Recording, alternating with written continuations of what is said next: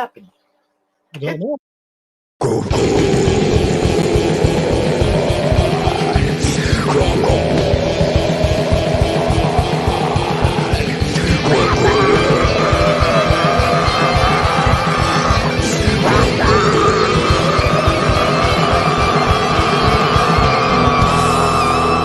Come get some.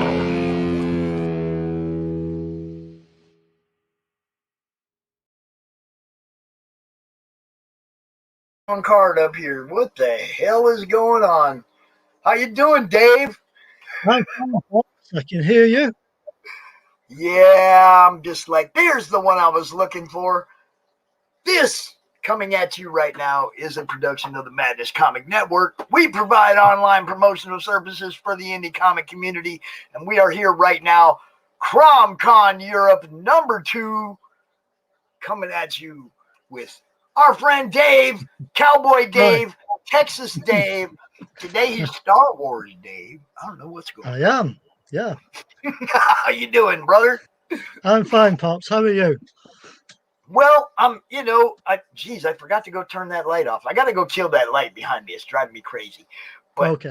We're good, man. We did all right in this morning's auction. And if you want to see the replay of that, if anybody wants to go see what Peter Clinton put out earlier in the day, there was some really awesome stuff, some really awesome deals, and he's going to honor those deals through the CRoM Con weekend.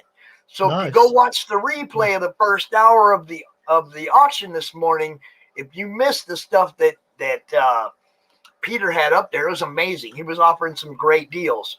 So go check out that replay later and get you some killer art, man. Peter sold a piece. Mike Jimmy sold a couple pieces. It's a good day, man. It's a good day. Now, I wish I could sell. I wish I could say every single piece sold. That didn't happen, but hopefully it will before the weekend's over. Yeah, it's always a possibility. Yeah, I was really glad that he offered to honor those deals throughout the weekend because we started. It was like 7 o'clock in the morning on the West Coast. Yeah. So there's a lot of people that might not have seen that. And he offered some great deals, and I was really glad that he said that he'd honor them throughout the weekend because, dude, you can get that Thanos piece, the Deathstroke piece, and a commission for $100 shipped. Yeah. You ain't going to get 3 pieces of original art for $100 shipped, and one of them a commission of your choosing. You ain't going to get that deal nowhere else. That was an amazing deal. So, if you didn't see the first part of the show earlier, go check it out. Hit Peter up. He said, anybody, just send him a message, and he will honor those deals. And those were amazing freaking deals, man. Yeah. That Thanos piece by itself, $40 shipped from the UK. I caught that earlier. Yeah. Yeah. That's a smoking deal. I don't care who you are. So, Dave, go ahead and tell everybody who you are. They can tell what you do. Yeah. Yeah, I was going to say, Pops, I am a lifelong comic reader and collector, as you can see from behind me. So I've been reading all kinds of comics most of my life. And I just enjoy all things comics, artwork, stories, various titles, and all that. I'm going to take this a step further. Dave's house is the kind of house, if you're a comic book fan, you'll never leave. Okay? Well, yeah. You go to Dave's house, you'll be like, do I got to go? Do I have to? Can I take these with me? Yeah. I've seen some stuff. Dave has showed us some stuff over the last few months that have just blown me away. He has an amazing collection of everything, the thick Kirby books, the actual floppies. It's got it all. You can see that Hulk over his shoulder. Yeah. You can see the Hulk boxes right there over his shoulder. You sure packed can. full of awesomeness. I'm telling you. Indeed so. It's just unfortunate that Glenn can't be with us this weekend, as you're probably aware. So he's asked me to mention a couple of projects that he's working on, which I said I would, like while I'm on his behalf. So that'll be a little bit of information. We will play his commercial. Oh, yeah. You got an echo. You got an echo, bro. Have I? Oh. Yeah. Right. Just turn your volume down just a little bit so you can still hear see. me, but it ain't feeding into the mic, I'm just gonna see if I can do that because I'm not sure how to adjust the volume. Yeah, see, that's coming through your speakers. Right. There you go. I think you got it. Oh, is that better? Yeah, that's better. Right. I just won't talk as loud. It's not you. It's how loud your speakers are. It's picking me up. Ah, is it like kind of feedback? Yeah, it's like it's picking up my voice. So that's what I said. If you turn your speakers down, you did fine. You turn it down just enough. I can't hear me talking anymore. Right. So yeah. Okay. Oh, right. Mike Jimmy's waiting for some food, and then he'll be back to join us, hang out with us. And speaking of Glenn, I don't know if everybody knows what's going on. I'm just gonna go ahead and play this commercial, and then we'll talk about him. Yeah. But Glenn is one of the sponsors of CRoM Con. We love Glenn, and we miss you, Glenn, and we hope everything's cool, bro. Hope I get to see you on Monday night.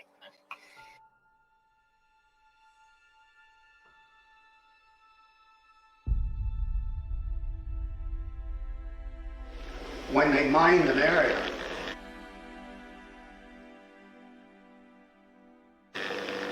they put down yellow tape right across that line.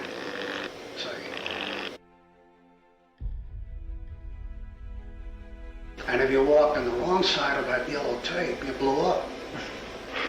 Boom!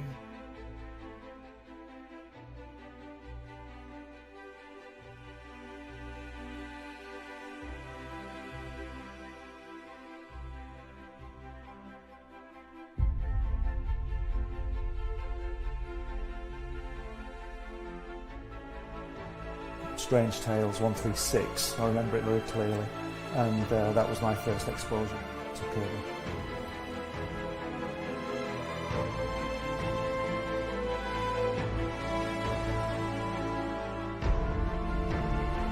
And I wanted to show it to people.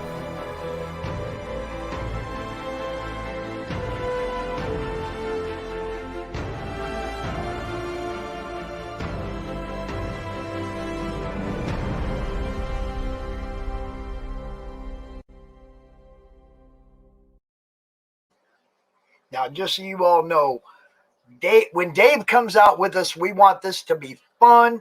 So feel free to drop questions in the chat like, hey, Dave, do you have that? Hey, Dave, do you got this? And we'll just see how extensive old Dave's collection is. By all means, y'all, think of the most out there stuff you can think of, and let's see what Dave's got to show us. And we'll talk about Glenn. We'll talk about the Kirby Project. We'll talk about Hatch. We'll talk about Comics Unlimited. We'll make sure we get all Glenn's plugs covered throughout this hour. But by all means, y'all, I want you to have fun. Think of something just like totally obscure, and let's see if Dave's got it. Not too obscure, Pops. Not too obscure. Does Dave have the first appearance of Flash? No. Oh, no. Oh yeah. Sorry. What's the oldest appearance of Flash you have? Do you know? Not exactly. I'm guessing 1969, possibly 1970. There you go. That's way before you, Danny. Way before you, bro. Yeah. I was like 6 or 7 years old then, something like that. Right. Yeah, I don't know about new stuff, Marv. Do you got the Cyforce? No, I've not bought comics for over 10, 15 years now, Pops. Yeah. It's the older stuff. We're talking about the 70s, the 80s, yeah, something like that. Vintage stuff, y'all. Yeah, that's the one. Yeah. So what made you start doing this to this extent, man? Well, I think I started with the British comics back when I was at school. And like I got chatting to one or two other lads at school, and they had some color comics which turned out to be Marvels and DCs. So I saw them and got hooked. Danny, weren't you watching the commercials, bro? Nobody watches our commercials? Yes. There we Jack go. Kirby. That's the book that came out a couple of years back. Yep, that's Glenn's book, right? The original. Yeah, that's it. Okay. And now he's combined a DVD from his visit with Kirby. Yeah, man, it's like, oh, dude. Oh, you caught it right at the end. Okay, yeah, man, that's Glenn's project, the Kirby video and everything. We will be talking about that for sure Monday night if Glenn can make it, But dude, Glenn does Comics Unlimited, Hatch. Glenn's out there, I mean, he's and I think he's doing a show with Ted Davies now too, right? Yeah, I think you mentioned that to me actually. The Truthmongers or whatever, Truthmongers, I think it's called, where they're out there and they're debunking conspiracy theories. Yeah. Or, not debunking them, as however it turns out, Yeah. Yes, it is Jack's birthday today. That was one of the highlights of having Glenn out here today and talking about that, but it didn't work out. Like I said, we will cover all of this on Monday night if Glenn's free for the madness. He is scheduled,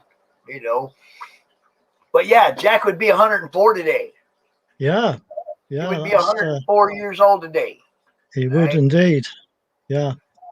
Quite amazing, isn't it, really, where time goes? Dude. Yeah.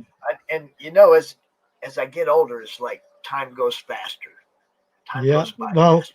I was going to say, Pops, I can vouch for that 100%. I really can. Yeah, and I think I know why. I think I got this figured out. You remember when you're young and looking forward to something like Christmas or a birthday or a first concert or whatever, the wait to get that was so slow. Long. Okay. It took so long for that day to come because you looked forward to it so heavily. And as we became adults, those kind of things don't grab us quite the same way. Okay. Yeah. Maybe the chance to see your favorite band might, it might slow your day down for a little bit. Okay. But there's not that many things as an adult that slow your time like that. Okay. When you're a kid, everything you were looking forward to just made time go so slow. And now, what do we got to look forward to? Oh, tax time's coming. Oh, this bill's coming. Oh, they're going to screw me on that. And you see, as an adult, the things we look forward to ain't near as fun, and they come hit us a lot faster. That's true. Yeah, I'll go along with that. and that's my theory on this time and aging. Time goes by so much faster as you get older, because that's why I try to keep Christmas and keep the magic alive in my life and in the grandkids' life. I want them to, always know that there's more out there. There's always more out there. Definitely.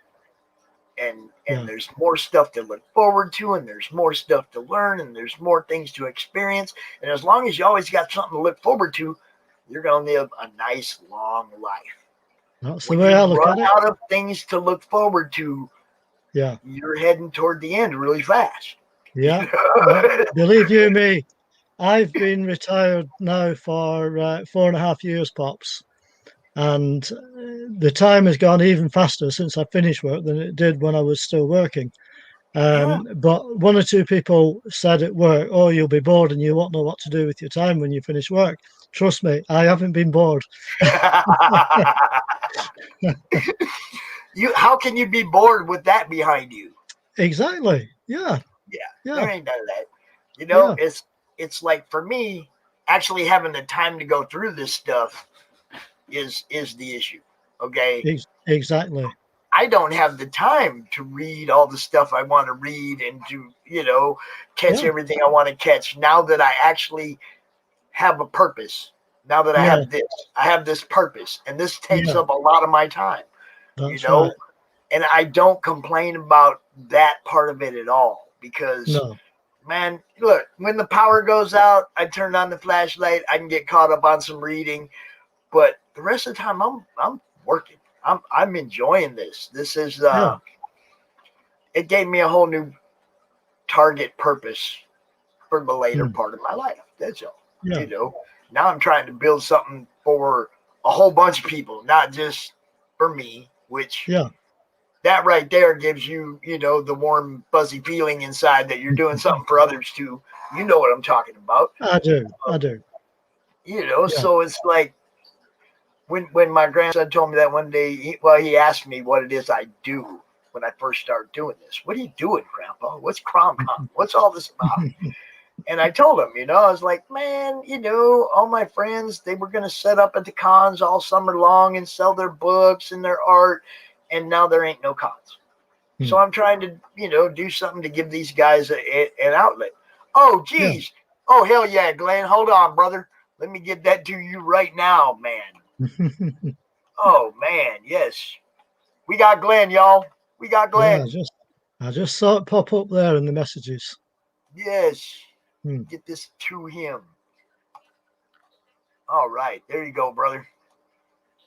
Danny, if you're still watching, now you're going to get to hear it, bro. Now you're going to get to hear it. That's good. Yeah. Sweet. Well, I was going to say, Pops, a couple of weeks ago, it was free comic book day over here. Right. Probably over your way as well.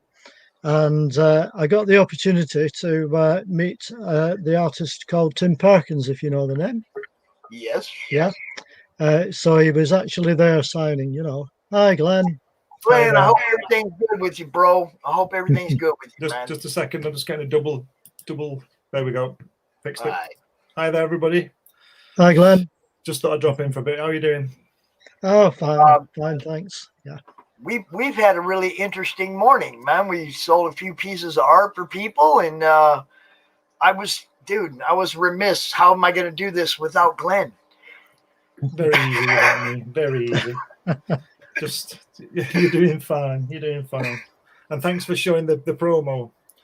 Oh, dude, we've been showing it on every single show I do, Glenn. Every show I do, except like if I'm doing a launch party for someone, then I will keep focused on them. But every other show I do, I'm showing that spot, man. That's right. Thanks. Let me just clear it up. What it is, it's a new book that I've written. I've incorporated some of the stuff that Dave just showed you in the variations, and I've done the book's about 150 pages. I think it's going to be a hardback. I've got some more information from my notes that I've put in the text that I haven't published before. It's also got a transcript of the film and a Q&A that Dave attended after the premiere back in 2017. The film's been re-edited somewhat. I've added a few new pieces that weren't shown on the original. And I'm going to do an Indiegogo in a couple of weeks, and I'm offering the book and the DVD together. I'm not sure what the price is going to be yet, but it's going to be something like £29.99. I don't know what that is in dollars, about $40, $35 or something.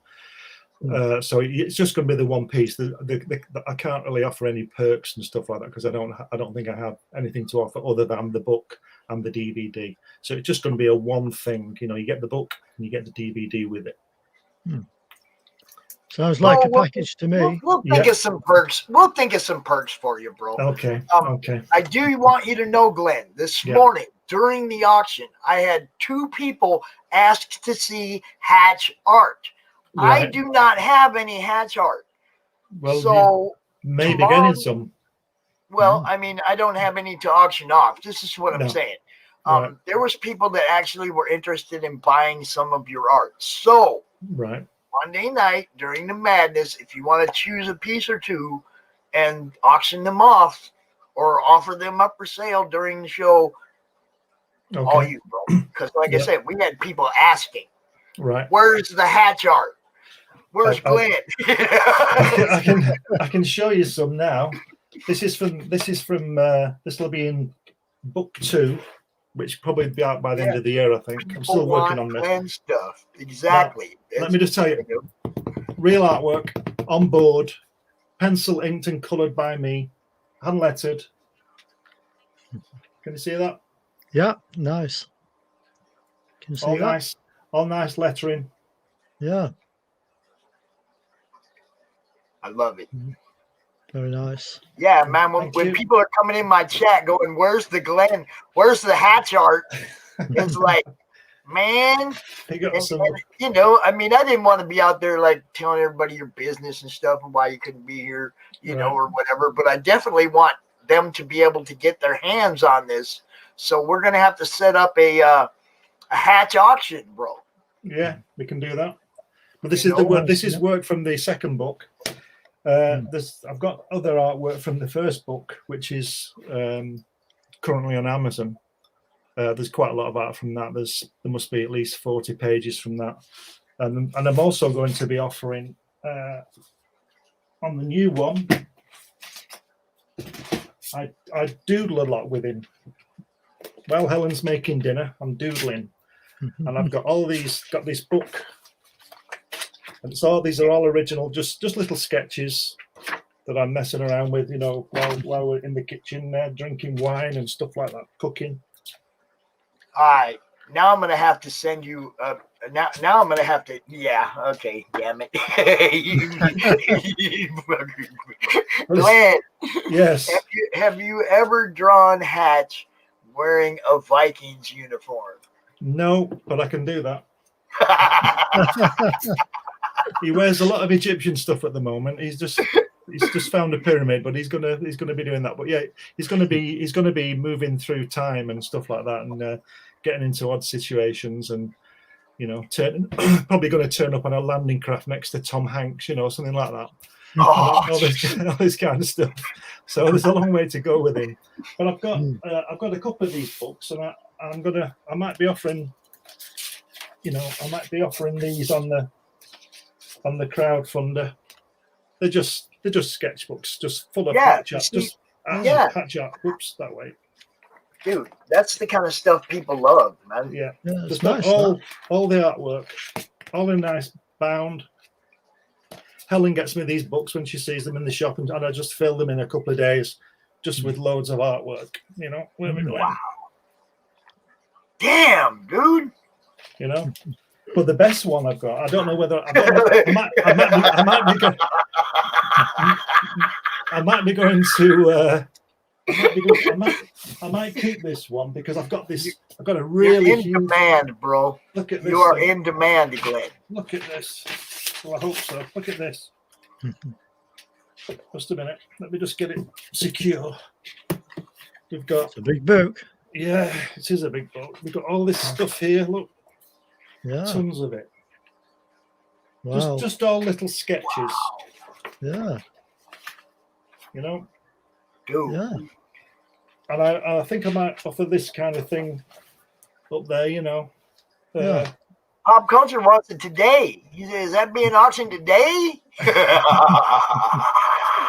There's lots of stuff. I've got tons of patch artwork.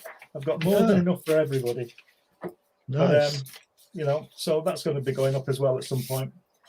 You know, just scraps that I just keep drawing him on anything, you know. So, all right. You've all got that to look forward to. But no, it's not an auction today, but it might be tomorrow on Monday. I was going to say we will definitely set up a time for Glenn to come out, auction off some stuff. I know. Like I said, man, it's like you're in demand. We had people hitting up the stream earlier. You know, where's Glenn? Is Glenn auctioning anything up? You know, where's the hatch stuff?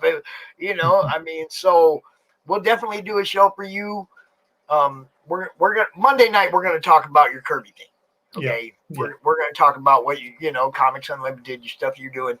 But next week, let's pick a day, a time, and actually do a hatch auction. Okay. Come out here, let you show off the stuff you want to sell. And, we'll make sure everybody knows ahead of time. Pop Culture Avenger, we'll make sure everybody knows ahead of time. What's up, Will? Hey. Will's back. Hi, Will. Tons of it, look. Lots of hatch artwork, strips and all sorts of kind of stuff. Damn, Just man. Just a minute. Yeah, it's gonna take more than an hour, everybody. It's gonna take more than an hour. We're gonna give Glenn a day. And I've also got the roughs I do as well for the pages like that. Can you see that? Oops, can you see that? Don't know if you can see it out, but the rough thumbnail pencil work I do before I start to do the actual strips like that. Wow. Can you see that? Yeah, I can see that. It's just where I work it out and everything, And I've got tons of stuff. I've got other stuff from science fiction books I've done and all sorts of stuff. Never ending. If I could sell it all for $1, well, each piece for $1, I'd have about $1 million. Auction day with Glenn B. Fleming. We started at 7 a.m. and we ended at 10 p.m. We're just doing an all-day hatch auction. There you go. Yeah. There you go. Damn, man. There he is. Oops. Even more. Oh, man. He's in Australia. Oh, no, he's not. Yeah. That's just the board upside down. All right. And you've got your test colours at the top, Glenn, as well on that side. Yeah. All the artwork comes with test colours. Yeah. In the borders. That's That's what Hatch is always looking at. He's Yeah. What are those? like at that one there. That's from book 2, and this is all the colour to get the sand the right colour. Amazing. Yeah, that's good, isn't it? We wouldn't have been able to do it. We wouldn't have been able to give you an hour in the auction anyway. It wouldn't have been near enough. The only problem I can see is that this is on artboard, and I'm just worried about the getting to the States. I got some of these things right here. I mean, they're in the state, the priority mail shipping things. Right. This folds out to a box, but it's perfect for sliding something inside it and just taping the edges closed. Right. Yeah, I'm sure we've got the same. Yeah, I'm just worried about it being bent and kicked and that's why I'm gonna put the art and then more cardboard on each side of the art on the inside. Tape it up. Somebody's gonna have to work to bend it. Okay, I'm just letting you. Somebody gonna have to actually work to bend it. You're gonna know it was actually purposely damaged, as opposed to some kind of accident happening. Well, I'll have to be putting insurance on it and stuff like that. Well, these come with insurance, $50 or something automatically. So that's why I went with those, because it was like easy, slide it in there, tape it up, out the door.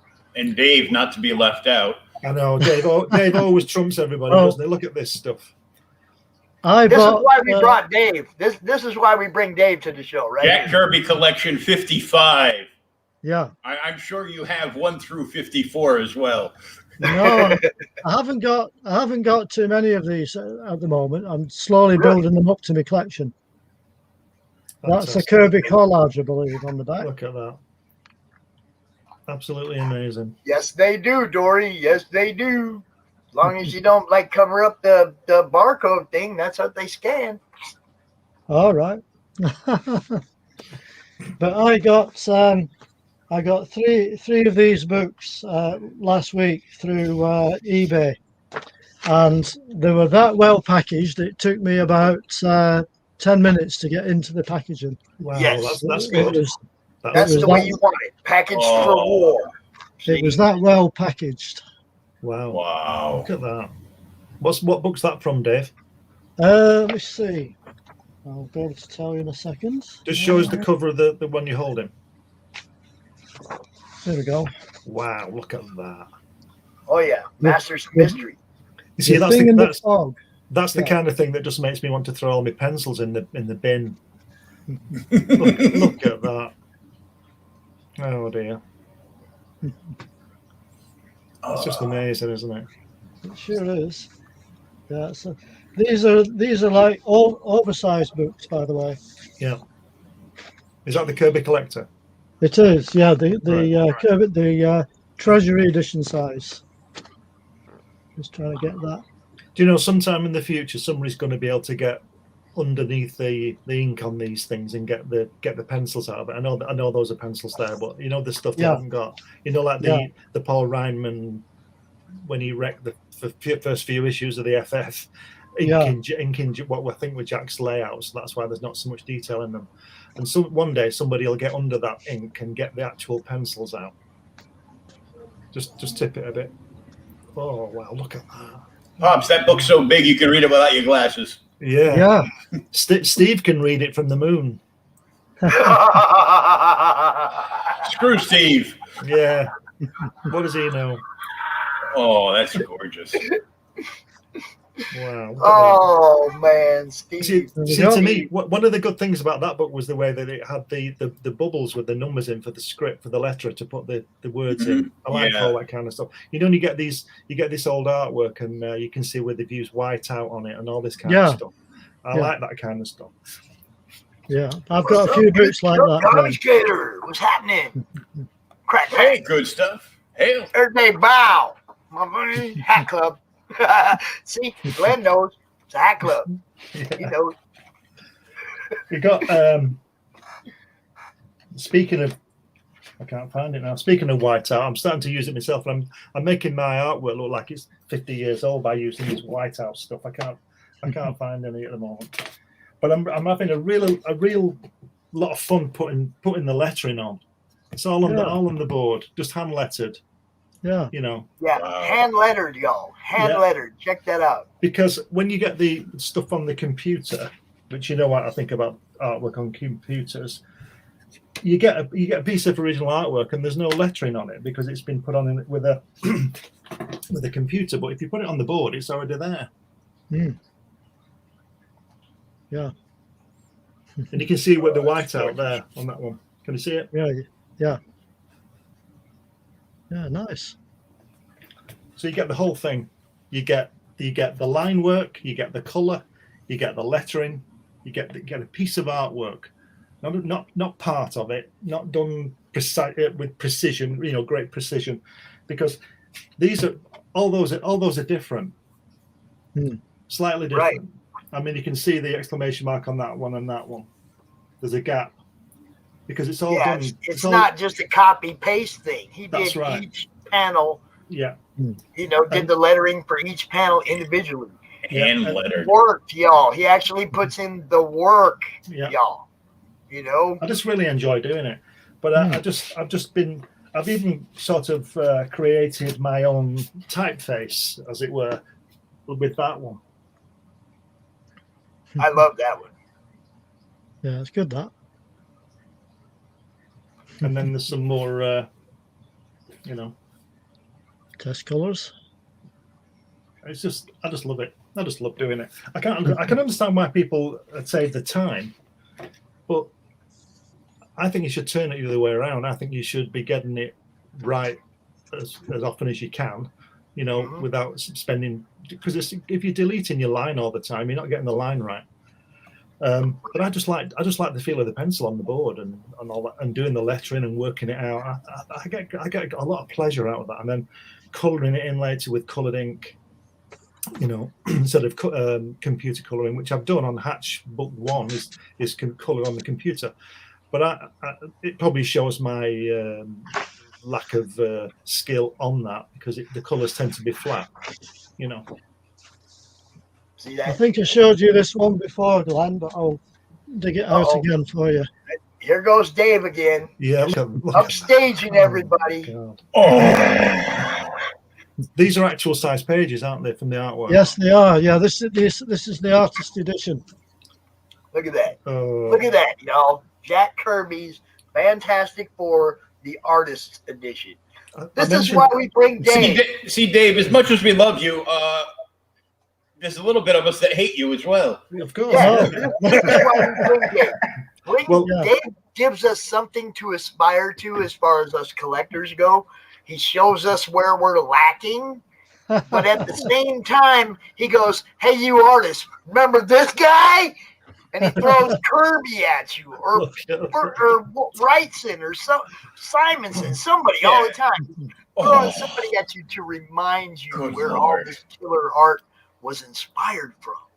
Well, the best thing about Dave's collection is that he is only 35 miles from me, and I've been to his house a couple of times. I'm due another visit. And you left? Yeah, well, I was going to move in, but you see that wall behind him. That's one wall. Yeah, that's just one wall, and in a whole house, huh? Yeah, in a whole house. And a couple of rooms there, and his living room's full of toys and stuff like that, and it's absolutely amazing. It's like Aladdin's cave. Look at that. Oh, look at that. Look at that. I'm gonna finally get to writing an article. Dave, I fucking hate you. Aren't we, Dave? We're going to do an article of Comics Unlimited, aren't we? Yeah. I think we should do a Dave special. Hey, you never know. Yeah. Yeah, that's do what a Dave special in one of your magazines. Sounds like a plan, Glenn. Yeah. Look, you need to just buy a bed and breakfast. Yeah. Okay. Make a couple of big conference rooms and have all the stuff on the walls all around it so people can come stay the night. They can check out all your shit. If they ain't done, they can stay another night and check out all your shit. You see what I'm saying? It's like you might as well just serve the comic community. This is one of my prized possessions. Wow. This is why we all hate Dave, right there. That's why we all hate Dave. That hate coming to you from Portugal. Wow. Oh, man. Look at that. What a beautiful copy that is. It's I can see the stamp from the delivery there in the corner, too. Yeah. Oh, man. I guess the question back here for Glenn. Dory had a question for Glenn. Yeah. Do you prefer Matt Bristol or smooth? It depends what I'm doing. I'm using a fine line and wash board at the moment, which I'm finding really, really good. But I do like sometimes a bit of a tug on the pencil. You know what I mean? Bit of a grip on it. But the smooth stuff isn't as good with the coloured ink. Okay. So, because it gives it a different kind of a texture, and it tends to sit on top rather than go into the board. Because I fall foul because I put a really, really light wash on it, and I'm too impatient to let it dry. So I can't see it. So I'll put some more on it, and I'm darkening it all the time. So you've got to be careful. So what I'm learning to do is not to be so impatient and let it dry first, because it always dries darker. But if I had to use a rough board or a smooth board, I'd use the rough, because I think you get a better texture with especially with the color, and you get better texture with the pencil as well, because like I said, the smooth, it tends to sit on top of it. This is quite rough. I don't know whether you can see the way the blue's gone. It's like watercolor. Yeah, and you just let it do that. It just you put it on your brush carefully and stuff, but it's quite rough. She said she can't stand if the paper can't take her pencil or charcoals. That's why she was thinking matte. Yeah, well, it depends. It's all a personal choice, isn't it? Like I said, I've got. Right. I think I told you last time, a few years ago, my local art shop was closing down, and I went round and they had all this artboard, and these sheets of artboard are probably 23 by 20 high imperial measurements, and they should have been £8 each, right? £8 per board. Now I can get two. I bought. I think I bought about, I don't know how many pieces, but let's say that from the floor, I've got a photograph of it somewhere. The pile of artwork is probably 2 feet off the floor. So if you think it's only that thin, imagine how many sheets that is. £8 each, and I got the lot for £35. I bet there's 500 quid of the board I got for 35 quid. That's not bad. And it's a mixture of matte board and smooth board and art board and all this kind of stuff. And I don't think I'll have to buy any more board again in my life, unless I live to be 150, you know. But it's just wonderful. I couldn't believe it when I went round. Yeah, Bristol isn't good for inks, yeah. All right, so I'm going to try. I want to go back up here. I want to say something about this real quick. The comics bed and breakfast. That's my idea. Y'all remember that? Oh, please. Somebody older than you came up with that idea. I'm going to try and beat Dave at his own game now. This is my actual copy from September 1965 that my brother brought home that started me off on the Kirby trek. This is the actual one. Yeah. Now you can see how good it is. Not really a collector's item other than for me, but this is the first one. It's been well loved, Glenn. Well loved. Look at that. Yeah. Nice. So I've still got that one. And he's going to bring them to Dave's house and trade up for better copies. But I've got an even better one now. This is the number one New Gods from 1971 that I had. This one's well loved as well. The cover doesn't work, but look what's at the bottom. Yeah. Oh, lovely as always. That signed by the man as I watched him sign it. Oh. So not in very good condition, but who wants to put it in a slab anyway? I'd rather read it. Yeah, that's what they were made for. I can never work that out why you would, unless you had 2 copies. But I can never work out why you would buy a pristine copy of Spider-Man #1 and then put it in a slab and never look at it. I couldn't. I know it's worth a lot of money and all that kind of thing, but I could never work that one out. Out of the 7,000 books that I have here, we own 5 slabs. Right. 3 of them I won in a contest. 1 I bought for my son because it was a Venom Gelato, and he's a big Venom fan. And 1 was I bought 2 for myself. I also bought him the Venom Ink #1. Okay, but we only have 5 slabs in the house. We read comics. Yeah, we read them. Okay, now you'll see there's some in the frames. They're signed, you know, but most of those I do have another copy of. Yeah. Most of them. That's not signed, that I can read, that I can pull out the drawer and look at when I want to. Yeah. You know, all those Lady Deaths up there, I'm pretty sure that Brian sent the black and white version of every one of those books with the ones I bought. So I have a version I can read. You see what I'm saying? It's just, man, there's so much. See, I can't imagine that anybody's got 2 editions of Spider-Man #1, one to slab and one to read. Oh, I'm sure there is some asshole out there that's hoarding 2. I read. That's why I don't got 1. I'm sure there is, but you know. I read in Comics Journal back in the 80s, and I don't know whether this is true or not, but they were talking about Spider-Man, Amazing Fantasy 15. You know, the first strip, Spider-Man strip, and apparently this is back in the late 80s, early mid 80s. Apparently, at that time, which is nearly 40 years ago now.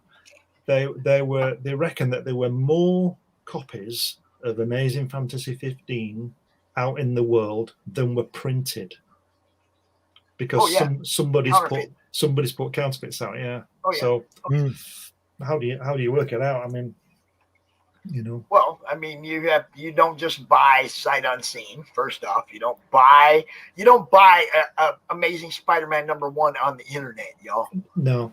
You don't. Okay, you buy it from a respected person that you know personally, and you know, I mean, so you know you're not getting ripped off. You can buy it off Dave. Something like that on the internet. That guy's not on the internet tomorrow. He just got your 20 grand. He's out. Okay, he ain't on the internet tomorrow. He's gone. You can get that from me, signed #1, batch #1, and it's all in full color. allegedly. Just a minute. Let's just see. Just a second. Color. This is the one that was colored on the computer. Yeah, that one's beautiful. Marv, don't you dare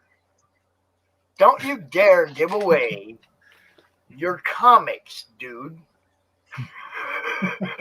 He's going to give them away. Give them to me. Who do we got? Who's the Facebook user? I gotta go look. Who is this? So I'll probably be offering some artwork from this copy, from this issue, on Monday night. Gorgeous. But it's in black and white. I'll show you on Monday. It's in black and white, and it's early adventures of Hatch. That's where he lives. Hi, Cindy. Okay, look, we're gonna take a break right now, real quick, since Cindy's here, and I'm gonna play one of our sponsors' commercials. You know how this goes, Glenn. Author Cindy Kep is writing on the edge. Books include Remnant in the Stars, The Loudest Actions,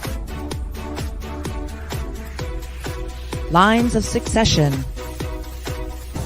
Mindstorm,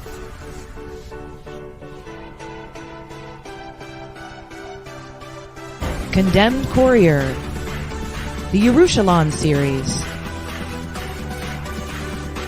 and Animal Eye. Find author Cindy Kep at CKOEPP.com today. I love when my sponsors pop in and give me a reason to segue into their spot. It makes it so much easier. It reminds me to do it, and I love when they're here to see it done so that they know we represent. Doris, you and Mike need to get a room. Y'all just talking to each other. You ain't talking to us. It don't matter. They're triggering the algorithm. Shut up. I know. I'm just teasing. Oh, damn it. No, yo, Jesus. Look. Yep. 243. You're not giving that away. No, I'm not. Marv. No, Marv was in the chat saying he was going to give that away. I'm saying no. Yeah. No. Yeah. No. Do not give that away. Look, people pay money for that kind of stuff. If you don't want it in your collection anymore, make somebody pay for it. Jeez. We love you, Marv. You're too nice of a guy, though. Sometimes. Too nice. Get your money, bro. Get your money. That's the Jack Kirby one, Glenn. Yeah. The one where he's got the screaming head at the end. Yeah, that's the one. That's the one. There you go. Get ready, Glenn. Yeah. Dory's going to grill your ass, boy. Oh. There we go. Yeah. That's the one. Yeah, look at that. Look at that. Oh, man. Look at that. Ooh. Now, what I was saying before, that lettering will be on that board with that artwork, and that's the best part about it. I mean, that would be great having that on the wall as it is, but you've got all the lettering on it as well. No colour, just a nice black and white artwork. Absolutely I'm going to dig it out, Glenn. I'm going to dig it out. Right, I'm apparently getting a story from Dory. Well, yeah, you have to let us know how you go on. I hope it's not the one from the room you had together. Yeah. Yeah, that would create issues, comic issues. Yes. Life on Cora issues. Young man. Yeah. She'd turn you out, Mike. Sorry.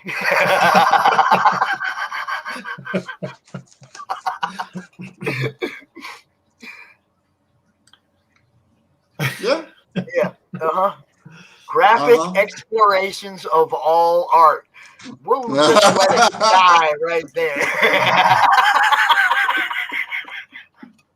There we go. I couldn't find the one I was looking for, but I've substituted this one.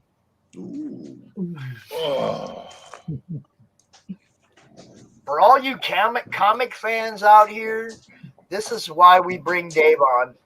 This is why we bring him out for every single CRoM Con. He comes out, he opens a show with Glenn. This is why. To remind you guys where it all began, what it is that we all love about comics. Dave's got it all, man. That's John All the Buscema, isn't it, Dave? It is, yeah. What's the cover of that book you're holding there? Show us the cover. Oh, look at that. How much are those? About 80 quid? Yeah, roundabout. Yeah, they run about 100, anywhere from $100 to $150 out here. Right. They're amazing, aren't they? Look at that. Look at that. And it's signed. Oh, yeah. Yeah. Oh, But it's not signed. Obviously, it's a reproduction of his signature. Yeah. It's not personalized, but it's still nice. Yet. yeah, it's not Yeah. yet. It's not going to happen, guys. is it? Yeah. This is a first. Oh, look at that. That is a first. When's that print, from? 1970. So this is a first print Lucky Luke. Wow, Wow. look at that. I don't think I've ever even seen Is a that- Lucky is that- Luke. Is that a Dutch book? No, it's a Franco-Belgian series. Ah. It's from Dupuis. Wow, look at And that. so, to show you what kind of difference it is to what Lucky Luke looks like now, Hmm. let me find. There we go. Yeah. So this is one of the newest ones, and you can instantly see the difference in style Yeah. because it's got a completely different face and everything. And this is like 50 years of progress of someone drawing the same character. Yeah, don't remind me. That first edition came out when I was 1. Wow. Look See, at it's that. completely different. Mm-hmm. Cindy says, so that's the first rodeo. Yeah, pretty much. Yeah, this is the first rodeo. And you find these in thrift shops all around Yeah. the Netherlands. It's a incredible. rodeo.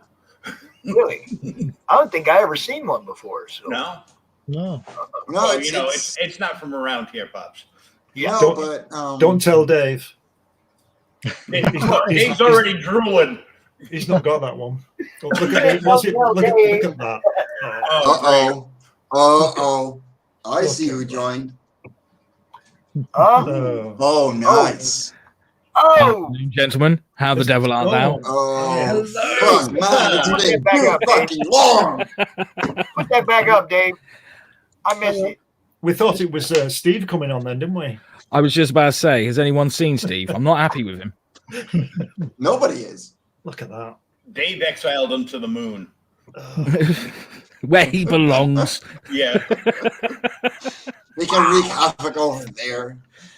So, Hex, Hey, y'all don't know Hex launched his book last night, Nephilim Wow. Squadron Volume 1. Nice. If you don't know, go check it out. Hold on, let me see. I might even have that still in the banners. Look at that. Look at that. Bam.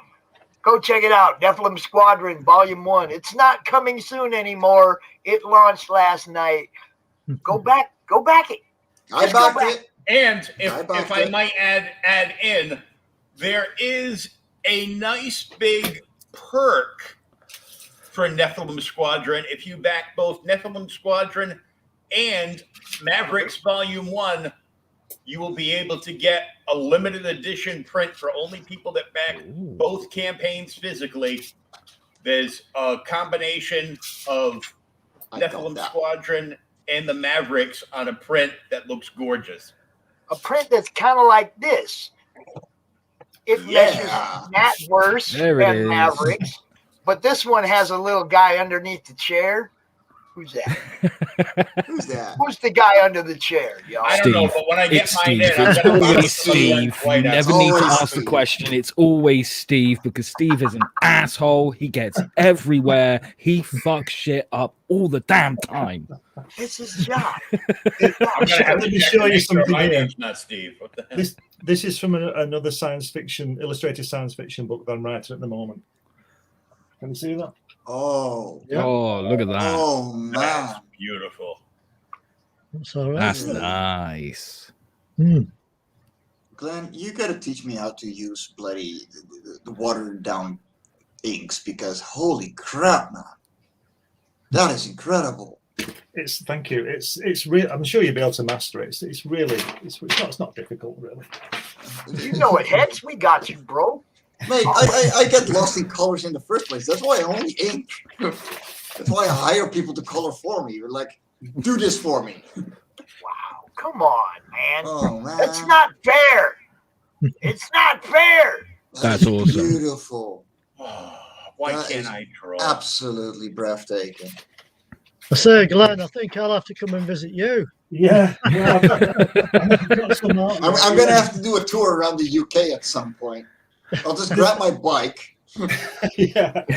This was from a book you probably all know about. I wrote about my dad's D-Day. He was a paratrooper on D-Day. This is the cover artwork. Oh, I've yeah. seen that before, yeah. Oh my god. That is just incredible, man. The detail is just amazing. So we will be having a Glenn Fleming auction here. Maybe, I don't know. See, I got Hall of Heroes Con next weekend, so I don't want to plan anything for the weekend. But during the week, Glenn, if you got a day, you got an evening that you're free, I'll find something. I mean, we'll definitely come out here and sell some art for you, my friend. Definitely.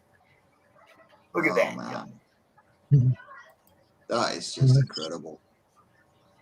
There's a lot of detail. Ugh. This is why I do this, to show you guys what these guys do. It's amazing. Yeah. This is about, I don't know, it's about 20 by something. I don't know. It's quite big. It'll be a nightmare. You'll have to pick it up on your bike, Mike, because it's a nightmare to post it. just you know what? I'll fucking do it. Right. Just before we let Dave loose with another Kirby epic to put my trash down. This is from my dad's book as well. I was going to throw this one out, and I just threw color. I was so annoyed with myself when I was drawing it that I was going to leave it out of the book. So what I did was I thought, well, it's a waste of time anyway. So I'll just throw the ink on it, and it turned out to be probably the best drawing in the book. Oh man. Oh, dude. The impact of that. Jesus.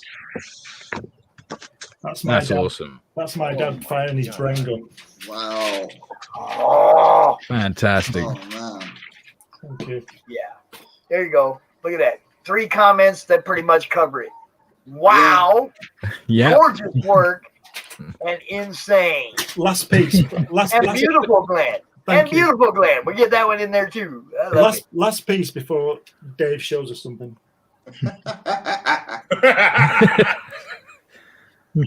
Oh, dude. Just the reds and blues. Yeah. Kicking off of one another is just beautiful, man. It stands out. It does. It does amazingly. The thing I was most pleased about this drawing is the shine from Jupiter out there. Sorry, from Saturn. You know, the light shining on him. Yeah. Bleaching out the colour. Right? Yeah, it's good. Wow. Good stuff. Very nice. And you know, as they What do you got, Dave? What do you got, Dave? Uh-oh. Oh, look at that. Oh my God. Oh no. Look at that. Wow. Is that one? See what's over the page. Glenn, real quick question, because do you have a sign up list going yet for your Jack Kirby book? I don't know. I want to talk to you about that later. Yes, no you guys worries. got to set up the preview page for that, for sure. Yeah. For sure. So that I can tell everybody, go here, sign up. And then you, of course, have the email list that everybody gets the notification when you launch. Yeah. So we can start advertising for you. Thank you, Mike. I was going to talk to you about that. I'll probably talk to you tomorrow about it. Sure. Hit me up anytime, you know that. Okay. Look at that. The Coletta inks. Yeah. Oh, God. Wow. You know, I would give her the name Helga. Okay, one more and she'll stop. What brand ink do you like, Glenn? I'll show you. Just a second. I'll show you. Where did I leave my ink? That's a good question. I should refill my inkwell soon. Oh, damn. Just a black and white work, man. Yeah, it's good. Seriously, welcome to artwork that we will never achieve. I have to get pissed off without really trying. Dora, I use that one. There you go. Oh, This is for Dora. oh yeah. And Dale Arowney. Hmm. Those are the ones I Okay, use. there you go, Doris. There's where the magic comes from, right there. No, the magic comes from here. Fair point. But I got none of that, so I got writers for that. It's a long way down that arm though. That's the problem. You see Okay, yeah, no. You see it in your head, and then you've got to get it on the board. And my arm's about a meter long, so that's about. But really, in reality, it's 100,000 light years away. You know, because sometimes I just don't quite get it. But this is why Kirby was so good, because Roz told me that when she used to watch him draw, it was like he was tracing it. He just looked at the page and he never stopped pencil moving. It was like he was just tracing. He could see it on the page. He could see it, and he just had to draw around it. And that's how you do 40,000 pages of comic book work in your career. You know, that's all outstanding. You know, no crap there. So now, gentlemen, we get to move on to the next phase of CRoM Con. Mm-hmm. Which the devil himself, Lucifer, you know, I mean, we got some Ed Gein. I don't know how many of you know the history of Ed Gein, but my boy Lucifer decided that once Ed went to hell, he wasn't done. Absolutely. Brought his ass back. All right? So we gonna get in. We're going to get into this. Man, this project's been insane. Don't ask me. I'm the fucker who wrote the book, and I don't know.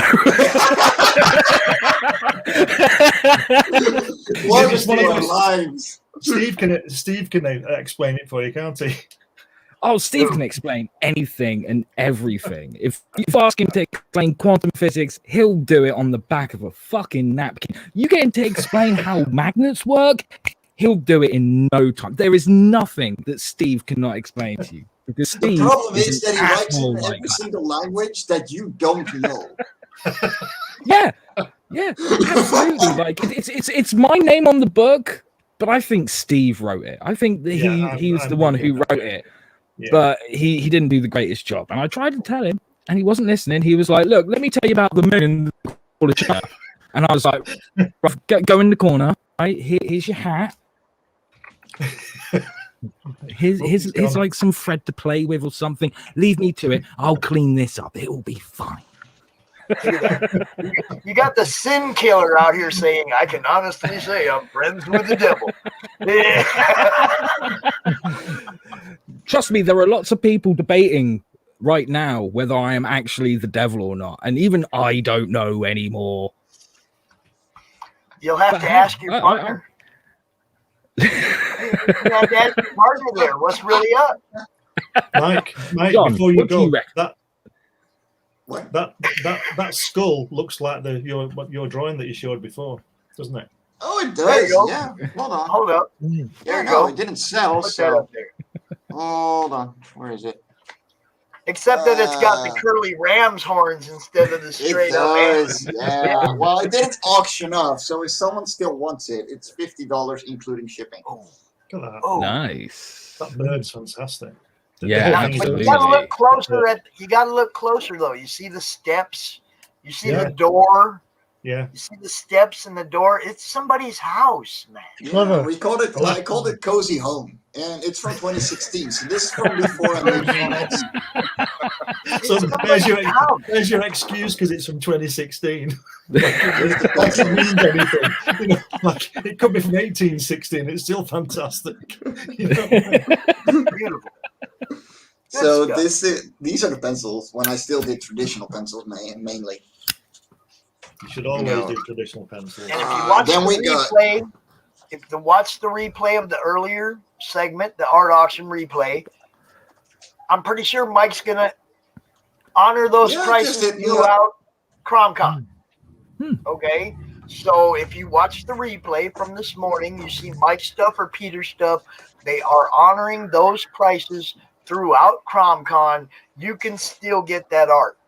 Go check it out. I think Lucifer should get the cozy home price and frame it up behind his. John, right here. We finally found my friend's sister. They made a house out of her. Now Goddamn mice! And that's where Steve lives.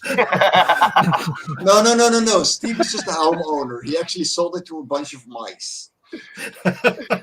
There you go. So these are some of the most some of the first pages I ever did in comics. And so what I did is I would pencil on one side, and then I'd lightboard onto the other. Oh, okay. So like it's all mirrored and everything. All right, so I want to hear about Ed and about the story of Ed, and I think we got some art we can show, right? We should do. We should do. I'll try and share my screen, but technology doesn't normally like me that much, so I'll do what I can.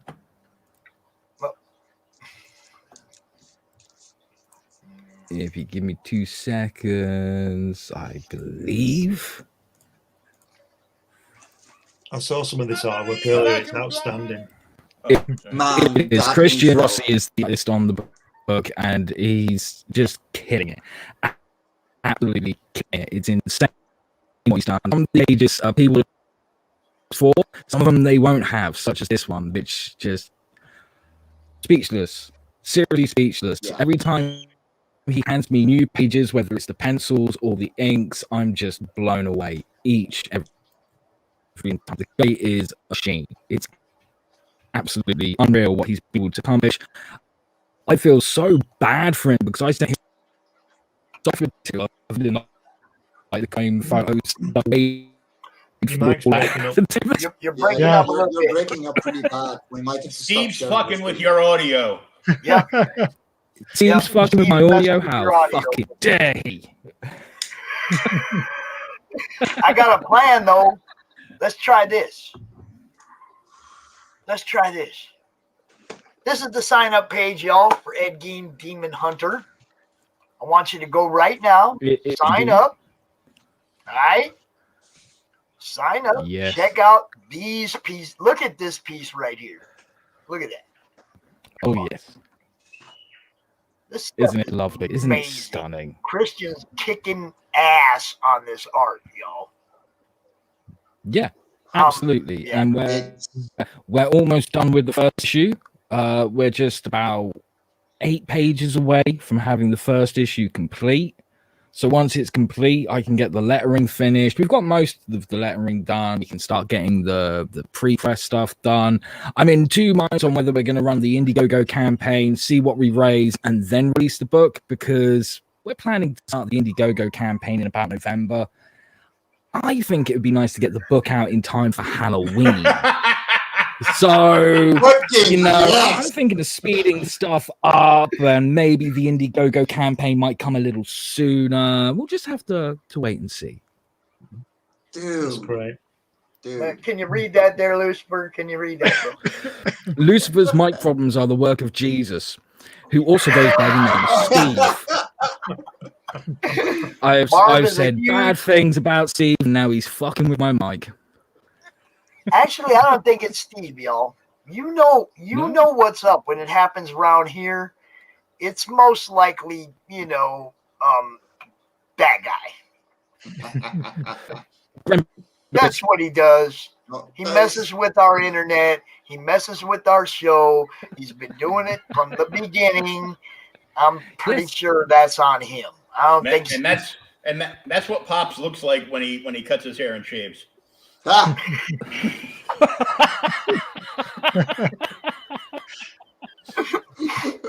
I won't disagree. When when you shave, your skin turns green, see a doctor. We love you, Pops. We don't want to see you go anywhere. So, like, if that seriously happens when you shave, go see a doctor. Go see the doctor. They love me, yo. They love me. They really do. That's the worst part. I love the placement of those blacks. The blacks on the artwork is. But guys, it can't be me fucking with Lucifer's problems. You know, we got Jesus right here. We got Lucifer up there. There's something wrong here.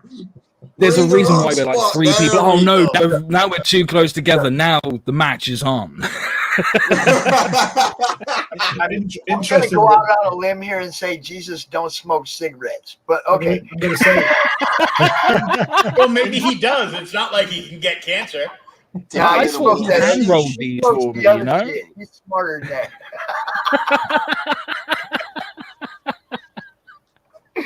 And for the ladies, only your own personal Jesus.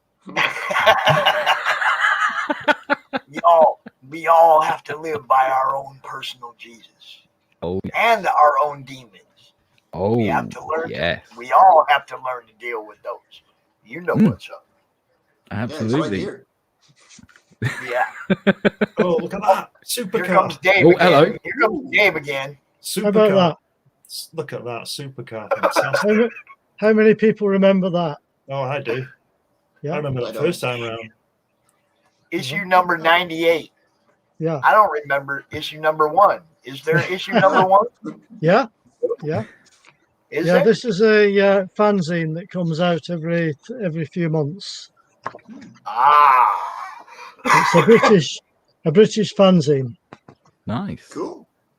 So those are the contents. Wow, Mike Noble artwork there. Yeah. Huh.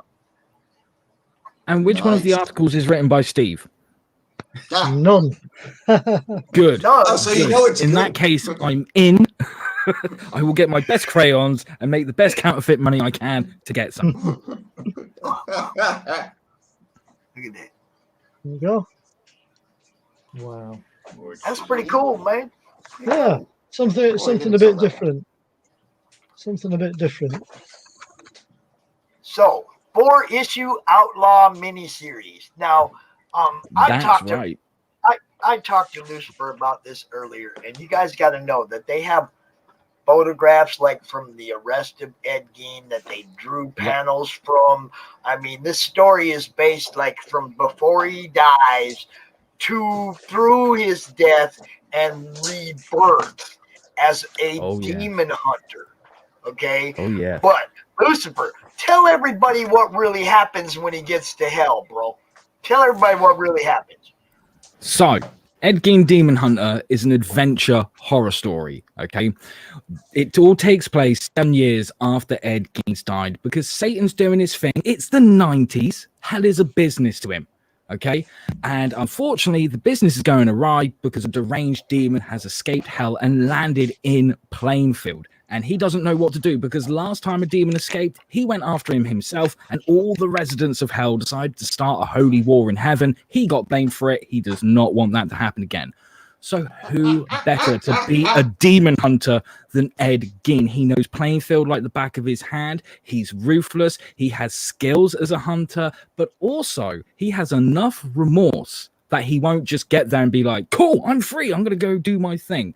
And to make sure that he doesn't, Satan is sending his right-hand man, a hellspawn called Ezra, but Ezra is this horrible-looking demon. He's going to stand out like a sore thumb. He does not want attention brought to this, so he disguises him as a bloodhound. And they together go after this deranged demon, because if they don't, this demon's going to find a way to get back into heaven and start something with God, something that could end the existence of everything. So Ed has to stop it, but in order to do so, he has to overcome his past traumas and come to terms with the crimes that he committed. That is Ed Gein Demon Hunter. It's a story. It's a story with a lot of heroics, a little bit of humor, and a tiny little bit of heart as well, preferably in a frying pan. And twisted truth. And there's the pitch. Some actual stuff that actually happened. You know, I mean, Ed Gein was real. You guys got to remember that. There's a real person here on Earth, you know. Yeah. So we're taking, or I mean, not we. Lucifer took this guy and went, what happened after he got to hell? What happened? Yeah, absolutely. Was there a use for this guy? Could the devil find a use for this guy? Well, I guess he did. and let me tell you, this book has been submitted to over 3 publishers now. Okay, and each publisher has turned around and said the exact same thing. Great art, great writing, great story. We do not want to touch it with a barge pole because it's a bad thing. So this book, I can now say that this book is a book that the industry does not want you to read, but I do. So you need to sign up to that pre-launch list. And thank you to everyone who's sharing the link in the chat, by the way. Right there. You just heard it. 3 publishers didn't want to print this book. Okay. That's collector's item stuff right there, y'all. Hell yes. Hell yes. You know? I mean, for people like me, that's definitely the kind of stuff I want in my collection, because there's people that didn't even want you to be able to see it. Right? Exactly. Now look, exactly. Hex out here being funny. Is Ed better than Ezra? Better than Ezra is a rock and roll band. I don't know if y'all know that, but I knew that. See, because I caught that right away. Yeah.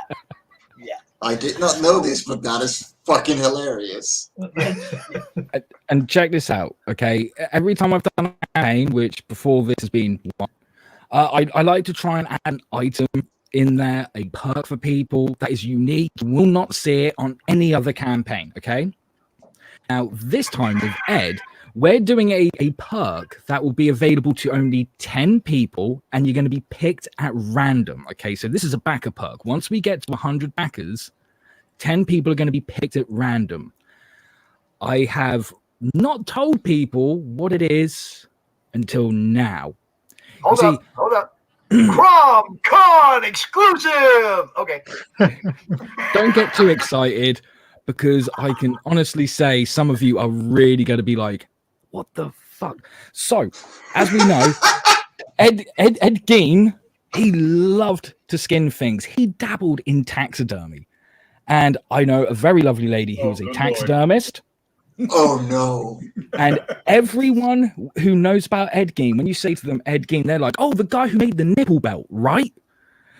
So, she's been hard at work making 10 nipples that have been tanned in the same way that Ed did his taxidermy as well. So 10 backers. Once we reach 100 backers on the campaign, when it launches, 10 people will be picked at random, and they will have their very own nipple to go with the book.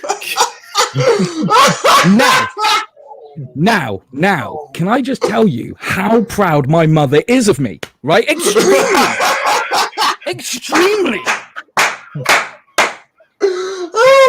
This ship and an evidence box from the police. And you heard it here first. You're gonna get your pound of flesh, baby. Oh, fuck yes. He's wondering why nobody will take the book. You're fucking insane, man. Can anyone tell me of another campaign where if they backed it, they had the opportunity to get a nipple? Yes, but they were you can't. You can't. It isn't on OnlyFans now. Wow! Oh my god! Oh my god! Well, that's the end of the show, folks. I can't follow that. Yes. Thank you very much for joining in. CRoM Con Europe. Goodbye. Marv loves nipples.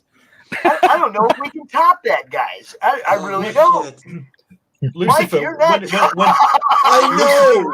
Lucifer, when it's in the shop, when it's finally in the shop, will we have to nip along and get it? Oh God, yes. Absolutely. Will you be shipping out this campaign in evidence boxes like you did Lady Satan? I don't know. It does seem fitting, doesn't it?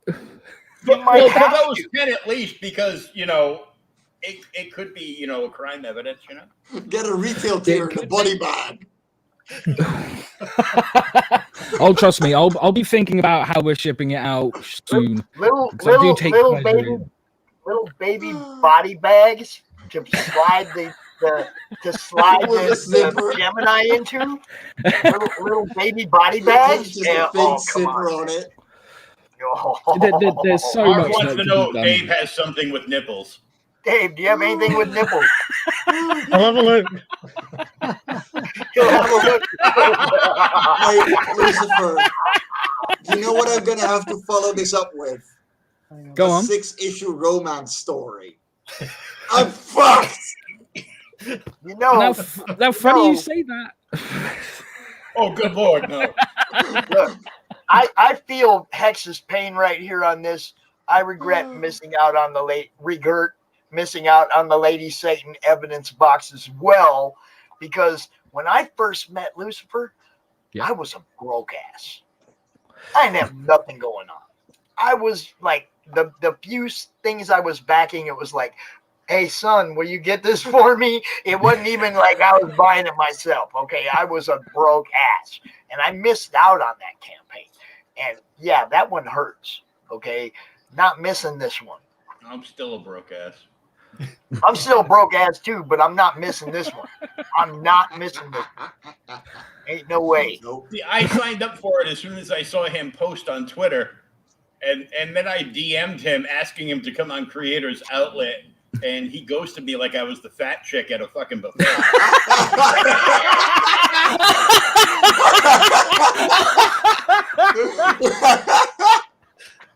I'm sorry, Will. We will change that. Don't you worry. Holy shit!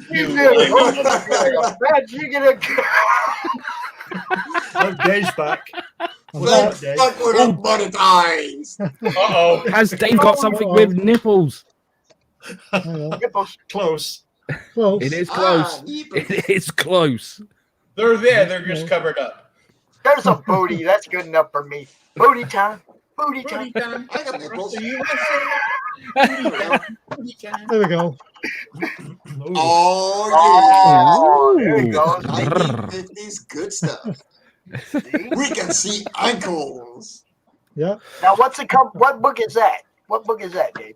That's For this reasons. Dave Stevens. Oh. Complete sketches and Okay, so that's all Dave Stevens' work. All right. Wow. Yeah. Nice. Got to make sure we give credit where it's due, bro. You know what's up. Yeah. You can't just show the art and go, you don't need to know who did it. Who did that work? None of you. None of your business. Milkers. Here we go again. Mike. There we go. Mike's showing off some stuff. There we go. Yeah, I got some stuff laying around. I got big stuff laying around. There we go. 22 by 17. Wow. Look at that. All older stuff because I don't get who did that? I don't know who did No that. wonder. Somebody I know did that. Who did that? That'll be Steve. Yeah.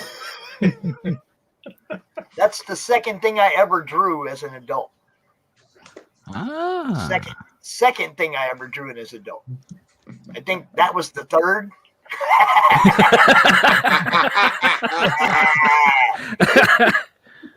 And that was the fourth. Yeah.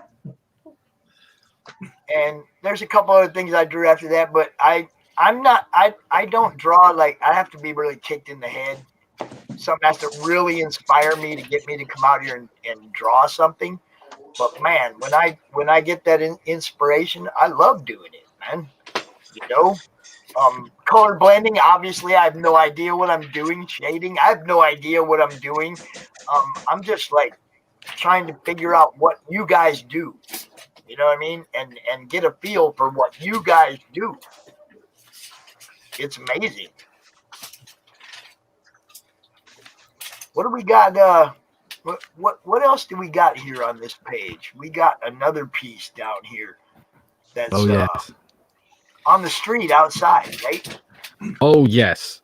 Oh yes, and just like I've said with Lady Satan, there are layers to this story. There's lots of little Easter eggs for fans of music and fans of true crime as well. There's some stuff that I told Christian to put in. I was like, we need a reference to this right here. And there's been other stuff where he's gone, hold on, I'm going to make an executive decision, and he's just dropped these little Easter eggs, and it's incredible. I don't want to be blowing my own trumpet, but this book this book is something else. It really is, and I'm so proud of this book, and I cannot wait to get it into readers' hands. There's already an 8-page preview that people can find on my website that they can download for free. We even put it in print, and I took it down to my local pub and said, hey, like, give these out and stuff, and they've been giving them out left, right, and Chelsea. I even got a message from the manager of the pub the other day saying, we just gave your 8-page preview to an 80-year-old dude, and he fucking loves it. so even though I've aimed for a small audience, it seems to be spreading quite a bit, and people are really digging it, and they're all coming back and saying, Lucifer, when do we get the rest of it? And I wish I could turn around and say tomorrow. I really do. But it's not going to be that quick, because everyone knows comics are not a quick thing to make. They take time, but it's so going to be worth the wait. Awesome. It's all awesome. Oh, yeah. I love what you guys do, man. You guys give me Thank you, purpose. man. You guys give me purpose, man. I appreciate it. I ain't lying. Hey, that's just, cool. Just to put some balance on. Mm-hmm. Oh, look at that. Oh, wow. Morning. Wow. Good morning. Before we all get carried away, Booty time. Booty time. I'll put that on. Postman Pat. Oh, shit. Talk about my youth. Oh, what do we got here? Postman wow. Pat. Yeah. That is, wow. That is long. That's from a long time ago. Yeah. Just to put some balance on Lucifer's fantastic work there. A little bit of levity never hurt no one. So yeah, you guys, you know what's up. Go check that out. Sign up. Let's get a couple hundred people ready for this one before it launches, man. Because look, share it to your horror groups. Yes. Okay. Because I mean, it's not just it's not just the comic people. I have sci-fi and horror groups that I share comics to, and those people love that stuff, man. And they don't even know it's there. You know what I mean? They don't even know it's out there unless we go to their groups and show them, hey, check this out, you guys. You guys know that's how I spend all day, every day. Did you just tell me to share it out to my horror groups? I'm asking you guys too, man. Share this out in the places where this genre fits. Okay, superhero people probably ain't gonna be behind this. Horror people are gonna love this. Okay? Some of us like both. And some of you who you need to take it to your local church. They will really appreciate this. Everyone there will absolutely love it, and they will thank you forever. Look, it's taken me 5 years since my coma to get my family to talk to me again. What are you trying to do? Guys, can I take a hot minute to introduce someone that most people around here may already know? And I know that Lucifer did, and I did an interview with him as well. My writer, Martin Fisher. It's been a long time, but... Oh, long time no see, Martin. Yeah, I see this guy on Will's show the other night. I'm like, how come this guy ain't been on my show? What's up, Mike? That's because I was the baseball Because because sometimes they come to me first. I don't have to get everybody off your show. Sometimes you got to get somebody off of mine. Son of a bitch. I'm still waiting for the check. We're waiting for a check. I think we got the 1:30 mark. Lucifer, I'm not chasing you off, but by all means, tell everybody where they can find you. You can find me at luciferstorm.com. You can find me on YouTube, Instagram, Twitter, and Facebook. Just look at Lucifer Storm or the Lucifer Storm. Do not accept any substitutes. And I know you're not chasing me off, Pops, but I do have to go anyway because I'm taking someone to dinner in a minute. So don't want to be late for that. Enjoy. So I shall. Don't mess that up, bro. You won't get no nipple. No. Exactly. Good Lord. It was lovely seeing all you guys again. You take care of yourselves, and I'll catch you on the dark side. See you. Take it easy, dude. See you, Lucifer. Peace, bro. Thanks for coming out. Love that dude. Love that dude. What do we got going on in the chat over here? I'm going to drop out as well. I may come back later on. All right, you are welcome to cameo all weekend anytime you want, Glenn. You know, you're like my co-host on the Europe. You know, so anytime you want to pop in. Okay, so you want me to leave? Comment on, you just drop right back in, bro. Thanks a lot. I'll see you later. Cheers, man. I'll talk to you tomorrow, Mike. Okay. Yeah, sure. Hit me up. A few things I want to ask you. Of course. Okay, Pops. Thanks. See you, Will. See you, Martin. Yeah, catch you later, Glenn. See you, everybody. Have a good weekend. Yeah, bye. And you. Bye for now. Bye. See ya. I don't know about anyone else, but I'm getting a very choppy reception here. That might just be you. Let me see. That sounds about right. You look fine on this end, though. Oh, okay. That's not good. You're not chopped up or anything, but now you're gone. Yeah. You told him he looked good. He left. Well, my camera must be fucked up too. All right, let me share my screen, and Martin can tell you all about this once he's back. Oh, there we go. There he is. All right. There we go. So, the Radiant Sight, issue 1. I need a link for that. Sure, please. Link for that site. Put it in private chat, and I'll put it in the chat because I'm still logged on. Yeah, well, okay. So this is going to be a 6-issue series about a girl who lives in the slums and finds a magical dress that makes her irresistible to everyone around her.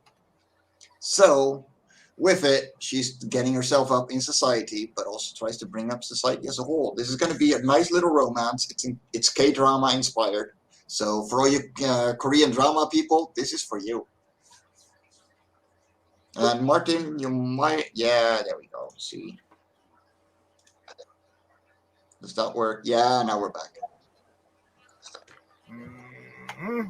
Okay. Now I'm getting I up already there. out of there. Hello. All right. Hey, there we are. All right. We're good.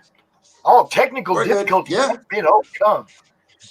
So I gave him a quick synopsis on what the thing is, but I'm letting you go because it's your thing. Okay. Well, where did you get to? What do you need to know? Everything. Start from the beginning, Martin. What inspired you to do this? How'd you meet Mike? Just give us the whole story, bro. Okay. Well, thank you very much. COVID is the reason for meeting Mike. Because if not for COVID, I would not have been spending so much time at home browsing on the Tapas forums and coming across his ad. Right. And that was essentially where we started from, because he was looking for 2 writers to join him on Life of Korra. And I just kind of said, I'll do it. And we kind of went off from there with this whole publishing thing. Yeah. Well, what you got to keep in mind as well is, like, I had over 20 submissions for this writing ad, and out of all of them, there were only 2 that were actually professional about it. So I instantly went, okay, you guys are already hired just on that point. And then they delivered on wonderful stories. And I am so happy with these 2.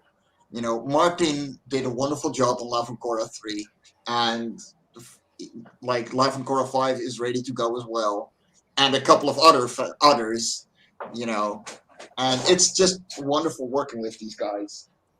And yeah, Martin, I want you to know, Life on Korra 3 was amazing. You hooked me to the whole series with that story. So there you go. Yeah, it turned out well. It turned out well. The Stone Surfer, bro, you had, when you put it in the book, you had me. Okay? You had me. There was no getting around it after that. I was hooked. You know. There's not too many people that'll do an homage cover. And you will find that inside the book. Okay, you will find a reference to it or something. Usually they do a homage cover to sell books. Look, we did an homage cover. You know what I mean? There's nothing in the story that relates to it. What you did blew me away. I'm just letting you know. You know. Okay, that's cool. It was cool. That was a ton of fun. Yeah, and getting Daniel HDR to do that for us, holy crap! But Martin came to me with this idea. And I was like, Mike, can we give any hints about who's going to be doing the alternate cover for Radiant Sight? Oh, totally, yeah.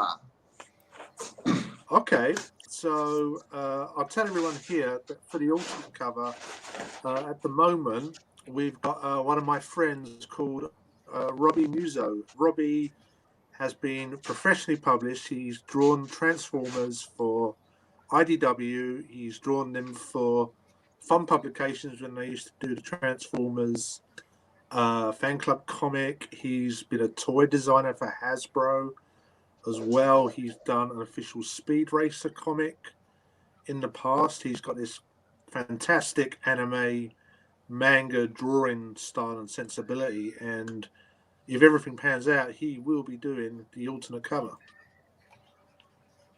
There you go. Hold on. Can you send his name real quick in the private chat so I can look up his Instagram? Oh, right. Okay. Or if you have his Instagram at hand, you know, share it with me as well so I can share the screen. Right. Because I'll type up. Yeah, sure.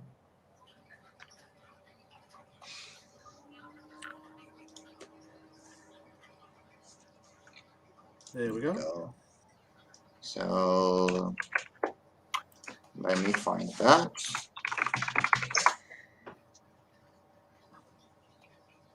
Robbie Musso. Yeah, there he is.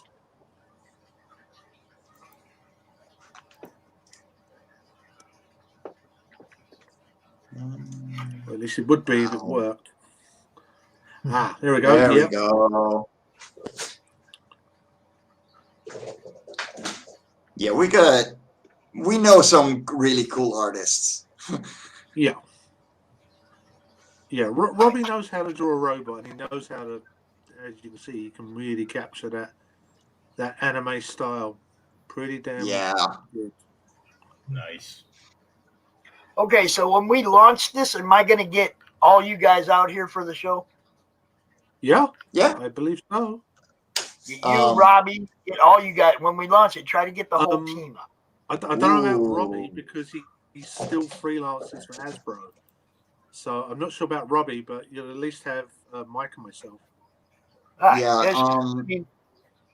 It's just always good to get as many people on the team as possible for the launch party, because that's bringing the fan bases from each of you individually to the show, as well as the fan base that the show already has. And then it just increases your chances of being seen.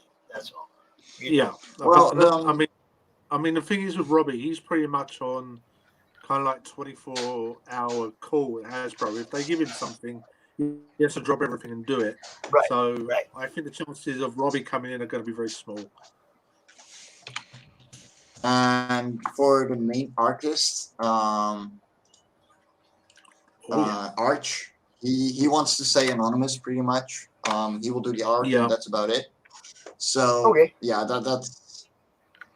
Let me see. Oh, there we go. He's gonna Facebook page as well. Maybe it's a little more active.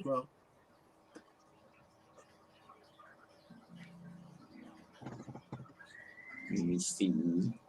Because I'm not too familiar with him either. You found him, so. No, he has no posts. Oh no, he has posts. Robbie has lots of posts. Weird. Well, it doesn't say. It may be like a friends thing. I mean, I've been friends with Robbie for over a decade, so that's probably why.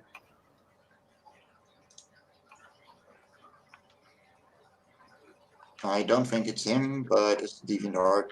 Yeah, this is Robbie. Oh, it is. Yeah. Nice. You'll mainly see pretty much Transformer stuff on there. Still, though, they're awesome.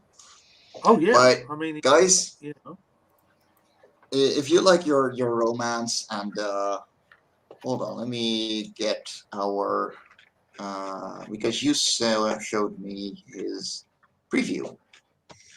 Let's see. Oh yeah. I showed you the preview. Didn't I? No, like because he made a rough work in progress on what he had in mind. Let me look it up.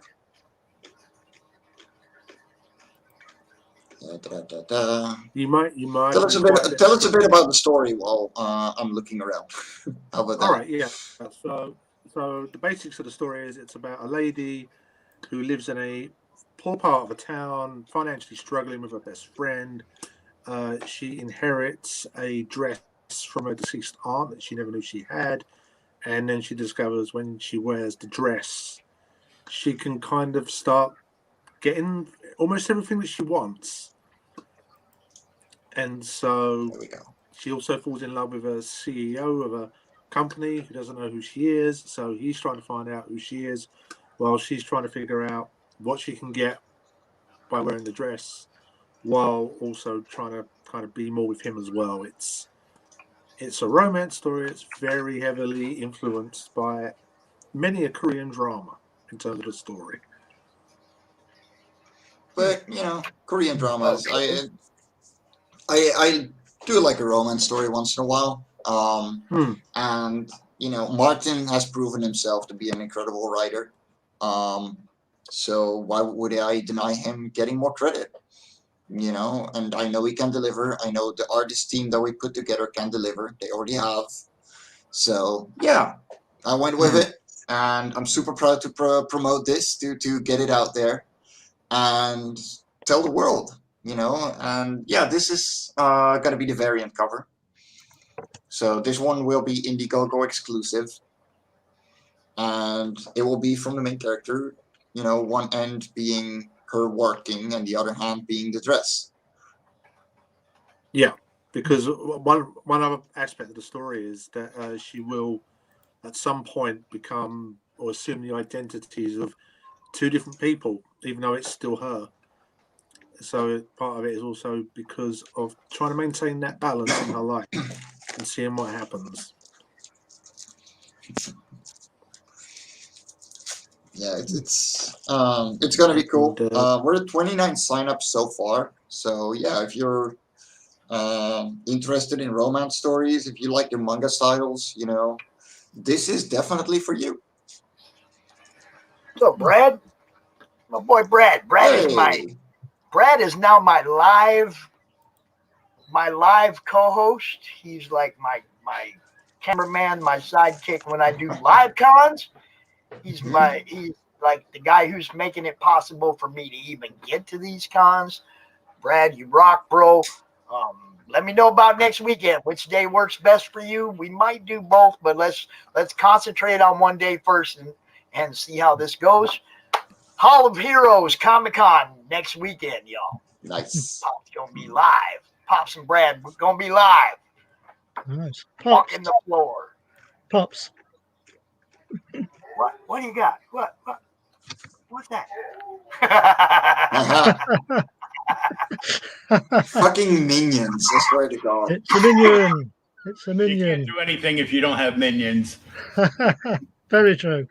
I'm just going to say I'm gonna have to go now myself, Pops. All right. But I'll be back. I'll see you tomorrow, right?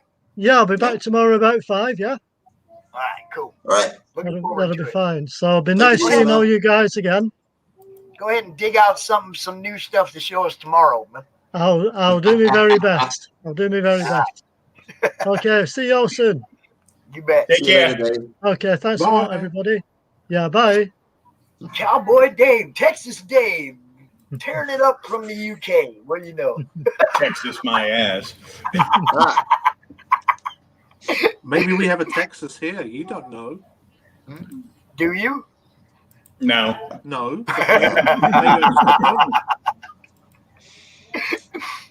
No, that dude has the most awesome collection. I mean, I know one other person that has a collection that rivals that. One. Okay. Yeah. And he lives right down here in Elkhart. Rick Bates. He's got just an amazing, 70,000 books. But the part about his collection that'll blow you away is he has a notebook this thick, a notebook this thick, and every entry of every book he has is all hand written into this notebook. Okay, 70,000 books, and he's been adding pages to this notebook since he started collecting. Who knows when, But I seen the book, man. It's amazing, right? All the stuff that's in there. It's like, because I met him somewhere where he had only brought a couple of boxes of stuff he was willing to trade or whatever, but he had the notebook with him, so you could just go through it and see all the stuff. I don't know. Every now and then you guys will see he'll post in the madness, and it'll be like Iron Man Day, and you'll see 1, 2, 3, 4, and 5. And he owns them all, and he'll just throw a random post like that up in the madness. Awesome collection. Ooh, all right. So, yeah, we had people say bye to Dave. Bye, Dave. Bye, Dave. Bye, Dave. Bye, Dave. Where's Will? Will's gone. Oh, he's still there. He's just hiding. Oh, he's hiding, yeah. Oh. What do we do? We talk about you, your stuff. And, I mean, I could be really mean. We could watch Nina eat.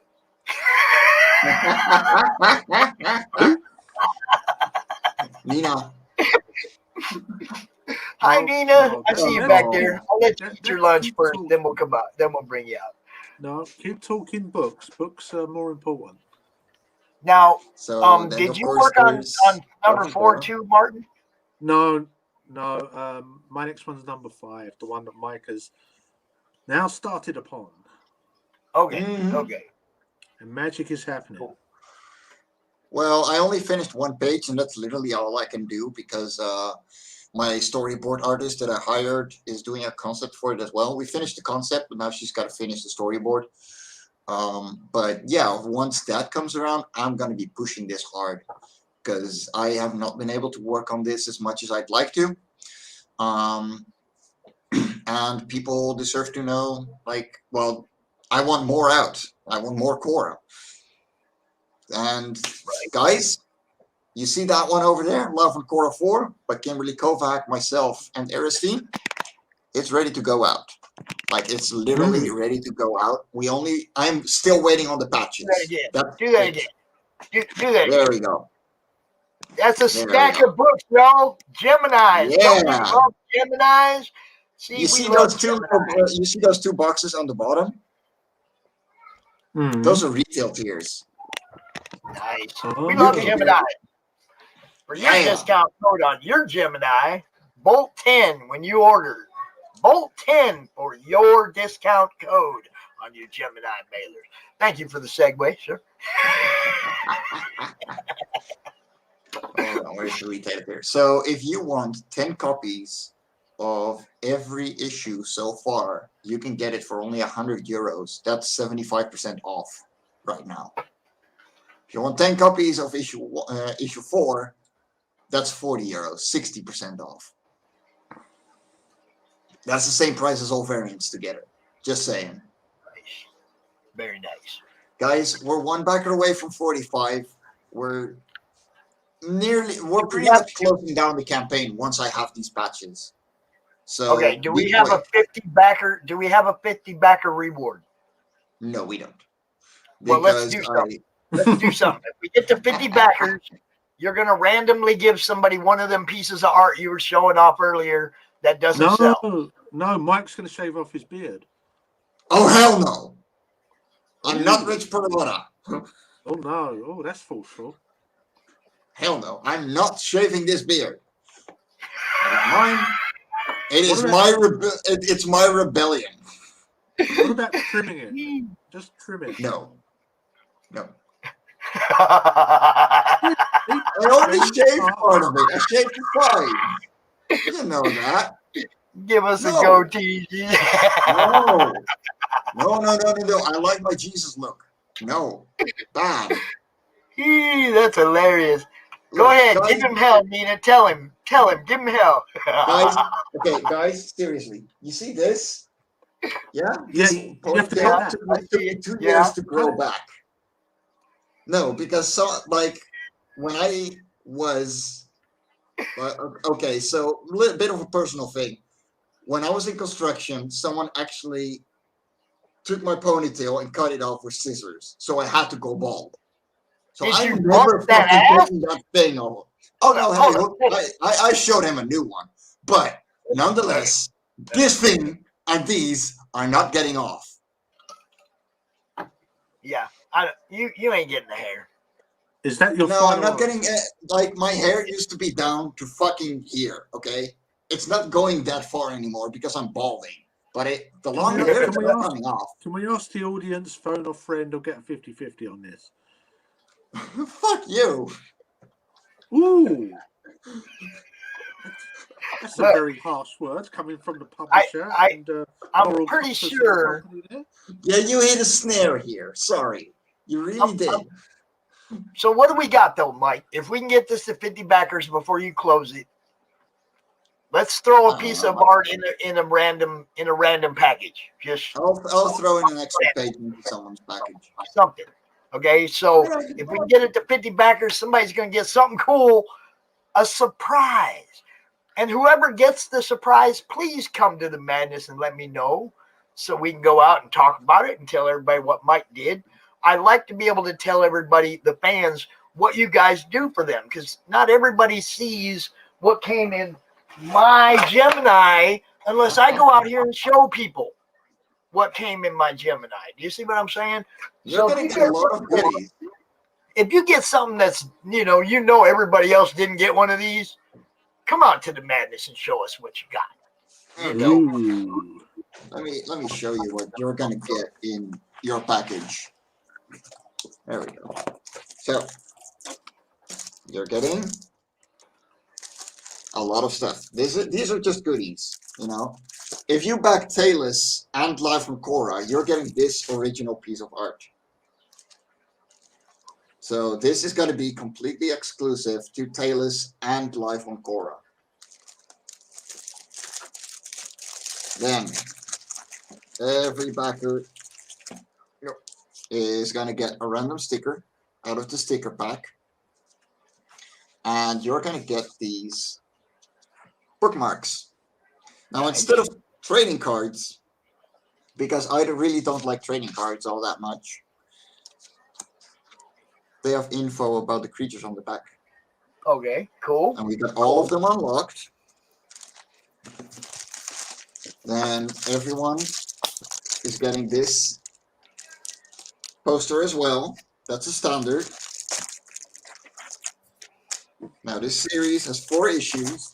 So if you want to get the catch-up tier, or you want the Live from Korra pack, and all of them are bagged separately, you get Live from Korra 1, Korra 2, where's the third one? Korra 3, Rich Perlotta variant, Standard variant, damn, and the Nina Daisy Aberlein variant, who is currently joining us. So, Danina! Go. It's Danina! Hi, Nina. How you doing? I'm doing well. How are you? Did you see the new CRoM Con intro video? No, I didn't. I was having my first dinner. I have to play it. I have to play it. Okay. Oh, yeah. Are y'all ready? Are y'all ready? Mm-hmm. Here we go. Yeah.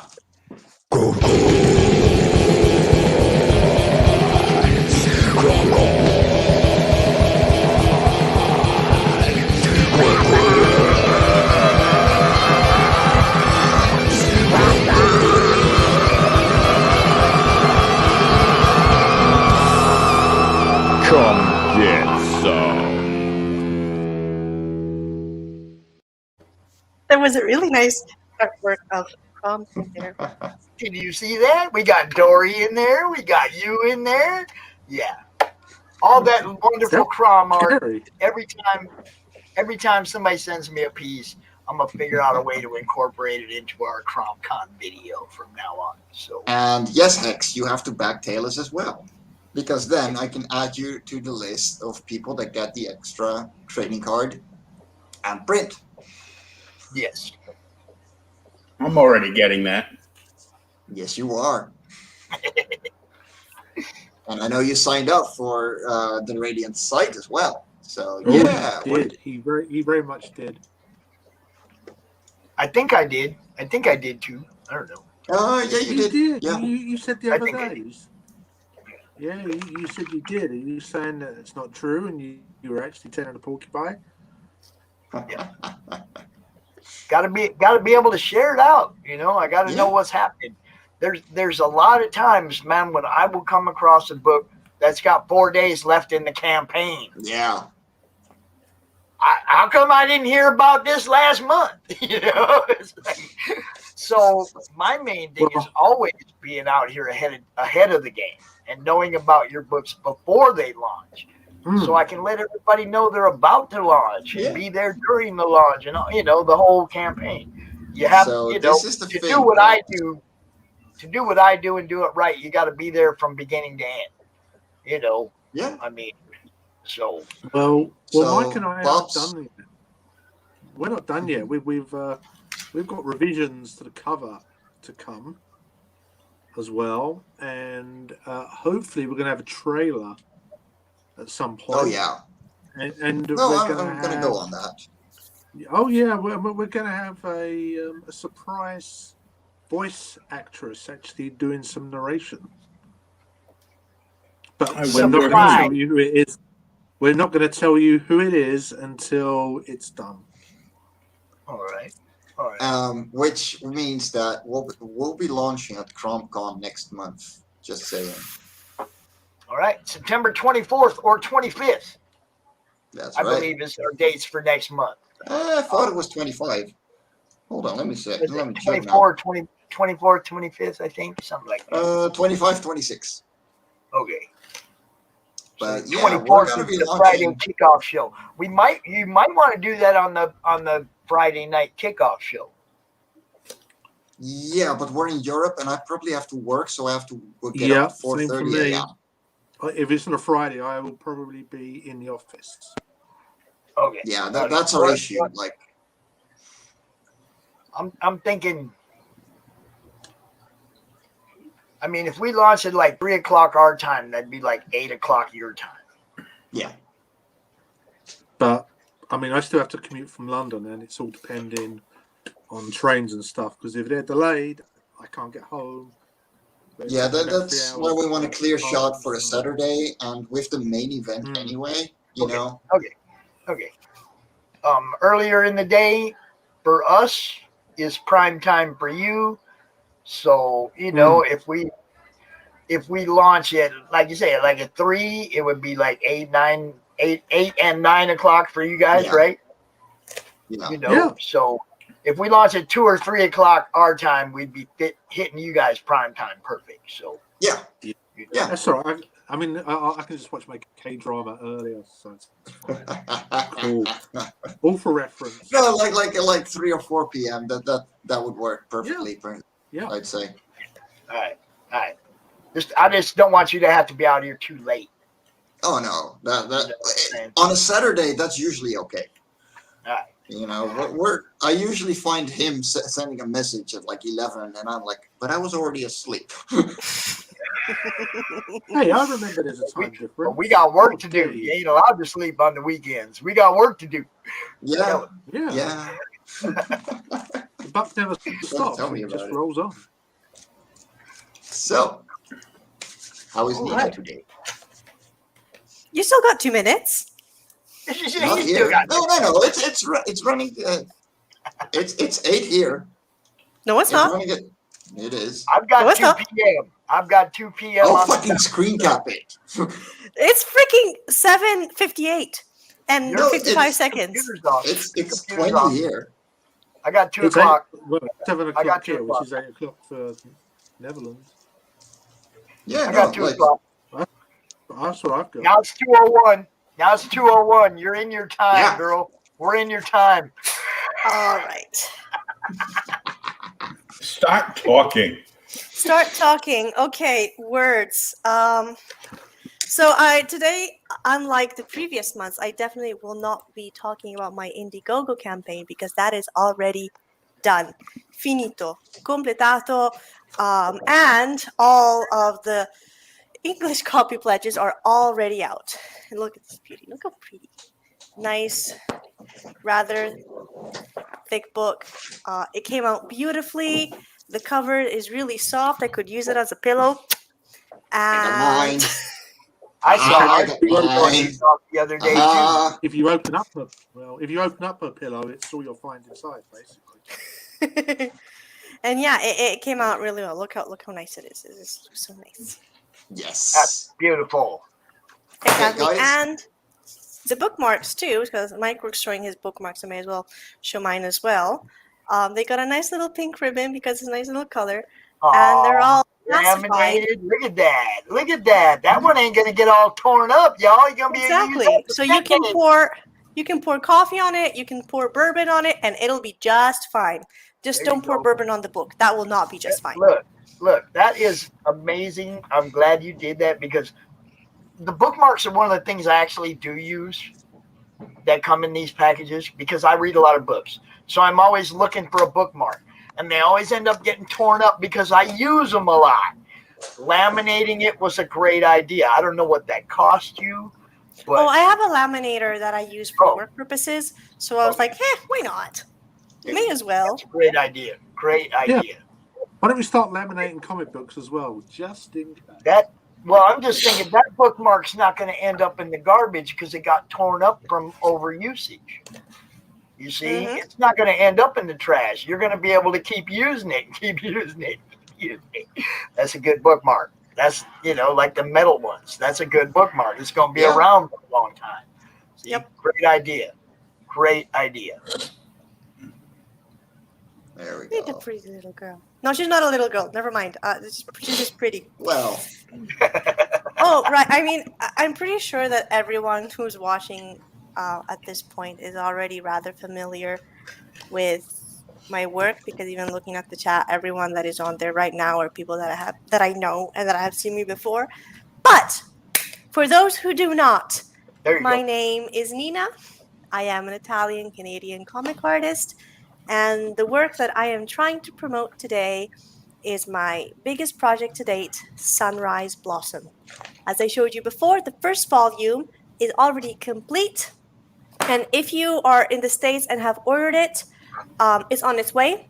In fact, maybe you may have already received it because RJ received the books a couple weeks ago and technically should have already shipped them. And so they should all be here. You should all be getting them any moment if you haven't already. I shipped the ones in Europe at roughly the same time. And most people in France, Netherlands have already received it. Others I don't know. They haven't told me, but I assume maybe they probably have. And I am currently working on the second volume / second season. And I actually finished the 15th page of it earlier today. And next month, so late next month, so roughly around the same time as the next CRoM Con, technically, I will officially be releasing season 2 on Webtoons. Woo. Now, mind you, of course, I won't be releasing all the season because that would be madness. But I will be starting posting the first episodes next month on Webtoons, while early access to all other pages will always be, as always has been, on Patreon. So, in the meantime,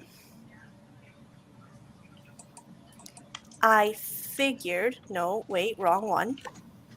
Where's the thing? Where's the thing? There's the thing. Figured I may as well show the trailer of the first volume / first season, and then maybe show you a little bit what it's like on Webtoons, how to read it, and why it's a wonderful thing to have on your phone while you are taking a dump and would rather read comics than read the newspaper. Okay, Pops, you there? No. I can share it. There we go. He was taking a dump. We don't need to know.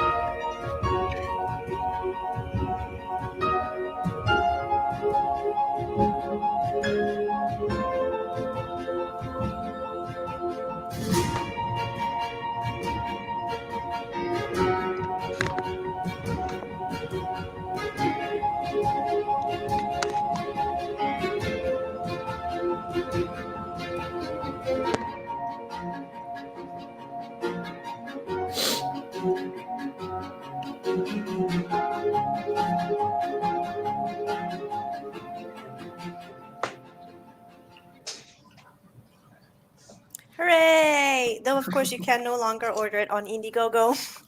But... Sadly. Okay, of course, you can no longer order it on Indiegogo, but you can, of course, read it all on Webtoons.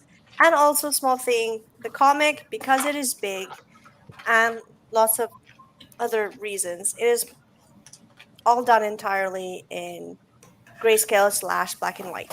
But on Webtoons, roughly half of it is entirely in color. And the second volumes, where's the thing?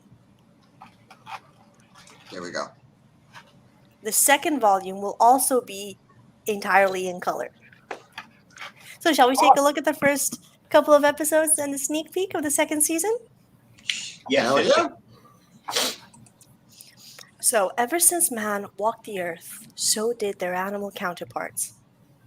These were called extra species. They were revered as gods in some cultures and abominations in others. Many were hunted and tortured for being different and found refuge in isolation. Although mankind has grown and forgotten, they are still among us, hiding deep in nature or in plain sight. But they must still conceal their true nature as their lives are in constant danger. Those living among humans had allies that helped them hide, adapt, and learn from them, enabling the extra species to grow, not glow, well, both, whatever. This led to the forming of pacts, and many humans became guides and teachers to those willing to learn. This is the story of a young harpy, who through the hardships and warmth of life blooms into womanhood. This is Sunrise Blossom. Please enjoy. Dun, dun, dun. She loves it. There we go. She loves it. Oh, Shelby. Oh, kitty. Oh. I don't want to be in this position, Papa. Was that you talking or the cat? Yes. Okay. I'm just speaking her mind. Trust me, I know exactly what goes through it. It's food, don't hold me like this, or let's go to sleep. Yeah, no, I feel the cat there totally. I'm pretty sure that one was I'm not a YouTuber. I'm not an influencer, but please buy my owner's book so I can actually get more food. Yeah. When in doubt, bring on the cat. Yeah. Mine's been, what's the word? Chilling on bed pretty much the entire day. Yeah, mine was in her cat basket pretty much all day as well. I should move it into the studio.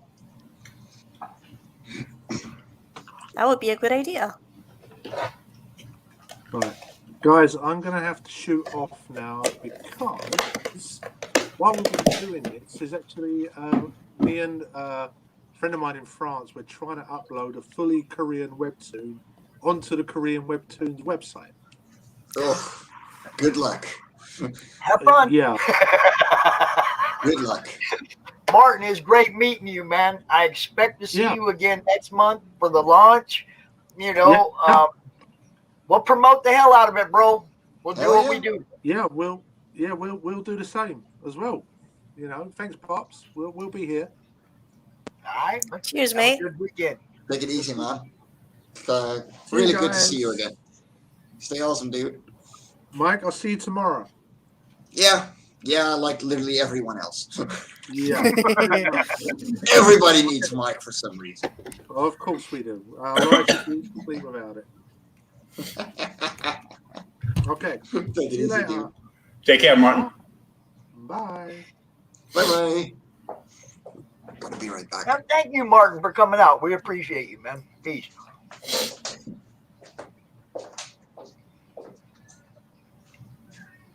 Mm-hmm.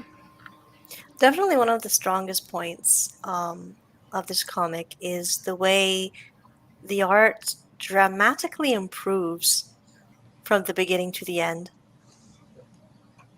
So the prologue was actually remade much later on in the series. So I made it roughly a year ago, maybe a little bit more. Mm-hmm. But okay, one sec, we're almost done. I am here. I'm just trying to stuff some stuff in my face real quick, you know. No, I'm just slowly scrolling through the prologue, so maybe people who are watching and might be a little bit interested can at least get a quick glimpse. Look, Hex, I was just really quickly grabbing a glass of water. I mean, I'm talking for like 3 hours straight now. Please. When I saw the shocked look on her face, I really wanted to yell out, "Is that when she found out she was a harpy with herpes?" Oh, God. No, So, but yeah. seriously, guys. Yeah, the art improves a ton. Like the first few pages are like this. Yeah, well, you get better as you go. Yeah, and near the end, there. What's a good one? Like this. There is a lot of improvement throughout the comic. And it's one of the nice things, even rereading it multiple times, formatting it from the vertical webtoon format to the traditional format, and even now translating it from English to Italian. It's really surprising. Even just like, what's the word? What's this called? Oh boy, that's a nice scene, Mike. That's a nice scene you've got there. I know. How about you show us what happens right before that? Dunka. I froze. Yeah, I still have to get around to reading it. I'll be right back. I need 5 minutes alone in the bathroom. Speaking of 5 minutes alone in the bathroom. Uh-oh. Where is it? I've got it here somewhere. I was about to say, do I need to check my bathroom for cameras? Ah! You might after this one. Where is it? Oh, God, I hope not. Oh boy, do we see? Oh boy.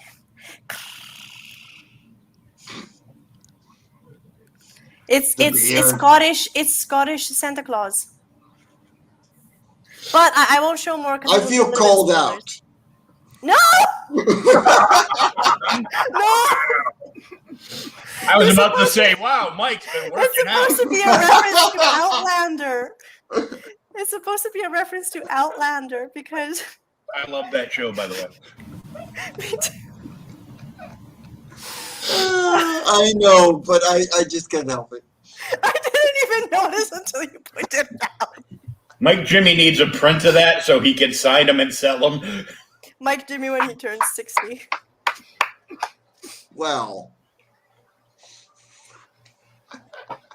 So I showed the prologue earlier, rather briefly. And I'll show a little bit of a sneak peek of the second season, which does not contain any spoilers of the first season. Okay.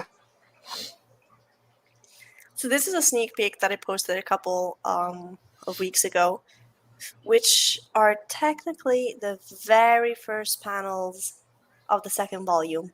Who's braiding their hair? The big red-headed dude? Mike is. I mean, I can braid hair. It's not that hard. Yeah, but he's got a bear body. Give me 10 years. Give me 10 years of way too much pizza. And maybe I'll add like 5 pounds. But, you know.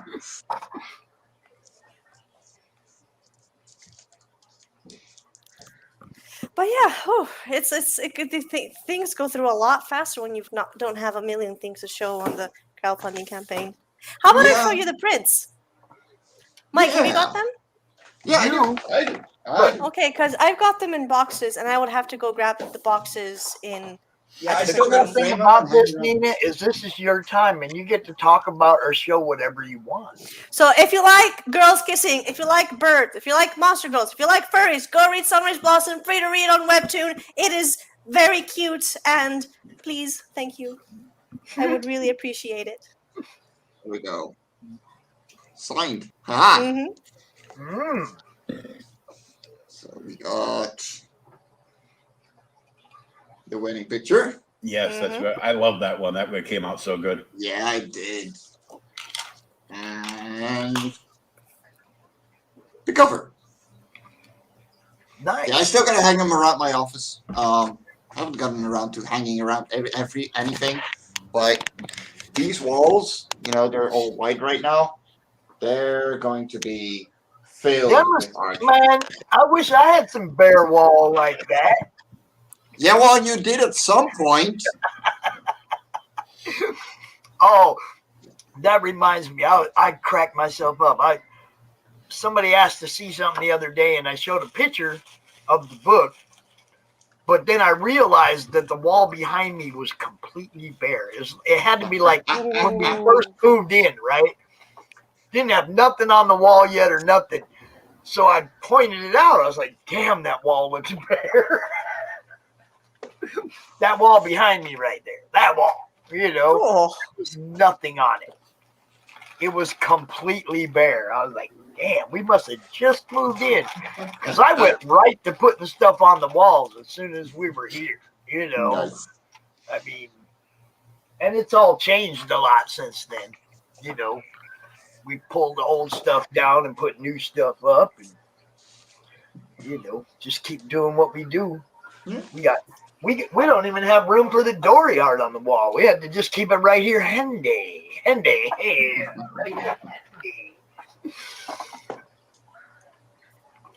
Oh, wait. What happened? Which one? I need that one and add to stream. There we go. Now it's full screen. But that's okay. Oh, whoa. Hello. Oh, whoa. It's what's this? Halloween-themed illustration that I'm working for another Webtoon collab. And most likely I'll also... Well, it's still a work in progress. I still haven't rendered it yet. It's still flat. But almost certainly, very surely, I'll also be making this into a print for the... what's the word? For the second volume. Nice. Crowdfunding. I mean, that's some pumpkin spice, baby. It's pretty hot. I mean, yeah, you're not wrong. So, are you going to get a little books for the next volume? A little update from Rich at the Nottingham Con. He sold 20 copies of Incantessi so far this morning. He's sold a bunch of prints. He's feeling good over there. I'm not gonna make him come join us if he's making money, but I did encourage him to come make a cameo when he's got a dead spot, when he ain't got people at his table. You know, just jump out here, say hi to him how it's going over there. But I'm glad to hear that he's doing good, making money. Hell yeah! Next week I'm gonna have my first con in 2 years too. Man, I'm looking forward to selling so many books. Oh boy, I've got a but there's a bunch of cons that are starting in like 2 weeks. And I'm really, it's really frustrating that I haven't finished the Italian translation yet, so I can't go to those cons with the darned Italian translation of the gosh darn book. And so I haven't signed up to any of those yet. But if all goes well, by October, I should have all the Italian copies done, out, and shipped. Awesome. See, this is what you do, though. You go ahead and sign up for one. You go there with some copies of the American version of it, and you have a sign-up list for people who want an Italian version of it. You let them sign up, put their email on the list, and then you have a list of people to sell it to when you have them. That would work better if my Indiegogo were still open, but I closed it. No, I mean for live customers, like just a piece of paper on the table. If you want a Italian version of this, sign up, put your email on it. As soon as we got the Italian versions, I'll ship them to you. You know. Yeah. I've normally got the little QR code for the sign up to my regular newsletter that I normally use whenever. That's what I mean. I don't think I'd wait to sign up and get a table. Yeah. You know, there's going to be people that can read the English version anyway. They're going to want to buy it. There's going to be some people going to want to buy it. You're overestimating Italians. Yeah. It gives them a look, though. You have a copy of the book sitting there. It gives them the look of what they're going to be purchasing. Yeah, but it's also frustrating to go without having the actual product that I'm supposed to be presenting. And since also, I've got all my vaccines, but I've seen a lot of people going to cons and nobody wearing masks, so I'm still a little bit. Yeah. So I'm just going to get the Italian book done and have my copies ready, and then I'm going to start signing up with what's the word? With tables? Preview page? Guilt-free conscience, I guess. Okay. With no weight on my shoulders. Well, you got to keep in mind, like on those events, like on those kinds of events, like unlike online events where you can follow the person and you will see their updates continually. People grab a card and they run off and they forget about the card. And I've had people that take my email for commissions and stuff at conventions, or be like, okay, I don't have the money right now, I'll get it off your website, and you never hear from them because like they're really in the moment at those kinds of events. Like it really doesn't. I know all about that moment. Oh yeah, no, trust me, I do as well. But yeah, it's that moment last weekend or weekend before last, where I came home with a stack of cards and whatnot to go through, a whole box full actually of cards from people that I met at the con last weekend, right? I mean, everybody's cards, everybody's everything.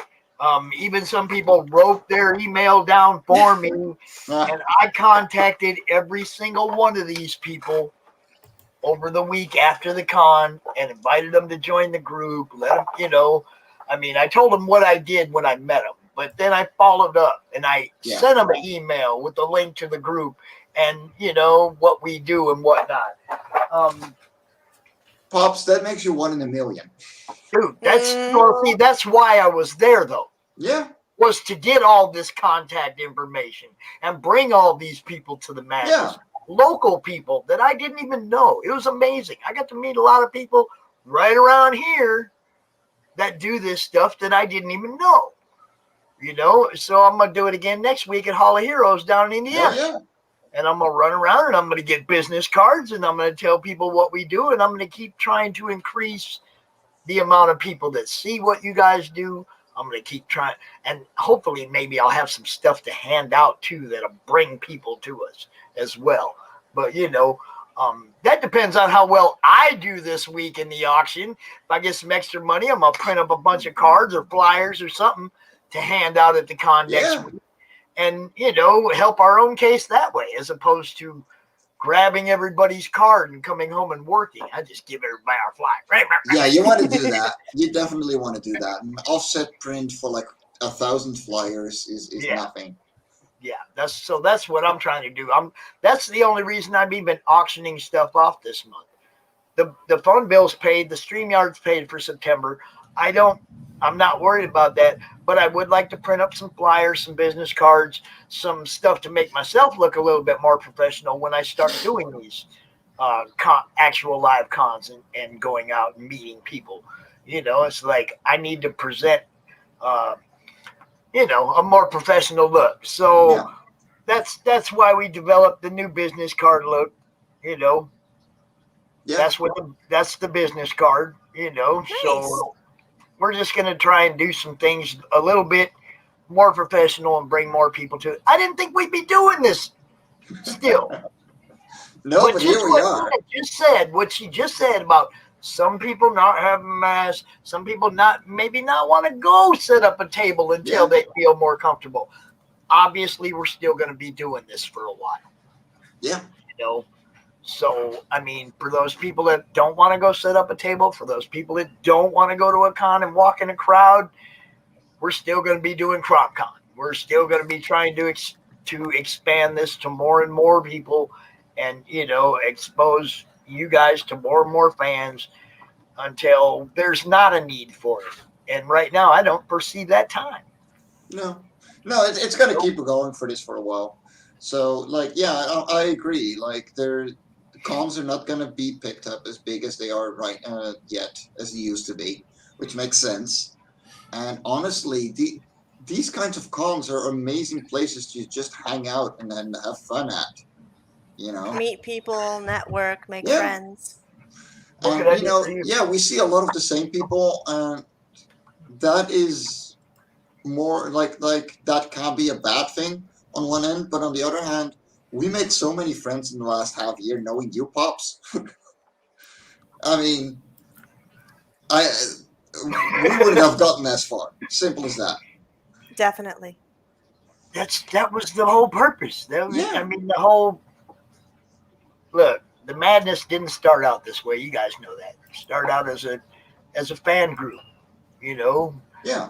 And we had some really cool creators that joined the group right away, like Monty Moore and Brian Polito. And it was a fan group, COVID changed all that. COVID, they changed everything. It turned the group into a promotion networking group. It changed everything about what I was just collecting books. It changed everything about everything that I'm doing. It gave me old man purpose. Okay, something to do, because what do old men do? They play golf and grumble about shit. It gave me something to do outside of those two things. It gave me something that I obviously already loved. To be part of promoting what you guys do was like next level bucket list shit for me. I mean, I never thought I was gonna meet any of the people that I met or any of this. They were just people that did the comics I liked. It's changed so much for me. And like you say, you wouldn't have met half the people you met without me. Yeah. Dude, without you guys doing what you do, I would have no reason to bring you out here. It's what you guys do, And it's like I try to get that through to Rich and Dory and everybody. It's like, I'm out here and made a platform for you guys to come out and talk. But if you guys weren't doing what you were doing, I'd have never made that platform. All right. Okay? So, you got someone in the back room right now. Yeah, I know. Marv's back there. He's ready to go. Go. Boom. There's the awesome Hey, guy, Broski. Saint Taylor. Hey. Hello, everybody. I love when all the European people come out here. Hey, come on. That's why. Good to see you, man. How are you? Great to see you too, guys. I've been watching the show. It's been an awesome day, actually. Yeah, it has. Every time the gang goes live, this is awesome. This is a great show to be in. So yeah, congratulations on everybody is awesome in this show. So yeah, thank you once again for having me. Dude, Marv, you freaking rock, dude. Ditto. Yeah, you rock. Thanks. You rock, bro. All right. MarV is like the humblest guy I know. I ain't gonna lie. MarV is the humblest guy I know. He puts out some awesome stuff, and man, you can see it in his face. You can, he's blown away by, when people like what he does, you can tell he's just blown away by it. It's like, dude, the emotion is always there. I love talking to MarV. I do, because you're talking to somebody who's real, who's really feeling the stuff that he's talking about. There's never a facade. I love MarV, dude. Dave, we got Bristolian Dave in the chat. Hell yeah. Oh, bollocks. How is me, Bobber? So, Nina, I am not going to chase you off. You hang out as long as you want. But I do want you to give everybody a rundown again where they can find you. Give them all the lowdown, but you hang out as long as you want to hang out. Oh, yeah, of course. I'll probably have to get the laundry in because it seems like it's going to be raining here at any moment. But I'll leave my full link tree in the private chat if you'll want to share it. You guys can find me on Webtoons, Tapas, Twitter, Instagram, TikTok, Discord, all the bunch. Link tree coming up, and you can find me on all the places. Words, but yes, thank you for having me. Webtoons. Look, you can go read all of this on Webtoons, you guys. If you like what she's doing, you can go check it out. And then if you want to get a hard copy of it, we get you a hard copy. Oh yeah, and in a few months, in a few months, I'll be crowdfunding for the first chapter of the second volume, which won't be 220 pages long, but it will be about like 50 or so pages long. So I'll be able to crowdfund more often, and I'll be doing these volumes entirely in color, so they'll also look a lot better, both because of the quality of the art, but also because colors shiny. And next month I'll be launching the first episode of the second season, and then after that I'll be updating with an episode every 2 weeks. Early access to all pages on my Patreon. I currently already, there's still a month to go before release, and I already have 3 episodes all done. Cool. And probably next month, also around the same time that I launch, maybe a little bit right before CRoM Con, I'll very probably also open the pre-launch page on Kickstarter, so you can start signing up early for when it finally gets out. Get that up as soon as you can. Get that up as soon as you can. The longer that's up, the more people we get signed up for it. Yes, and this time I'll try going with Kickstarter because I think that takes people's cards a lot more than Indiegogo does. Because that's definitely the biggest issue that I've had with Indiegogo. And this happens. I don't know what it is with the Europe. I don't know what it is with the Europe. It happens with US campaigns as well. It's weird. I haven't had any problem with the US campaigns, but everything overseas, I either have to hit it 3 or 4 times or just get a hold of you guys separately and say, hey, it happens so often that it's definitely a game changer. So I'll be doing Kickstarter for the next one instead of Indiegogo. Hey, I tried to give Nina my money 25 times on Indiegogo. Yeah. Exactly. Yeah. And that's something that they need to fix, because they'd be able to get a lot more of my money. Yeah. Yeah. So, Will, don't worry. If you still want a copy, you can get a copy of Volume 1 and the first chapter of Volume 2 when the campaign on Kickstarter this time launches. Also, I don't want to take up too much of Marv's time, so Marv, welcome. And I'm okay, Nina. I'm okay. Thank you. I'm okay. Don't worry about the time. Look, Marv! Mario, my friend. How you doing, Steph? I don't know why is it MarV? I want to know why did you change, or how did it become MarV Studios instead of Mario Studios? Yeah, we love them, bro. We love them. Well, I have a problem with my microphone, I think. Okay, it's fixed. Okay, so why? Because my name is a little complicated to say, Vasconcelos is not let's say, nice to the hearing.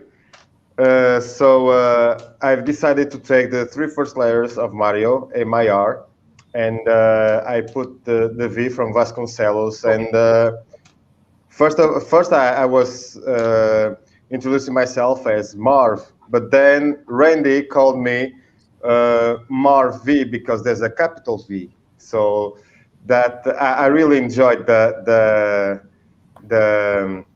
suggestion, and from that day on, I became MarV. So yeah, that's easy to fix to put in your mind the name. We never know if we're supposed to call you Marv or MarV or Mario or John. Or John, because just don't I'm call him late John. for dinner. Yeah. MarV is great. I love what the suggestion that Randy said in the breakfast buzz when I put a comment in there, and he said that way my name. So yeah, I really appreciate it, and it's took. Yeah, I really enjoy it, and I've got stickers for the backers. Yeah, you do, man. Yeah. So for people who don't know, Critical Blast is going to get a print run sent to him. So you're going to have cheap shipping in the United States. You had cheap shipping in the United States, but I'm going to do the fulfillment in the Netherlands. So like from within Europe. So in that way, we're going to be able to, like, we got really, really cheap shipping on all sides of the pond. So we're gonna I'm waiting on MarV to send in the files. He's working on the thank you page, as far as I know. I think that's the last update I got from you. Yeah, I just sent to Pops the thank you page without the names. Ooh. And I was thinking about making a huge tombstone with the names, but that wasn't working well. So I did Michael, Gabriel, and John just walking, the 3 of them, and in the background we'll have the name of all the backers and the people that.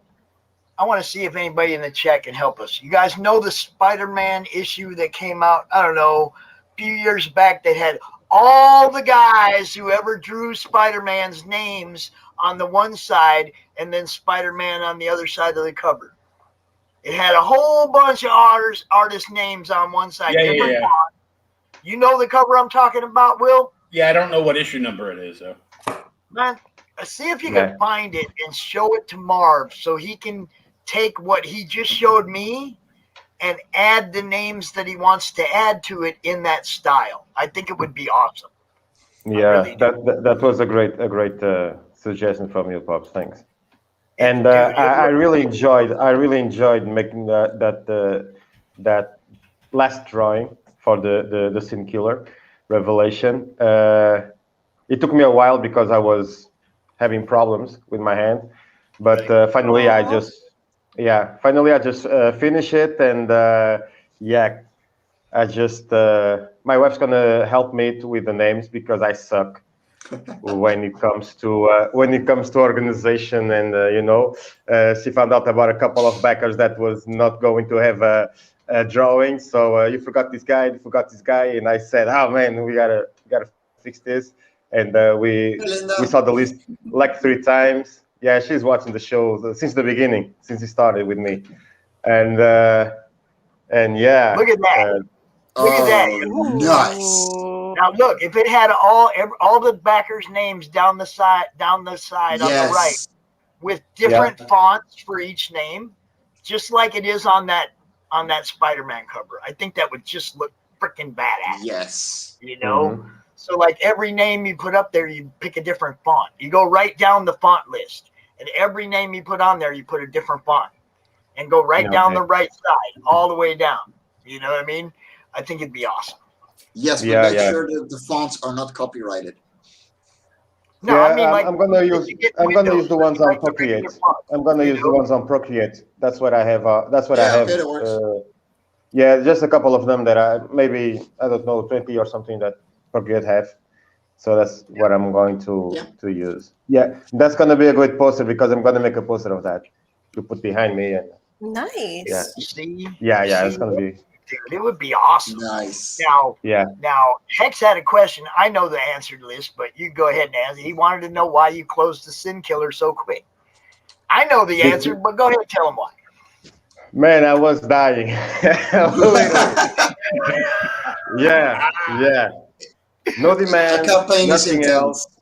Yeah, that campaign was intense. I'm not used to see things happen miles away from me. I like to be on top of everything. So I'm not a control geek, but I freak. But I really like to know what I'm seeing, what I'm doing, and that was killing me. And I decided to finish the campaign. Like Mike said, I'm gonna print in the United States with Mixum. I'm gonna print a couple of more books. My wife. Yeah. She wants hers, bro. She wants hers too. Yeah. She's helping you with that, but don't forget to pay her back. You know. I know I won't. Sorry guys, it's starting to rain. I gotta get the laundry in.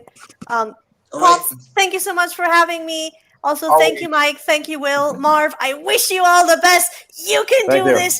Let's do this. Yeah. I think I'll see you next month, right? Take it easy, Nina. It was awesome seeing you again. Bye. Bye. Most excellent. She's wonderful. So one other thing that Marvin told me when the question was first posed to him about, why are you closing it? He's like, man, I want to get on with book 2. Yeah. I mean, he didn't want to sit here waiting for sales on book 1. He wanted to get on with book 2. So I kind of get that, Yeah. And I really want to. I already started, but there are some stuff that I'm evolving. Like in this drawing, I know now how Gabriel is able to behave because that effect that I made for this particular page is going to be in the next book because I did this, but I still don't know the effects or the style that Michael and Gabriel will have, So now with this page, I was able to understand a little bit more of Gabriel's behavior because that cloud and all the feathers coming out of the cloud and all the ravens coming out of that same cloud with Gabriel aside, and telling his flock to move on. And the same with Michael. Now I understand a little bit more, and that's about them, and that's what I want to make in the second book. So the second book is already with the first page almost done. I'm 2 panels before finishing the first page. And that's going to be insane because the tone is going to be even darker. The blue is going to pop up a little more. And it's going to be terrifying. It's going to be awesome. Yeah, it's going to be cool. Looking forward to it, man. I'm looking forward to getting the files from you and then putting together the PDF. That's the only thing that I need. Elliot Rodriguez, a buddy from Peru, did a fan art for me. My first fan art of the Sin Killer. I'm gonna put that in the book too. You have already all these links. I was waiting for that too. It's done. Now what I have to do is the list of the names, and I know already how to make the files together. Okay. The PDF files, and I'll send it to a buddy of mine to take care of the colors, to increase 10% of lighting, and then I'll send you to Pops, Mike, and Will for you to check that out. And awesome. After that, man, yeah. While it's printing, book 2 on the way, it's gonna be I'm gonna be like a Spartan alone against an army of Persian guys. So I'm gonna kick that ass so much. This will be my first time proofreading a book for somebody. First time that they're having me look it over and say, yeah, it looks good, or this spelling's wrong, whatever. First time Pop's gonna do this for somebody, and I'm looking forward to it, man. I really am. I was talking to Randy the other day. No, look, I was talking to Randy the other day. I opened up the cover of Indie Bolt Revolt, and a spelling error just like smacked me in the face on the inside cover. On the inside cover of the book, and I hit Randy up. I'm like, yo, what's up? And I told him, I said, I'm not trying to be a dick or anything. It's a curse. Spelling errors jump off the freaking page at me. They do. I can read the whole page, and the one word that's spelled wrong will be 3 times larger than every other word on the book. Like that makes sense. That it jumps out at me like that. So I see that stuff, and I figure, I should probably maybe do that. Yeah, like that. a Deisner. Yeah, man. That one hurts. Right on the cover too. Right on the bloody cover. Yeah, no, that shows how tired I've been the last few months. And see, that's what I'm saying. All you guys, man, it never hurts to have another set of eyes look it over before you ship it, send it to print. It never hurts, man. Well, it cannot hurt you. That's the thing. I had like 5 people watch, so they all missed it, and then I got it printed, and then I was like, "Oh, what's up, bro? I don't got no food. What are you sniffing around here for? What do you want? Attention! You got something to say?" He ain't even talking. He's just like sniffing around. You got something to say to everybody? What? Rocky. What, dude? Yeah, there was some meat in that bag, but I ate that. But I can still smell it. You're sniffing around back there, yeah. What's up, dude? What? Yeah, that's what I thought. I didn't say hi to everybody. Say hi to everybody. You come up here? You come up here? See, the other one will jump right up in my lap and just bury me, right? This guy won't. You really have to beg him to get up here. Come here, Rob. No, he said, I'll talk to you, but I ain't getting up there. Say hi to everybody. Hey, pretty boy. Hi. Hey, man.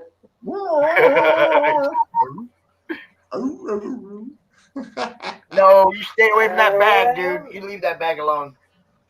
Oh, don't be chewing that bag up. Man, I was wondering if he was going to make an appearance today. Yeah. Well, there you go. Yeah, he's pissed. Yep. Oh, yeah, dude, Dave, you don't know. This one talks all the freaking time, man. All the time. It's ridiculous. See? I'm not even talking to him, and he's talking. You see what I'm saying? It's like, he's crazy. He's mad I won't let him get that bag, though. Yes, he is cute. He's baby. He's a baby. How old is he? So I just realized something. Oh, young baby. Yeah. So I just realized something. About 2. What's that? So we had Lucifer, then we had me with a sappy romance, then we had Nina with a romance drama, and now we got another horror. We can see what's going on. We're getting sandwiched. Yeah, that book from Lucifer is gonna be wow. That's gonna be But insane. who's next? Russ Leach is next. Only Russ can save us from this. Oh yeah. Oh, Oh man, it's always a blast talking to Russ. Only Russ can save us from this. You know that. See, so yeah, we need some superhero action in here. That is galactic. That's above. I've got his stuff right behind me. I read that book in like 2 days. I spread it out so I could enjoy it. I go, well, once this thing's over, it's kind of sucks. Like, now I got to wait for number 2. Yeah. Yeah, I'm sad that I have to wait until issue 2 to get the first one in the first place. But Love is always sandwiched. Gonna have to live with it. Well. Oh, it's so good though. It is. It is. I felt like a kid back in the 80s again. Dude, if only I was a kid back in the 80s, knowing what I know now. That book took me right back. Oh my God. I got this. Remember when I told you that I got a book for damn light? That I got a book for €3? Well, this is another one, another European. $3, nice. $3.53. Okay, dude. And this is. I'm gonna open just something here. This is just. Oh yeah, that is beautiful. European comics. Oh yeah. Woo! Badonkadonks. Yeah. Yeah, beautiful. Yeah, beautiful. I love saw European comics. That the other day. Yeah. I was looking. I was like, oh, what do we pay for a hardcover? $25-$30. Yeah. This one, Lucifer. You did miss Lucifer, Dave, but you're running a panel tomorrow, and you can always invite him to come back out. I'm sure he'd be more than happy to. Oh yeah. Just saying. Getting him back in here was like, tomorrow. just tomorrow. Like it was yesterday. You know, tomorrow Dave has a panel tomorrow at 4:00. See, so he gets to invite whoever he wants. See, so you know, I'd throw the invite back at Lucifer, get him back out. You put Bristolian Dave in charge of something? Oh yeah. No. You stoned motherfucker. He put the bargain bin in charge of something. Yeah. Like Bristolian Dave on his own is fine, but then you get the bargain bin and insanity just goes to 1 million. It's the big Parker! Big Parker! Big Parker! I know Bristolian Dave said that Aria is only $46 away from breaking 4K. Yeah. Yes. And opening up another stretch goal. And yeah, there's like 46 hours left right now. We'll probably pump the hell out of that tomorrow during their panel, you know, because it'll be like last 10 hours or something. So, you know, 3,955 Great British pounds. He needs 45 and he'll unlock another stretch goal. Yep. Come on, guys. Yeah, please. I want more shit in my package. Ooh, that is that's what she said. Now look, Woolie's going to be out here in an hour, and we're going to be auctioning something off for comic books for kids during Woolie's segment. David Feed and Peter Gilmore are both going to be on the CG UK panel tomorrow at 4:00 Eastern. You don't want to miss that, man. Peter Gilmore, Jack the Ripper, y'all. With Mandy, the book that you did with Mandy is oh man, Jack's coming on my show Tuesday night, and Little Sis Raven's coming on Monday night, and that's her book closes out that day. Cookies and Scream. Cookies and Scream. That's another one that was kicking butt that we were glad to. Man, see, like Raven, I met Raven a long time ago. Like when I first started doing CRoM Con, and I had invited her to be in the show, and she had some kind of a conflict with her publisher who wasn't ready for it to be shown yet, and told her no, or something like that. Don't go out there publicly yet. And so I missed out on that. And then, of course, I had my account destroyed on Facebook, and I had to start over and lost touch with her. And then last month, there she was back again. And it was like, oh man, I had to get a hold of her right away, come out on the show. And her lovely little self even drew me a avatar. Did you guys see my new avatar? Yeah. The one that you showed before. Yeah. Raven drew that one for me, man. Is that cool? Right, I need more cappuccino. I just realized I'm gonna have to be on with RJ in an hour as well. So I gotta push through for a bit. I need some fucking coffee. What do you mean you gotta be on with RJ in an hour? What's he doing? He asked me to join for the shipping, like talking about the shipping thing and everything. Oh yeah, so, today's panel. Yeah, all everybody who's using everybody who's using Critical Blast for their international shipping, you're encouraged to come out for the panel at 4 o'clock. Everybody who's, doing something with RJ, come out and tell everybody about your experience. I want everybody to know that what he's doing is legit and that the people that are having him do it for them are happy with it. And so that more people will, this international shipping thing is big and we need to make it small. You know what I'm saying? Work with him. Yeah, it's going to be the one who's going to distribute this in Killer. So yeah, so far I'm liking the experience because it's been awesome with me. So yeah. So Wooly, yeah, he's gonna be out here later. I hope he picked out a nice piece of art for us to auction off. The proceeds will be going to Comics for Kids. Good stuff. I love it. Oh, that's the is that the thing that Russ does? Yeah, same organization. I've been a supporter of Comic Books for Kids for a few years now.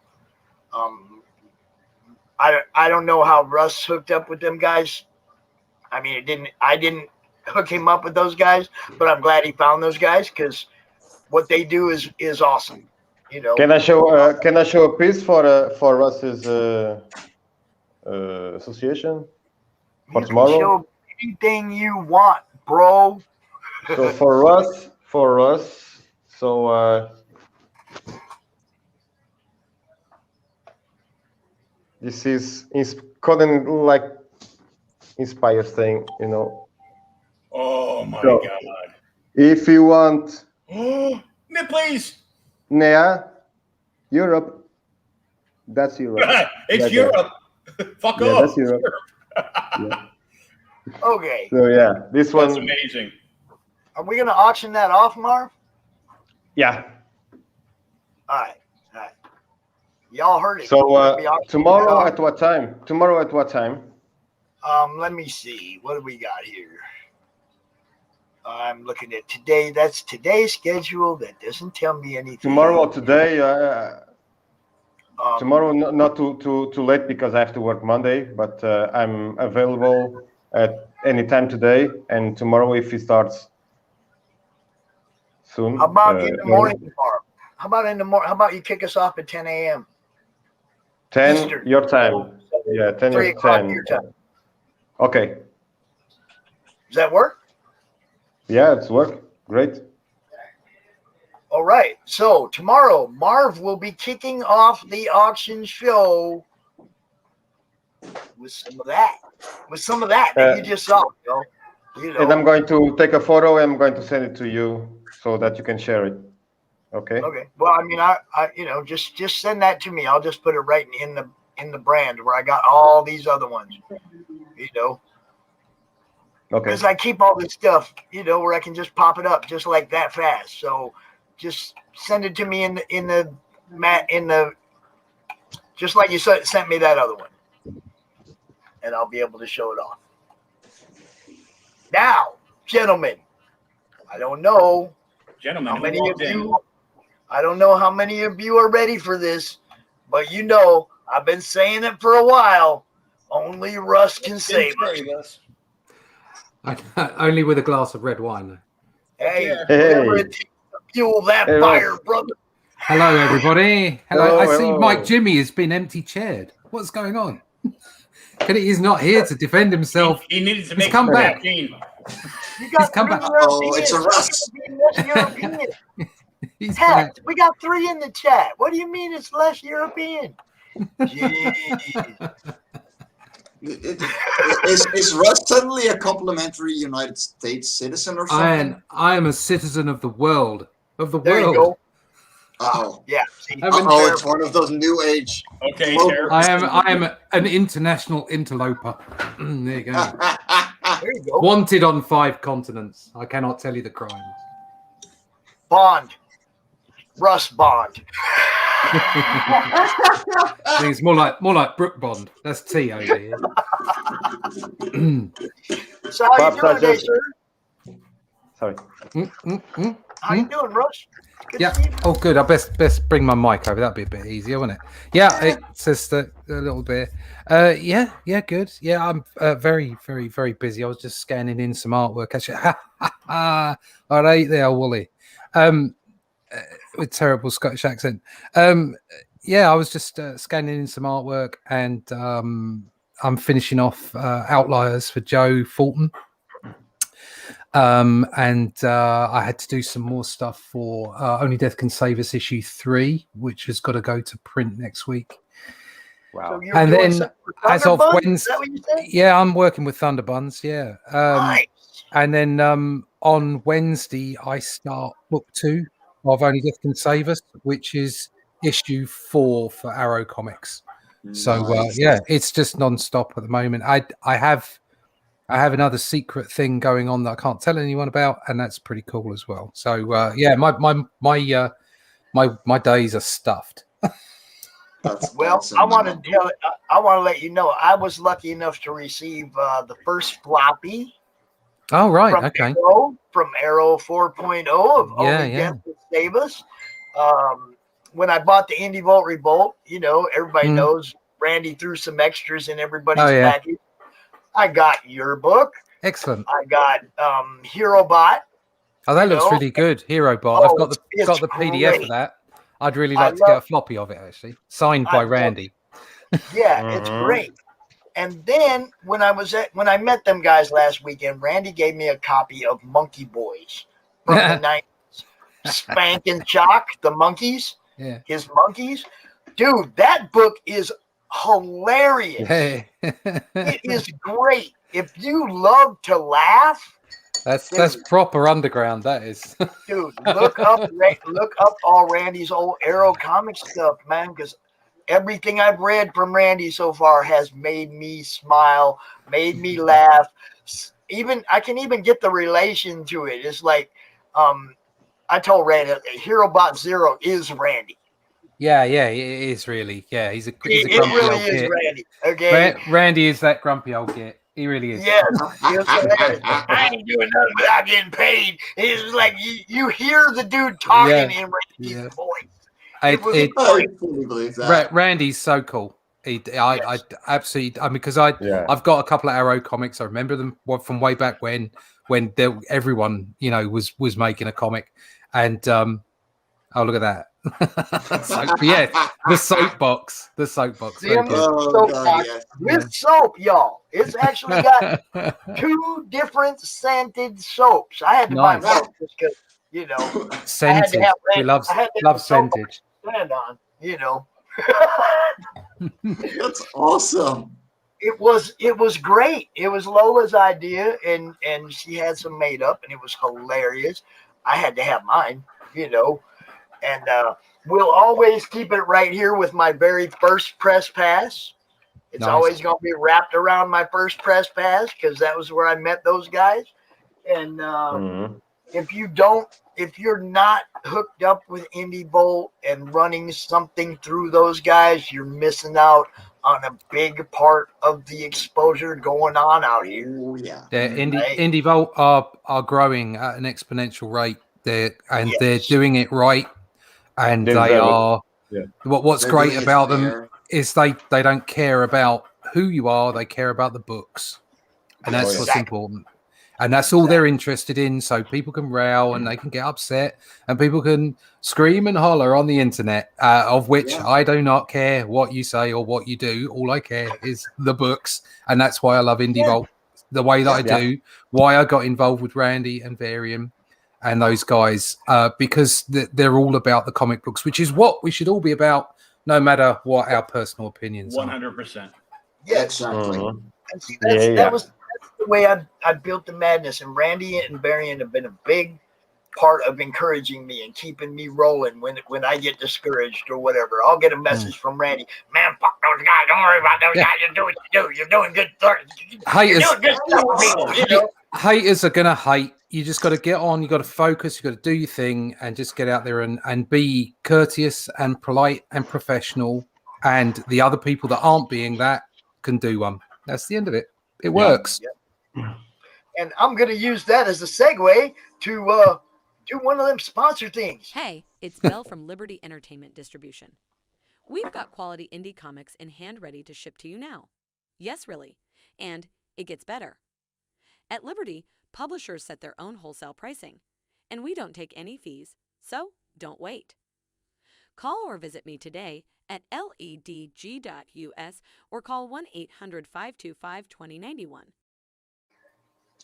And they're also responsible for that 10% discount on your Gemini mailers. You need one of those. If you're going to mail out your books and you're going to do it properly, make sure you got the right packaging. Yep. And Dave, hey Dave, we get you on an Indie Bolt show, no problem. Yeah. We can get you on an Indie Bolt show, no problem. If you get Randy on Twitter or Facebook, just be like, "Hey Randy, hit me up with a link." If you want to drink, you go out on Backer Shots. If you want to drink, you go out on Backer Shots. If you want to get involved in the news, you go out on the Live Wire. They got different shows for different things, bro. It's great. And don't forget Sunday Funnies. Yep. Which is always funny. Yeah. And that's where Russ hangs out the most. We see him there on Sundays, hanging out with Daphne. On a Sunday, on a Thursday, you're likely to catch me. Oh, one way, whether I'm in the chat or whether I'm, because often I just sit and watch. But if they ask me in, I come in and talk some crap because that's the way it works. Well, see, I got to the con a couple weeks ago. I got there right as they snapped the freaking laptop closed at the end of the show. It's like Brad and I walked in and they were like, and we're out. We're done. If we got there a minute sooner, we could have joined them for a couple minutes. But, boy, did they time that right. Like Sunday Funnies is rarely about comics, but it's always fun.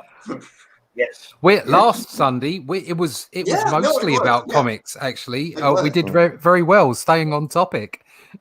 I wasn't there. I guess that helped.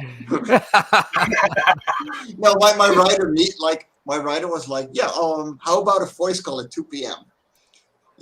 And Sunday Funny starts at 3 for me. So I was like, okay, we can talk for like an hour, and I'll probably see if I can join the Sunday Funnies.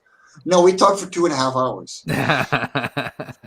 So I came in and I was like, goodbye, everyone. Oh, fuck. See, that's kind of how I felt. I walked in the room, it was over. I was like, damn, just missed it. But yeah, Brad and I had a great time, man, hanging out with those guys. They're good people. All of them. Lola's awesome. Brandon, the guy who does Pitches Be Crazy. Oh, yeah. For Varian, the guy who does that show, he's cool as hell. These guys are all good people to network with. And they're in New York right now doing like book signings and all kinds of stuff. They ain't even around this weekend. They big timing it over there in New York City. New York City? Yeah. Pops, don't act like you're not jealous. What? What? Don't act like you're not jealous. Dude, I'm happy for them, man. Look. Like I said, those guys. No, I'm not saying you're not. Those guys, as much of support as they've given me and encouragement as they've given me, any success they get is so well deserved, and I'm happy for them 100%. And hey man, if I get to hitch along in the sidecar or whatever, and the madness gets to be part of what they got going on, I'm all down with that. I got no reason to have any kind of harsh feelings, man. It's like I love those guys. Yeah, I mean, I was considering offering Love and Cora for, to Liberty, but on the other hand, I'm like, well, you know what? I'm just gonna wait for Randy to have some time. We'll work it out and go through Arrow, because that's gonna be a lot easier, Yeah. That and that makes a lot of sense too, because anything Randy's doing is gonna be available on Liberty Distribution. So. And it will save me. Make it easier on Varian too.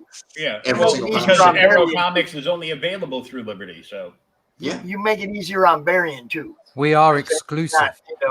It's not another publisher that he's dealing with. Yeah, exclusivity. I am. Only Death Can Save Us, not me. Only Death Can Save Us is exclusive through Arrow Comics. I'm not exclusive because I'm a bit of a hooer. So anyone who pays me money, I'll draw for. There you go. So speaking of which, Mr. Hoa, will there be an Indiegogo? Will there be an Indiegogo campaign for the big issue 2? Yes, there will, because the book I give to my backers is different to the stuff that goes out to Arrow Comics. Mm-hmm. A lot of the content obviously overlaps, of course it does, but the book itself will have some exclusive stuff in it. Also, the way that it's printed is put together completely, and obviously you get the vast majority of the story before anybody else can see any of it. So that's the idea. The Indiegogo will start October 1, and I'll be putting up a sign-up page this week, and the production starts on Wednesday, although I already have a whole bunch of stuff done. It's just the main story that I'm starting. I'll be starting the second set of pencils on, so there's already some stuff done on there, and I can show quite a bit of it on the Indiegogo page. Once it goes live, I'll have plenty of art to show everybody.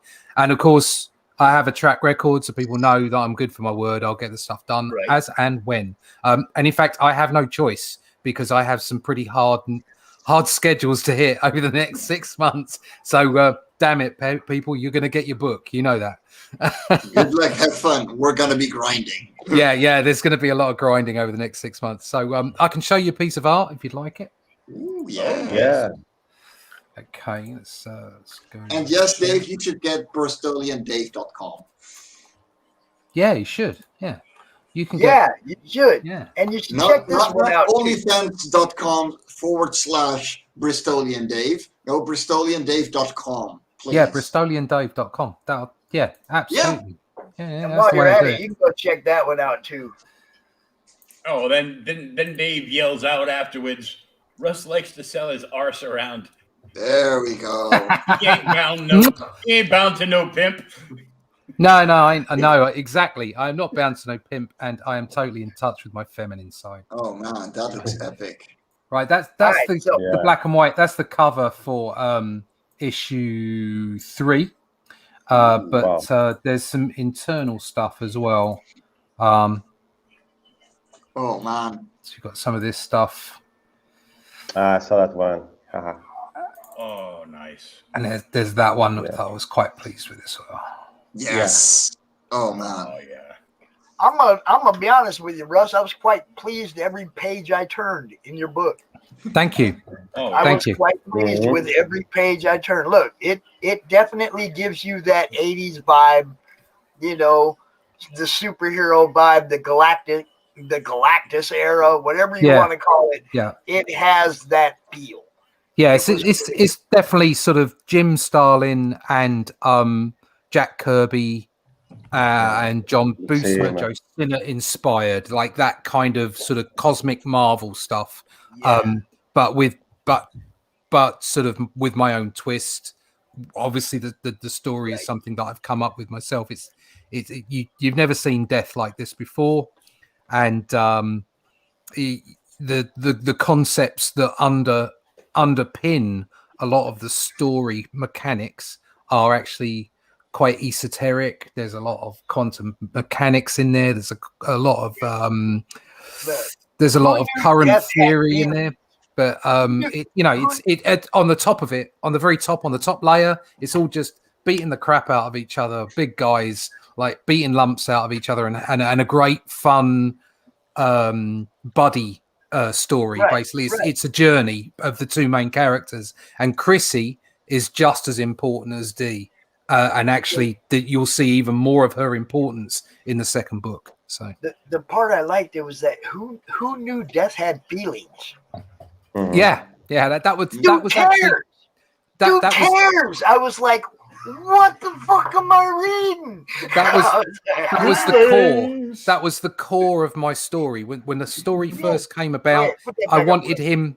I wanted him. I wanted him to. Oh, there you go. They're the postcards. Oh yes. And he said, and? Oh, there you go. There's the book. Still smelling of success. Yeah. And there's Dee. There's Chrissy and Dee. I wanted D to go on a journey whereby he started to care more about the souls that he was shepherding to the other side, basically, and that became sort of like a specific care because it was about Chrissy, who had impressed him so much as a mortal. And read the book. That I have got the first issue available with the second issue. So book 1 and book 2 will be a perk on the coming campaign. There will also be an Arrow catch up. So you'll be able to get issues 1, 2, and 3 and book 2 if that's what you want. So hopefully people who have bought book 1 might like to see the Arrow comics and buy them as well as book 2. So it's like a completist kind of thing. But so I'll have several options for people. What I do have, actually, if you'd like to see it, is the Preston Acevedo print. Which is rather special. Which is rather Preston. Yeah, he said Preston. Look, I'm gonna something else I got to say. There's only one person I've ever bought the book just because their art was on the cover, and that man's name is Preston Acevedo. Well, he won't be on the cover, but he will be for anybody who bought the book on the first time round. I've got them on my list, and I will be sending them a special secret perk so that they can buy the second book, and they can add on what they want, but they get the Preston Acevedo print for free. Nice. So they get the special. They get the special. Look at Will. Will's like, yeah. So I'll pick this up. There it is. Crazy old man in a wheelchair. They're the best old men. There you go. Absolutely stunning. He did a beautiful job on this. Absolutely stunning. Jesus. And I actually I owe him a piece of art. I've already penciled it out. It's got to be inked. Here we go. I go. There's his pencils. How gorgeous is that? So those pencils, I'll obviously have those printed, and that will probably be a print as well. Here's my pencils with him, with his Doc Salem. Nice. Oh, sweet. And that's half inked at the moment, but the original art goes to him. I'm going to send him the original art, but this will be a print as well. And then Ink Spots has also done me a rather lovely print. And the first 200 backers will get this. So, nice. Yeah. Cleaning them out, bro. You're bringing all the October, and that's the October 1 will be the launch date. And of course, this is a reproduction of issue 2 of the Arrow Comics cover. So it's a redone version by Ink Spots of that cover. So very pleased with that. So they did a homage of an Arrow Comics cover. An homage of my own cover. There you go. Yeah. How's that? There you go. So October 1st is on a Friday. Yeah. Okay. I'm sure you have a launch party planned. I just want to be invited. Okay, I'll invite you. Yeah, I don't know where I'm going or what I'm doing yet. So there you go. Well, I'm sure, Randy or Indy Bolt's going to want to promote your launch. I think I do have an open invitation from the dear Michael Bancroft. So that's probably going to be somewhere I go on day 1. As long as he'll have me. Obviously, I've got to ask him yet, but he said, come see me. And so, but I'll be, you know what it's like when you're campaigning. You got to be on multiple shows. So I'm sure I'll be on several shows that day. Well, I hope I will anyway. Otherwise, I'll just be sad on my own little channel, telling everybody, screaming into the ether. Well, you can come on right afterwards to mine. I don't know what time you plan on launching it. Mm-hmm. Okay, I don't know what time of day you plan on launching it. It'll be in the afternoon here, I would imagine. So so I can get a whole day in the States. Right. So that's what I was going to say. If you want to come out early with me, if you want to come out early in the madness, we'll do that too. Thank you. because everybody else does that, 8, 9 o'clock on Friday nights. They all have their shows. They all stop on each other. But if you want to come out earlier during the clean air space, open invite, bro. Thank you. I have yet to organize myself because the work has just stacked up in the last few months. But it's all good. It's all good. On Monday the 4th, so we'll schedule your whole month right now. Yeah, right now.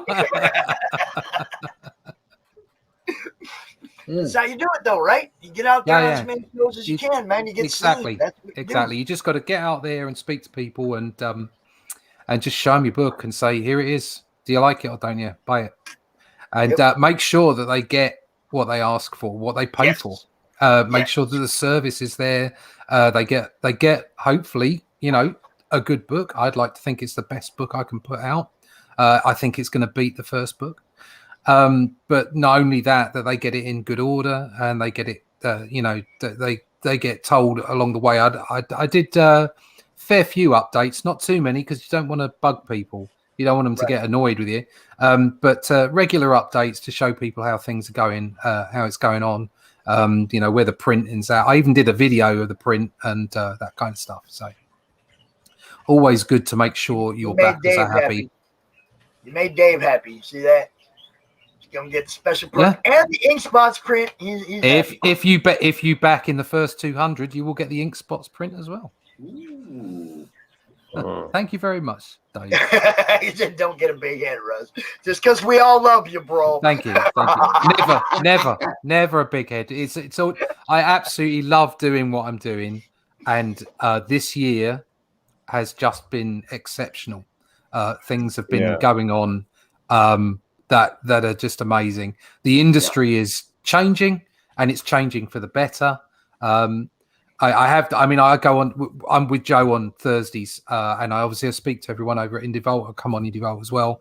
My opinion is that the mainstream isn't necessarily going away. I think things are in flux. I think everything's in flux, and it's good. Change is good, and there's opportunities for all of us right now. There has been. It's been.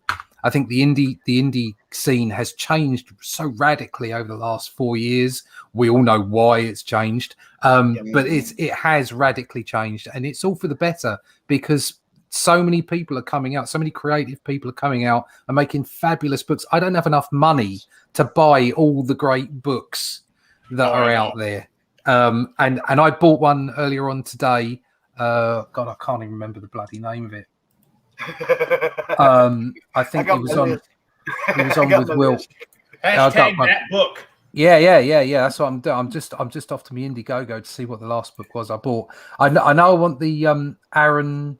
I can't remember his last name. Aaron Preston. Yeah, yeah, I can't remember his. I'm crap with names. Aaron. I want his book, but I know that I can wait until after my credit card date for that. Shadow Sentry. I just bought that. Because that looks superb. I mean, it looks like an old X-Men kind of book. So I thought, I didn't even know that existed. There are so many books out there that you can't find them all. Eric, that's Eric, right? Nino Toski? Yeah. And there are so many books out there, you can't find them. You literally can't find because you can't keep track, especially if you're working all the time. You can't keep track of these things. So when I see one, I kind of go, oh, right. And I go off and I buy it. So I got that one, and I'll get the Aaron after my credit card date, and I'll go and get that because that looks superb as well. Just the art. I mean, I'm a bit of an art, or I don't read a lot. I just look at the pictures, but I think the articles. Yes, I buy it for the articles. I find a really good comic. If you've got a good sequential artist on it, you can get hold of this. You should be able to know the story apart from the like intimate details. Yes. You should be able to know the story from the images. You should be able to follow that strip right the way through and get the idea about what's going on. And if that's really good, it draws you in, because there's plenty of comics I look at and I kind of go, it's nice art, but it's not doing it for me. And then another comic, you'll pick it up and it won't be as good, but the flow of the story is so good that it drags you in, and then you go and read it. So, but that's just me because I'm lazy. I got to show. No, I got something I got to show it's Marv. a visual medium. I got something I got to show Marv real quick. Marv, remember we were talking about the cover. Do I have to not look? Look. Woohoo! See what we're talking about, Marv? You put all the names on the down the side in different fonts. You see it?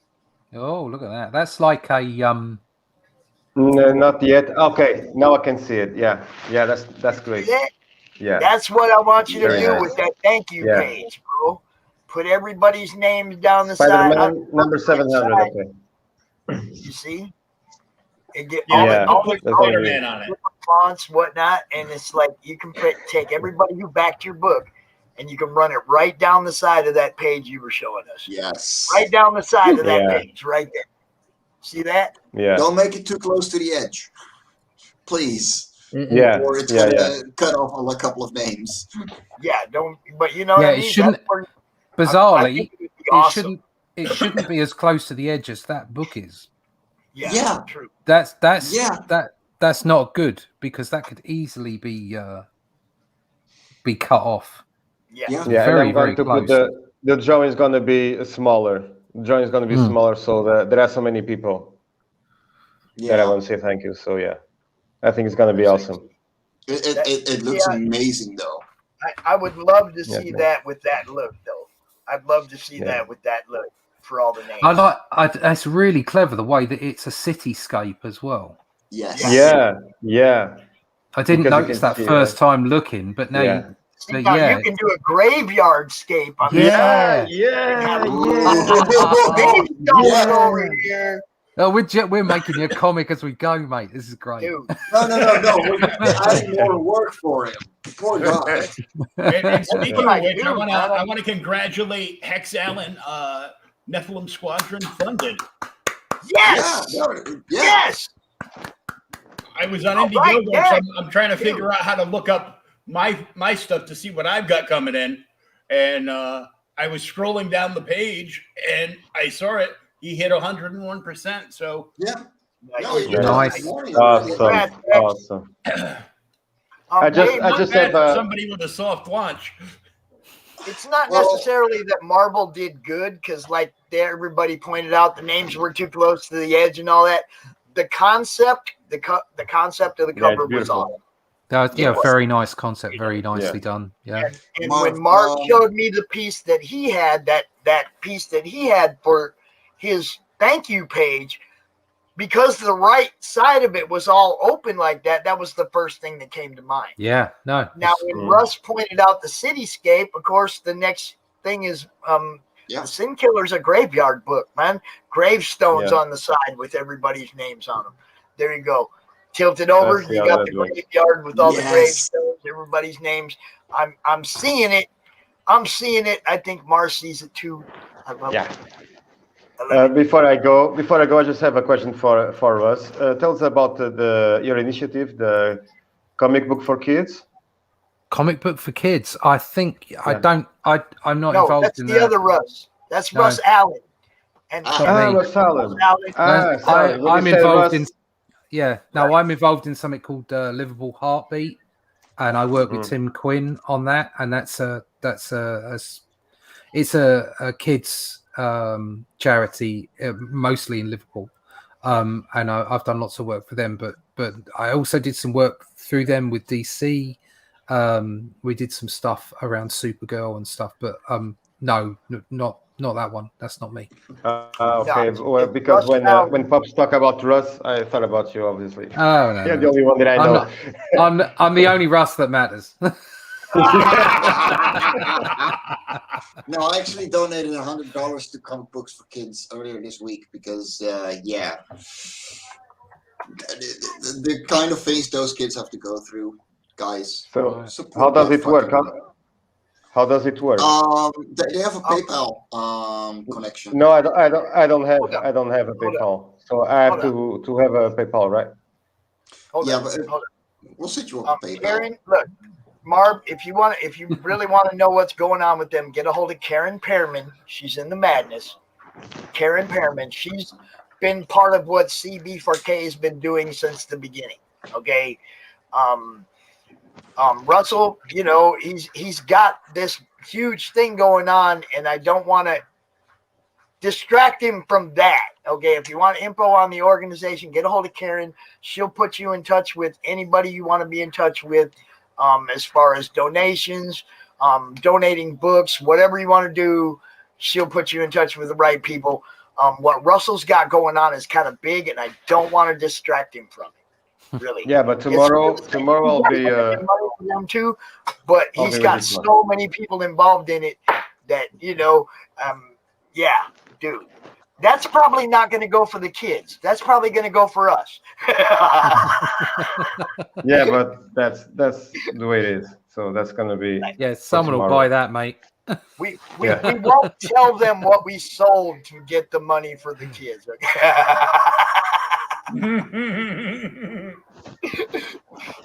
Look who's here, y'all. Wooly. Wooly. Hello. How you doing, mate? Hey. Long time no see. Doing good, mate. How you, Russ? Now, Wooly, I think, is going to auction something off right now for comic books for kids. Is that what's going to happen here? First half here, Pops.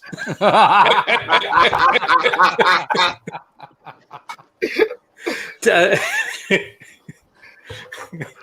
a nice pair of sun specs here. When's the books shipping, Willie? The book is definitely going to be shipping in October, so I'm working awesome. full steam ahead on it. Can't wait to get that. Can't wait. Yeah, if I'd realised I was meant to be auctioning something off, I would have had something, but I honestly didn't realise that. No. But no, I've been working away at Ailsa the last few weeks because I finished my one shot for Charlie's London. And I got that finished. The last time I was on with you guys last month, I was just finishing that up, and there was some more work I had to do for her on her campaign, and managed to get all that wrapped up, and that's all done and dusted. And her campaign's looking terrific and ready to go. I think everything's at the printers right now. Cool. So now I've just been concentrating on Ailsa Dark and getting it done. I can share what I've been working on in the past week. Unfortunately, I would actually put these up for auction, but all my work's digital. I'm going to go and check, see what I've got. Hold on. Because that, like, what CB4K is doing is actually pretty close to heart. So. Yeah. So next time we do this, I'll make sure I've got something. I'll have something physical done. We're doing some traditional artwork, but yeah, I've been working on this in the past couple of weeks. When's it's closing tomorrow, Dave? You need to back it now. That's a joke. You don't need to back it now. No, it's not. It's going to go on. It's going to close. When I open up the Tales of Mystery campaign, I'll be closing the Ailsa Dark campaign. I'm not keeping the two campaigns going together. So it's not going to be once I ship the first package out is when I'm going to close the campaign. Like I did with the first campaign, I didn't keep it going indefinitely in demand because I knew there was a crossover between what I worked on in the first campaign and what was going to be the second campaign, so you could still get those books. So yeah, it's going to be a case of I know, I was joking, man. I was determined to just have this campaign run, be finite, and then close. So it's not going to confuse people with lots of different Ailsa Dark campaigns when I do the other ones further down the line. But what I'll do is I'll find ways of people being able to catch up in previous storylines. You know, I'm still working on that. But the last couple of weeks I've been working on these pages here and getting the kind of like the look of the apocalyptic finale done for Ailsa Dark. And people have asked me why it's snowing and stuff. It's not snow, it's ectoplasm. And I've been working on lots of cool stuff for this storyline. It's got werewolves. I was doing werewolves before anybody. I want to put that out there. It's got vampires. It's got zombies now. It's got ghosts. So I did these. This is a double-page spread I did last week, and this week I've been working on the start of the sequence with the zombies rise from the graves, and they've got to go up against the zombies as well. So I'm trying to get like an EC vibe for these final final pages of this, the last issue. And none of this is really spoilerific because all the character stuff happens during this and after this with the main characters. So anybody who backed the first campaign, there's no real spoilers here for what's happening to the characters. I'm holding those pages back. But yeah, I'm having fun doing it. And in between working on this and making sure I get it done, I'm remastering some of the pages on the Tales of Mystery. So I've got pages that I'm working on for that as well. And what I'm doing with them is I'm turning them from what they were originally black and white, and I'm creating them as sepia tone pages now. It's kind of like the process I used when I worked in Charlie's London's one shot. So that kind of like old style kind of sepia quality. So I'm taking my original artwork for that. I'm redrawing the odd wee bit, not a lot, and I'm bringing in some kind of like sepia tone into it as well. And any eagle-eyed people looking at this will realise that it's I've cast Ray Milland in this story, and Ray Milland is the wolf that laughed in this. This was the first werewolf story I did years ago. If you're wondering why he's not got any nose there, it's because there's dialogue and there's. I'm very lazy. I letter the pages first, so I don't need to draw everything. If it was good enough for Joe Kubert, it's good enough for everyone. Yeah, that's exactly what I thought. That's kind of like you wanted to see the eyes in that panel there. It's just I'm not going to draw the nose and the mouth in that because nobody's ever going to see it. I'm really interrupt you for just a second there. I think Marv wants to check out, so I want to let him say goodbye to everybody. Tell everybody Thank you so much for having me Marv. once again. Hashtag the Singular Comic Book on Instagram and Facebook. So hit me up on Twitter if you want to. So yeah, let's talk about comics, hang out a little bit, and have fun. Thank you so much, guys. Once See you later, mate. Cheers, Marv. See ya. Ta-da. Bye-bye. See you. Ta-da. Thank you for coming out. So yeah, this is what I'm doing. I'm jumping between. It keeps you on your toes. It also stops you from getting because you can get a little bit complacent when you're working on one piece at a time. So I'm creating new pages for Elsa Dark, and I'm jumping in and I'm just remastering the pages for the Tales of Mystery and Imagination. So the best way to get to both of these campaigns is through the Terrier Comics website, terriercomics.com, and there's links to both of them. But the one I really want to push people to is the Elsa Dark one.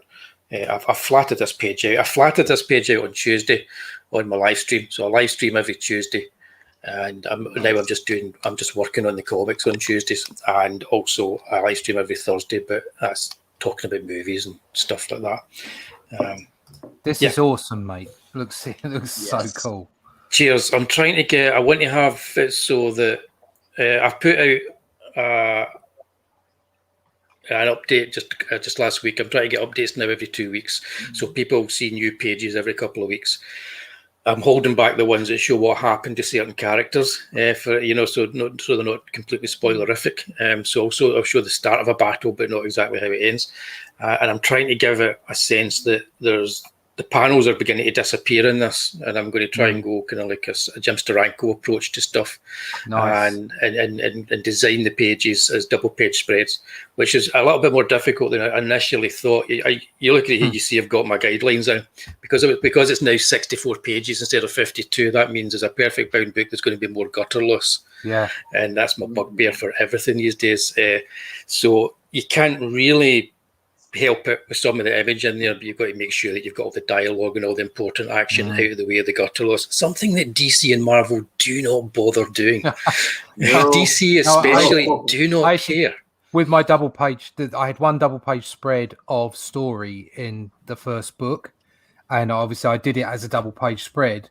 But then I also separated it slightly, so I made sure that obviously my text was away from it, but the actual picture, the actual image itself, I partitioned and repeated a little bit on each other's gutter. Yeah. So that you got to see the actual spread rather than lose half of it in the middle. Yeah, that used to be the way that it was done. The way that it was done is you would take the plates and you would work out how much the gutterless was going to be, depending on how many pages were going to be in the plates. Yeah, in the actual book. Again, with the paperweight. I know because my degree's in publishing. It was old school, and a lot of my lecturers would be disgusted at the stuff they see today. Yeah. So then what you do is you calculate that and you move the left pages, the plates to the left, and you move the right ones to the right, just fractionally depending on where they are, and then you have the book bound. The only problem is when you're working with digital presses and people working in places that are putting together books as digital prints, you can't really do that. So you cross your fingers. You just do what you did there, Russ, and hope for the best.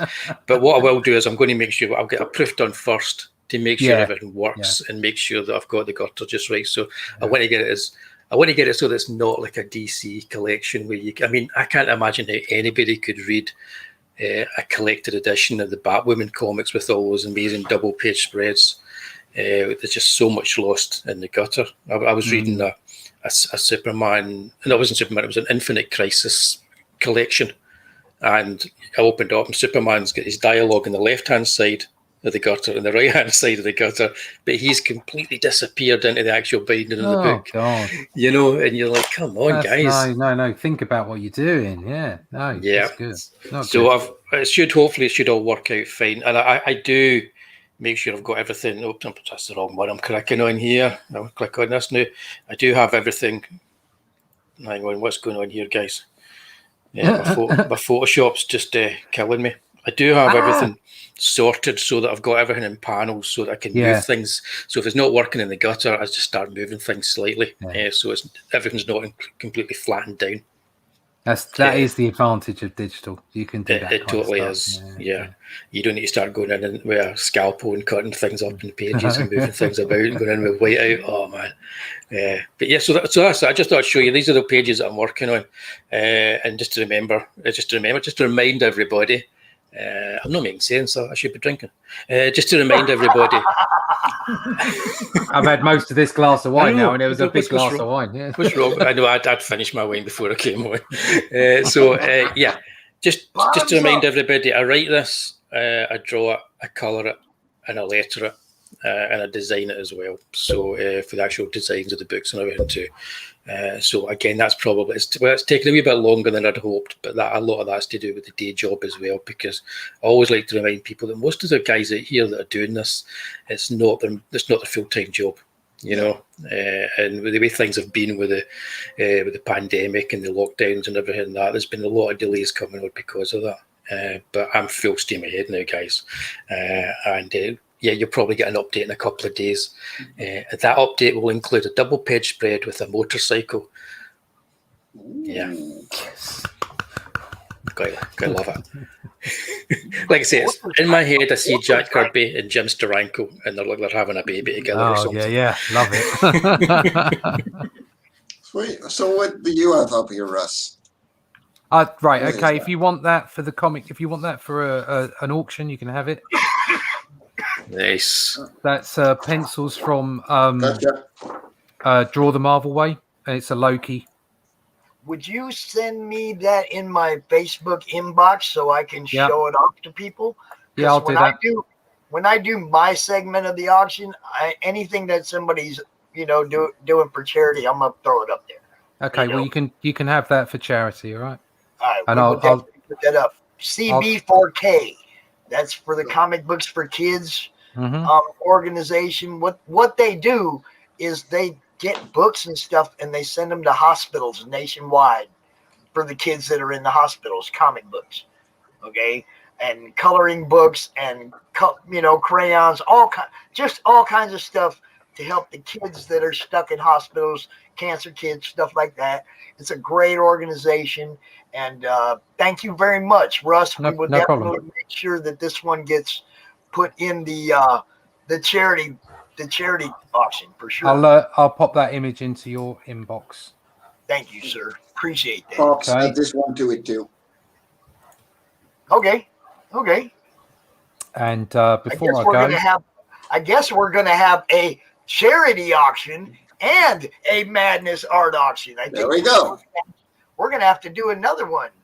All right, so here you go. There's one last bit before I let Wooly carry on. That's the cover from issue 4.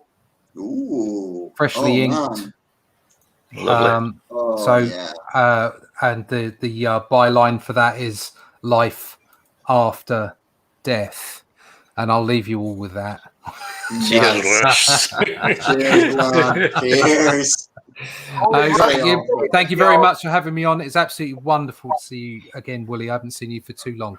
You too, mate. Yeah, and I will contact everybody as far as what I'm doing for October and November, because it's probably going to be a 60-day campaign. All right. Okay, guys, you be cool. I'll see you later. Cheers. Take care. Cheers. Take it easy, dude. Only Russ can save us, y'all. Remember that. Bristolian Dave, I'd offer my art for charity auction, but I think those kids have been through enough. Well, yeah. They ain't got to look at your art, bro. They just need to look at the stuff that comes from your art. Now, whether or not people will buy your art, that's a different. Yeah. Wally, it's always Yes. good to see you, dude. How you doing? Really, Hey, like you how guys. you doing? Hey, Matt, I'm doing good. Let's see. I was at a barbecue last night. That was good.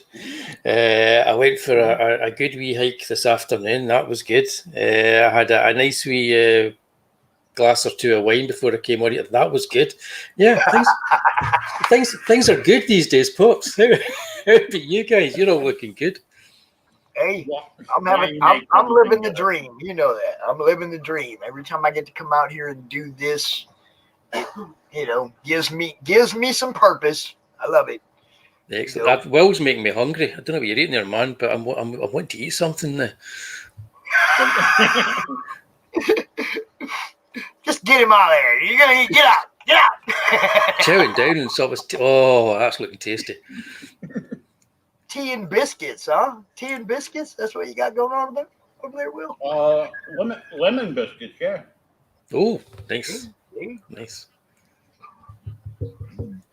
We learned a little bit about everybody doing this, Man, thank you Russ for throwing that piece of art at us. We're gonna add, I think we're gonna have to do another separate auction for the charity stuff. I really do. I think we might have to do that. It's kind of cool. I like it. Yeah, give me a heads up next time, and I'll do something on paper. I just misunderstood. I thought you said I'd dig something out and throw it up there. And I don't know. Yeah. Lost in translation.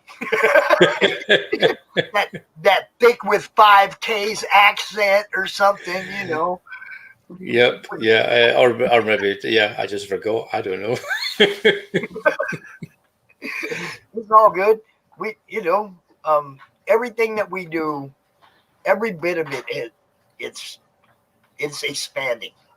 It just keeps getting bigger. It keeps getting bigger.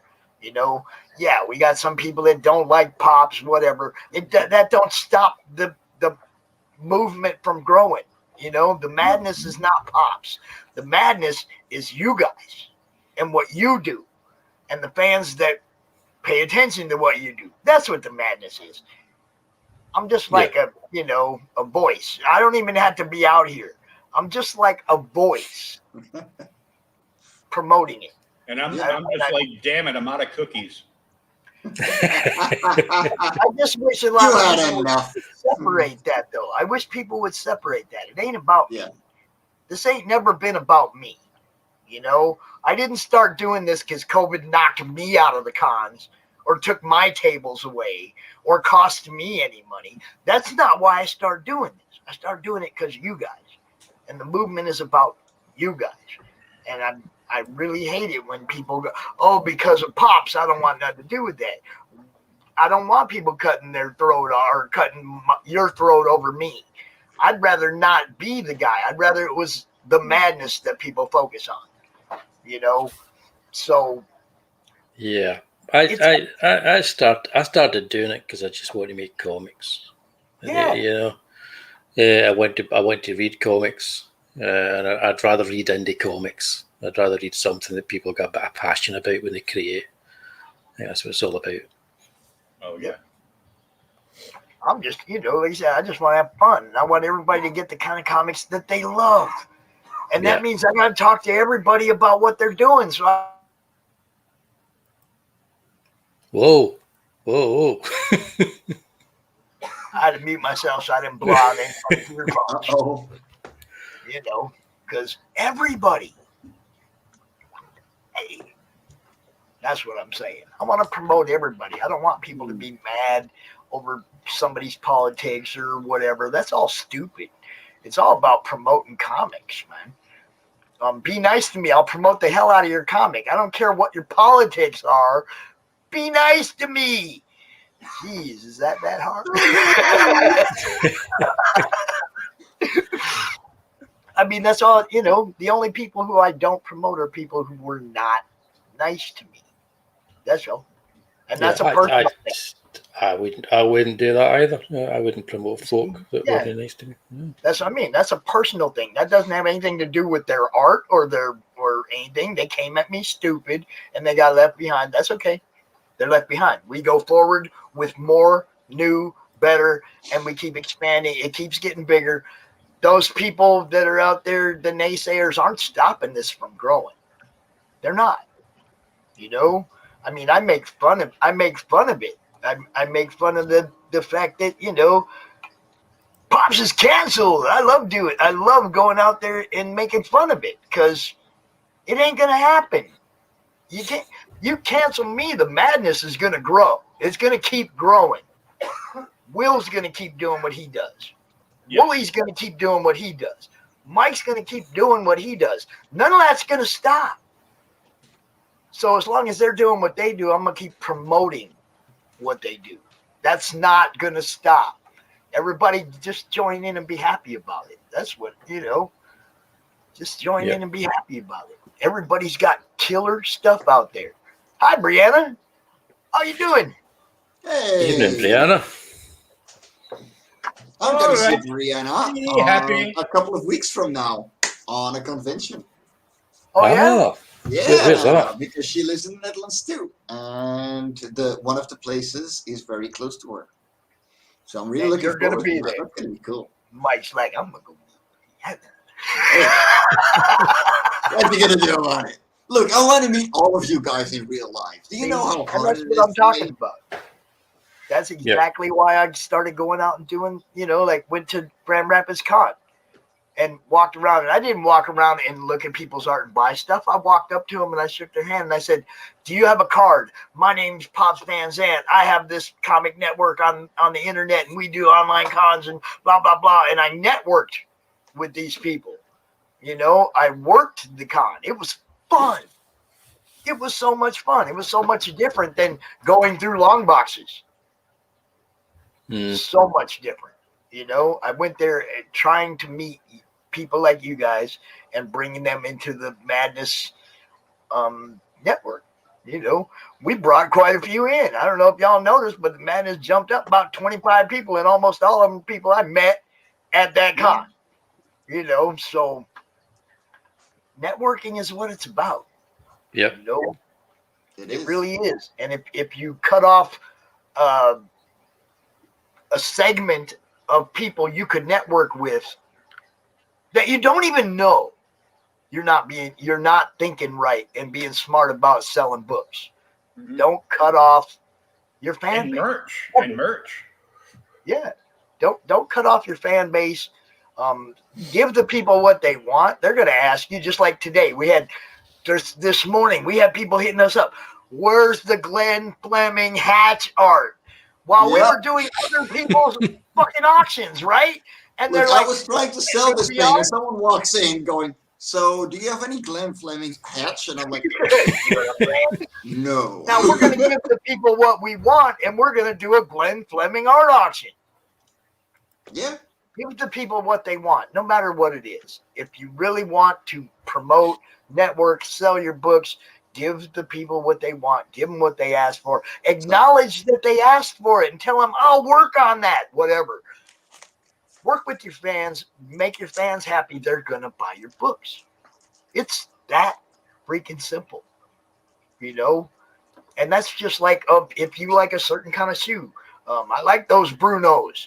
You're probably going to buy Brunos, right? If you like them, you're going to buy them. Yeah. If people are telling you they like something about what you do, feed it to them. Feed them more of that. Keep the people happy, and you get to sell books. It's so easy. Yeah. You know, it just is. It's like I want everybody to be able to make as much money, have as much fun, want to make the next book, want to make the next book. That happens because your fans back your book. You get funded. You're happy. You got funded. You want to make book two. It's a symbiotic relationship. You know, you don't cut your hand off before you draw the freaking comic. Don't cut your fans off. And I'm talking to the mainstream people right now. You guys know who I'm talking to. Quit cutting your fans off. Give the people what they want, and they might come back. But they can't hear you talking to them. Because they don't. Because they got me blocked. Because they chain blocked us. Because they got me blocked. I know. But you get still, you get the Dan Slot bot. That started it all, and then they all followed suit. That guy blocked me. But as soon as I made my account, I was blocked by Dan Slot. Yeah, he blocked me before I even had an account. That's what he was like. He knew it was coming. I got blocked like 2 or 3 years ago. Yeah, I'm the same. Yeah, that was like as soon as I made the account. Dave, they just don't know you exist yet. The moment, that is the weird. moment That's that weird. the chain link realizes who you are, you're just gonna be auto banned. Hey, look at this, Dave. Did you tell this guy the wrong Dave? Good to see you, David. Mr. Feed. How are you guys? I'm wonderful. How are you doing? Fantastic. So far, so good. She had a wonderful personality. Oh, that's why Dan Slott thought you were that fat girl that he picked up at the bar. So, a little update. I just hired pretty much, I got a new storyboard artist. I got a new graphic novel that's starting soon. Fairy Finance is growing again. This all happened today while we're doing CRoM Con. I don't stop working. Fuck. That's what this is about, though. I know the feeling though. That's the same thing. It's like you're working on one thing and another thing, and then you're working on more. That's what this whole thing is about, though. It's about networking. Look, Mike, you've been sitting here networking with people from the madness all day, right? No, this wasn't from the madness. The storyboard artist is someone who got introduced to me through my Writer for Life on Cora 4. But, okay. I was like, okay, I don't have any job for you, but have a storyboard, please. Like, I don't get around to do this. Fucking do this for me. If she does a good job, then I'll hire her again. David, you're never in the wrong stream if you're in the madness, bro. Never in the wrong. I'm in the wrong stream. I was like, what? No, I thought you were going to be out here tomorrow with Dave. Yeah, I will. I will. Oh, cool. All right. So you'll be in both. All right. That's cool. The fellow here invited me tonight, right now. Yes. So there's a weirdo over there. And that's what he was supposed to do. And that is what he was supposed to do. Invite everybody that is interested in taking advantage of his international shipping, his fulfillment, all that. Look, y'all, bags. Your stuff's gonna be in a bag. Look, you see, I'm 100% behind what old RJ's doing over here, and RJ's here too. He's hiding. He's hiding, but he's here. He's trying to fix shit. Wooly, you are more than welcome to hang out and see what RJ's talking about when we're talking about the internet, lowering the cost of international shipping. This is for you guys. This panel coming up is for you guys over there to help you guys print and ship over here for a lot less money. That's what RJ's doing. He's building the network for that. Okay. So you're more than welcome to hang out. I don't want you to feel like you got to run off, but I do want to tell everybody where they can find you before you do run off. Yeah, well, I'd like to hang out, but I'm actually going to have to run off. But I will be back again tomorrow, though. I think with Dave down there, and the other Dave in the chat, and Peter Gilmore, and anyone else. I will be back with the bargain bin guys tomorrow. But yeah, I'm going to have to dive off. So rather than be rude and jump off halfway through, RJ, I'll say, guys, thanks for having me all on again. I'm going to go and try and dig out some lemon biscuits because I've now got a craving for some lemon biscuits and tea. You're welcome. Yeah, so I'm going to do that. But yeah, you can find me on Twitter. Just Google Ailsa Dark or Team Dark, hashtag Team Dark, or hashtag CG UK, and you'll find me easily on Twitter. Terrier Comics, just like my name there, .com is my website, and you'll get all the links there for all the work that I'm doing on Indiegogo and everything else, and all the links to my YouTube. Please go to my YouTube and subscribe, because you can actually watch me work on the comic now every Tuesday night, just so you know that it's getting done and it's going to be out there. So that's it. Thanks, guys. Thanks, Pops. It's always good to be part of the madness. And it's going to be fun to dive back on again tomorrow night. And next time I'll have a physical piece of drawing for whatever it is we're doing. Okay, I'll make sure I've got something on paper and not on a Wacom. Yeah, okay, guys. Make sure Take it easy, man. if you can listen in on this next segment, you might hear something you like. I will do. I'll listen in. Cheers, mate. Right. Take care. You have a good night, bro. Cheers. Right.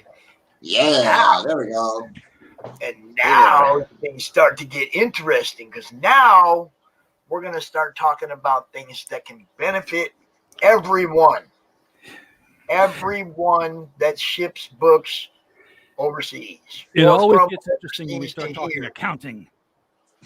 All of it. Let's talk numbers. Boring numbers. What? No. Let's count some beans. Excel sheets and numbers. I got tired of trying to drink my coffee and hitting my elbow on my mic all the time, because it was like down and then mic up. So I'm like, no, let's lift this up and bring mic down. And when I did that, the clamp, it's meant to go on the edge of a desk, not the edge of the card table. So when I lift it fully up, it just like came off entirely, and the clamp fell off. And I'm like, I got to reassemble it all together. This thing came without, literally, this thing came without any instructions whatsoever. It's like, here's all these pieces. I'm like, okay, I got this bending arm thing with a spring in it. I've got this little tennis racket thing with the black net on it. I've got a model of the Justice League satellite here. I had to figure out where that went. So Dave, please do my taxes. Dave, I barely passed all 3 of the accounting classes I had to take in college. I never could figure out why it was that every time I took a pence out of my front left pocket, I had to tell every other pocket in my pants that the money went somewhere and why. I win for best shirt today, baby. CRoM Con. And these will soon be available. Yeah, let's see. This dude right here will make all them guys cry. Just like he makes us all cry. Because all you got to do is turn off your internet or turn off your TV set, and you're ruined. I've seen the thing get mad because the power went out in the Baxter building. A little CRoM is behind you. Because he couldn't watch his TV show. I know. I see him. He ain't sneaky. What are you doing? Hello, little munchkin. How are you today? You want to say hi to everybody? Go ahead. I'm going to the skate park. Huh? I'm going to the skate park. You're going to the skate park? Yeah. Uh-oh. Oh, it's finally got to be quiet. And he's starting kindergarten on Tuesday, y'all. Oh, nice. Exciting. Yeah? You ready to start school? Yeah? Awesome. Gonna ride the bus? Tuesday's going to be his first bus ride. First bus ride. He's all jacked. First ride and first day in kindergarten. He's been waving at that bus driver for 3 years every morning while his brothers and sisters go to school, right? Get on that bus and go to school. And he's been waving at that bus driver. He finally gets to get on that bus. I'm pointing this way, but everything is that way? I know. It's weird on TV, huh? Yeah, it is. So this side and that side, what? So if I turn my head, it was on this side, but not on this side. Oh. It's not like a mirror. No, it's a little more complicated than that. You got to start thinking like stage left and stage right. Careful, dude. Don't bonk your head on that table. That will hurt. There you Oh, go. that hurt. Wow. So yeah, Pops, I'm wearing this shirt today because today, August 28th, is the 104th birthday of Jack Mr. Kirby. Yes, we know. We already covered that part. You know why we covered that part? Because Glenn was here. Okay. Of course he was. Yes. Definitely. We gave love to Mr. Kirby when Dave was out here showing some more killer stuff today, dude. Oh. If you didn't see that first hour, you need to go watch the replay. Dave was out here showing some more stuff from his collection. Oh man, I'm so jealous. And then Glenn came on with his like original inks and everything and washed out inks and oh my god. Yeah. It's always good stuff. We have another Yes, another we do. visitor. Hey. Hello there. Another UK Madness member that was doing a con today. How'd you do, Rich? I did well. Met a whole bunch of new friends, met a whole bunch of people. It was such a good vibe. After being absent from one of these events for more than 2 years, it was so amazing to go back. Oh my God, it was good. Loved it. I'm waiting until next week for mine, but I heard you did good. You're gonna love it. How many people left your table with a copy of Incantessi today? Over 20. Nice. Wow. Hey, good job. Nice. 20. Nice. Yeah, and it was nice. It was really nice. I'm gonna push the envelope a little bit more, see if I can get it to about like maybe I can do another 20 or 30 tomorrow. We're gonna see what happens. But I'm just happy. You know, more people got to read it, more people got to see it, and I'm this close to finishing issue 2 anyway because all I gotta do is just one more proof, and then once it's done, I'll send out the digital copies of issue 2. And to everybody there who approached my table, I'm going to give everyone a copy of issue 2, the digital form, when I finish it, because I just realized that MCM London Comic Con is 7 weeks away from this week coming up. So I really have to prepare. I have to start promoting at the latest 4 weeks before the event. And there's a lot I got to figure out, and there's a lot I got to do because London's the big show. London's it. It was the big show. Mm-hmm. And then after that, I'm going to go to Liverpool and a couple more shows in the United Kingdom, and I may go to Italy. Oh, if you go to Italy now for a show, you'll have to have Sophia show up at the Italy convention. I am not I'm not counting on that because I mean, if she wants to show up, she could. I'll let her know. If she shows up, that would be fantastic. If she doesn't, I can understand as to why. MC, yeah. Yeah, I know. Oh, look at that. That's a program, y'all. Yes, it is. Nice. That is a program. Wow. Holy moly. That's how big London is, dude. They do a flip book for a freaking program. Look at this. Perfect bound and everything. Wow. What do we got there? I seen the Undertaker. Oh, I saw that. Oh, Undertaker. Undertaker. That is a program. That is a thick ass program for a con. I think it's the thickest one I have, and I've got MegaCon and all programs from all of them. That's a thick ass book, and I got that from my friend John Goldsberry, who lives in London or lives over there somewhere, and I'm surprised he's not watching because we're talking to all your people, John. Damn it! Speaking of thick books, Pops, I got the new Family Bible came in the mail yesterday. New. Oh.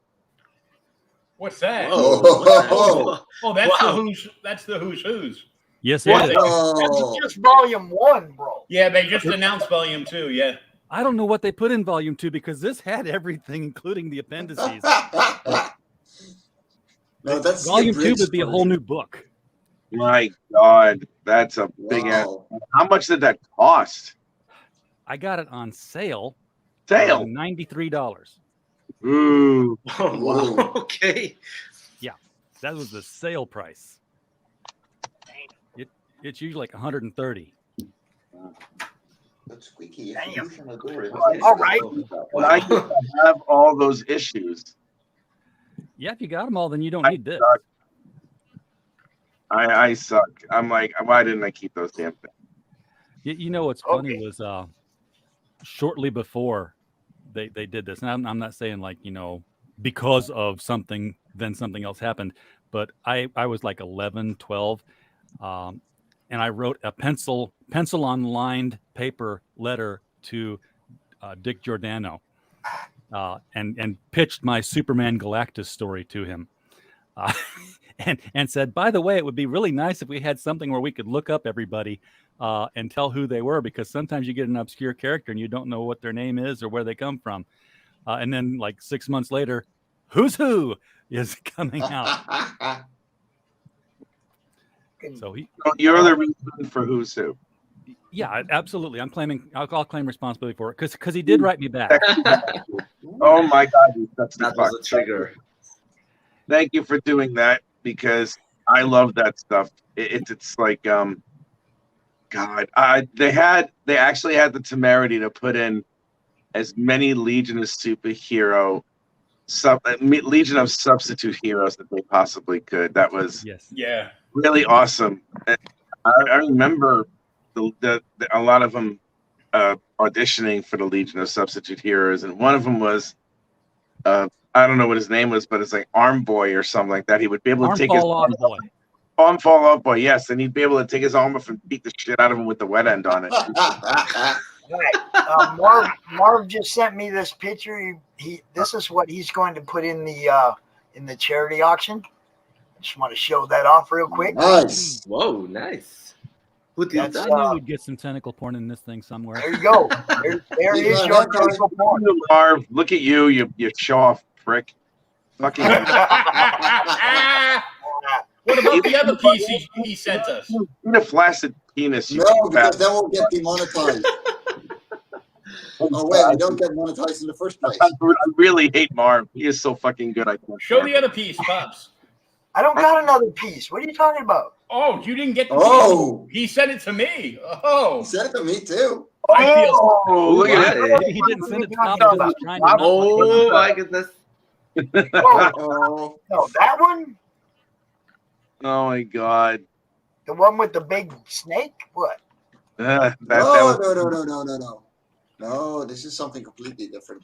Somebody's gonna have Pops now. So like tentacle giant snake. Whoa, what's no. Apparently, Pops has been canceled. Okay, so Pops can't be canceled. He's finally got pins. Get ready for some badonkadonks. Guys, I'm not sure if this is allowed on YouTube. Yeah, but, that's the one. I got that one. That was what I said. The one with the big snake. That's a big snake next to it. That's a big snake. There's a snake there? Yeah, there is a snake there. You boob fiend. You don't notice, but it's there. Look like a And yes, to RJ's point, we have pins now. Yeah. Thank you, RJ. Those are awesome, dude. You're welcome, man. I wanted to help the channel out somehow. Those are really nice. That's the kick out. Tin Man. Yeah, and the cool thing is I put it on my hat, and I put it so that I'm pointing at the critical blast button on my hat. So, you know. How's it going today? What's been going on today? What I missed? Well, we auctioned off some stuff this morning. Mike Jimmy auctioned off some stuff, and Peter Clinton auctioned off a piece, and there's still some more available stuff. If you go watch the replay of this morning's art auction feed, all the prices on that stuff that didn't sell stands through CRoM Con. So you know, there's some stuff there that you can get for a great freaking price, man. Like Peter offered a Thanos original and a Deathstroke original and a commission shipped for $100. Damn. Yeah, and nobody jumped on that. We were just out there too early, I think. But he said that I saw that before. He said that deal is going to stand all through CRoM Con. So you can get 3 pieces of original art from Peter Clinton for $100 shipped, and one of them you get to choose what you want him to draw. How can you freaking beat that? You know, I mean, besides the fact that the art was amazing on top of it. So, you know, I mean, go watch that stream later, and dude, there was some great deals. $20, $30, $40 shipped. You know, I mean, can't beat that. Do you have an image of the pictures of the drawings of what Peter had up there? Or No, Peter? The drawings that Peter has available. I got it right here. Hold on. We that got one. Wow, that one, and the commission for $100 shipped. That one, and the commission. Those are not prints. That's original art. And a commission for $100 shipped. You just can't fucking beat that. No, man. you can't. That stroke looks freaking awesome. So, this piece right here and this piece right here are also being auctioned off for a charity. I think tomorrow night. I hope it's tomorrow night. Tomorrow night or tonight. One of the two. I don't even know. I got so much going on. Can't even keep it all straight.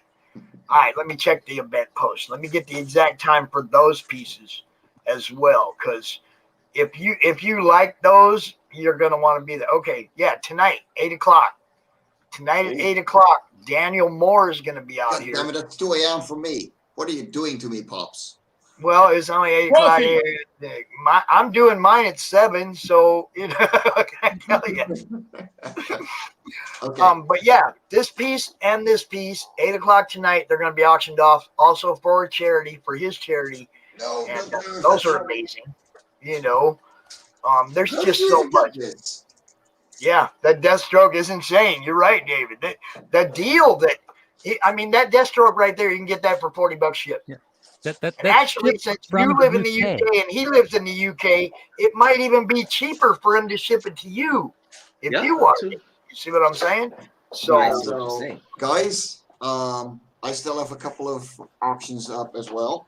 Well, you can get them right now, pretty much. So $50 for this Love and Korra concept art piece, which is used in the comic itself, and for $75, you get this one with it. 2 pieces, $75. Both used in the comic. I can literally show you the pages where they're used.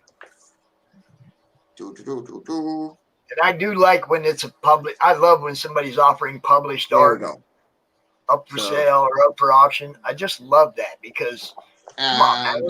It's one thing to have a George Perez. It's another thing to have a George Perez page. Okay, there's a big difference, right? There's a huge difference.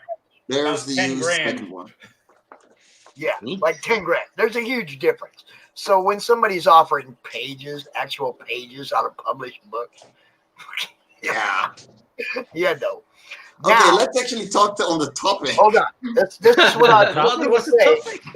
What's the This is topic? what I was just going to say. Hold up. I feel like I want to play one commercial. I got one more commercial to play, and then I'm giving this panel to RJ, and I'm getting out the way. All right. Talked enough about what we did earlier. We talked enough. We need to talk about international shipping and the reason RJ is running this panel.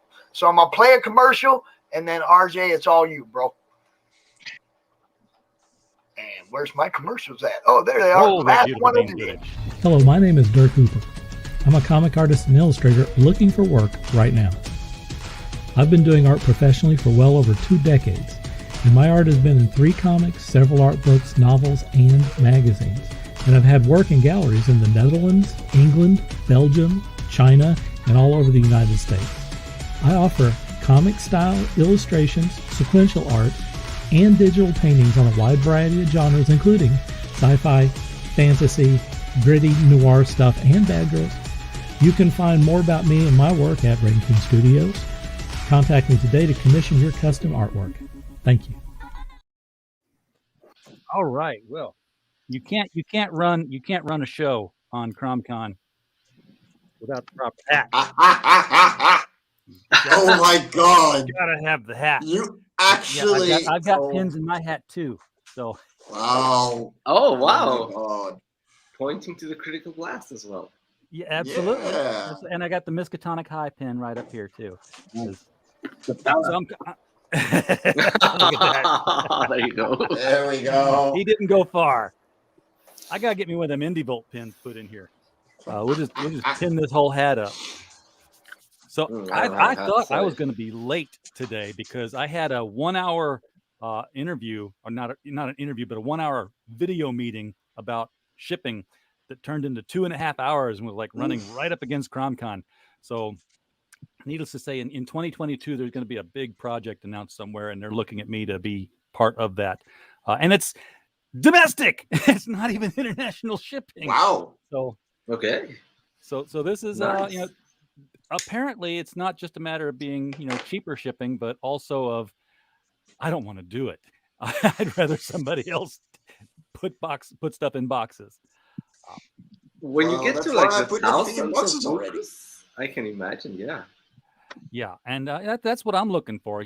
We've by the way, we've actually had our first full project from cradle to grave happen now, because it looks to everybody else like I've been doing this forever, and it feels like it because we've been talking about it forever.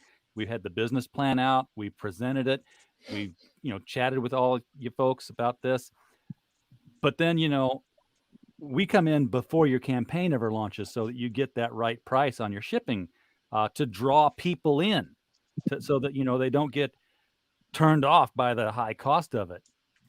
So it's all of that lead up, then the launch of the campaign, then the carryover of the campaign, then the fulfillment of the campaign. We finally just received physical books for the first time a few weeks ago and got them packaged up and shipped, and they're in the hands of their owners now. And that was Nina Aberlein's Sunrise Blossom. So thank you, Nina, for being our pilot project. There we go. Yeah, that's the one. It's a thick book. Yes, whoa, that's thick. Yeah, no, it's over 220 pages. Like, this is a book. Wow. That's 3 years of work. And James, that's a good question. And yeah, the question is sometimes. The answer is sometimes. Sometimes. But usually we don't plan on it. No. I've got one guy who's going to send me stuff that's already prepackaged. He's in Canada. Well, I am too. Like, everything for you is in here. Because you are not in Canada. Well, I'm not in Canada. I'm in the Netherlands. There's actually, like, right at the bottom there's 2 big boxes, and those are retailer tiers. So yeah, those are heavy. Yeah. But so when those get here, all I'm going to have to do is weigh and label. Exactly. Yeah. But we also get people who are just going to say they're going to ship the books, or they're going to have the printer ship the books. And we handle the whole. I've got 950 bags and backers already pre-assembled and ready to go back here behind me. I've got 425 Gemini mailers off to the corner here that are ready to open up. So yeah, we take care of all the kitting and putting together. And when I say kitting, you've got all your tiers that you guys put together because you make it complicated for the shippers. Yeah, no. I had my mom. Yes. I had my mom help me. Last weekend, my mom actually came by unannounced, and I was just about to start working on the fulfillment for this. And I was like, "Hey, Mom, you want to help?" She's like, "No," but she still did. Yes. This feels like homework again. I'm like, yeah, it is. It really is. But, so we've got the process in place where we sort everything and collate it. So we're like, okay, we got to make 50 of these, and then we make 50 of those, and we got to make 75 of these. I try to make it as mindless as possible because I don't have that much to work with. So I turn it into like a rote kind of project. And then we just weigh one, say, okay, that weighs this much times 50. Weigh this one, weighs this much times 75. And that's the point when I get on the phone or on the email. I'm like, okay, this is what it's going to cost to ship everything. This is what you send.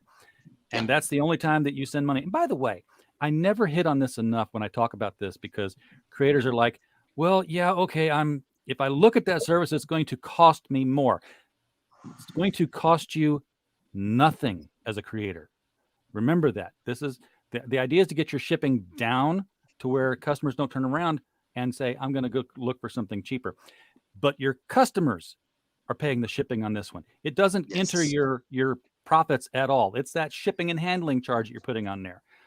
So while that money will enter your hands at some point when the campaign fulfills, it's not yours.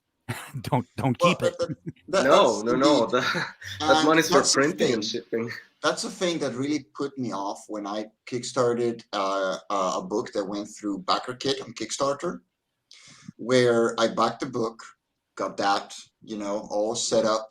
And then 3 weeks later, I got a $60 request from BackerKit going, yeah, this book pays this much to ship.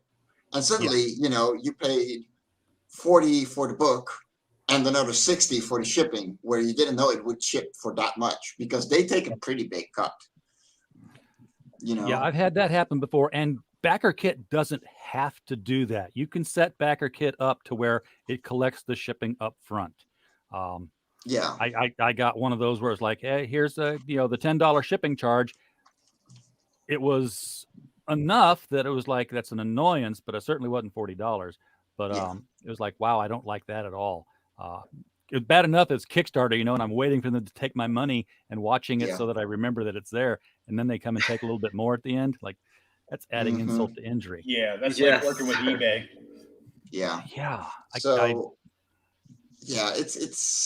glad. I'm really happy to see someone who is actually doing it for the creators and the readers more than for their own pockets and collecting personal information about people. Oh no, because that's what they do.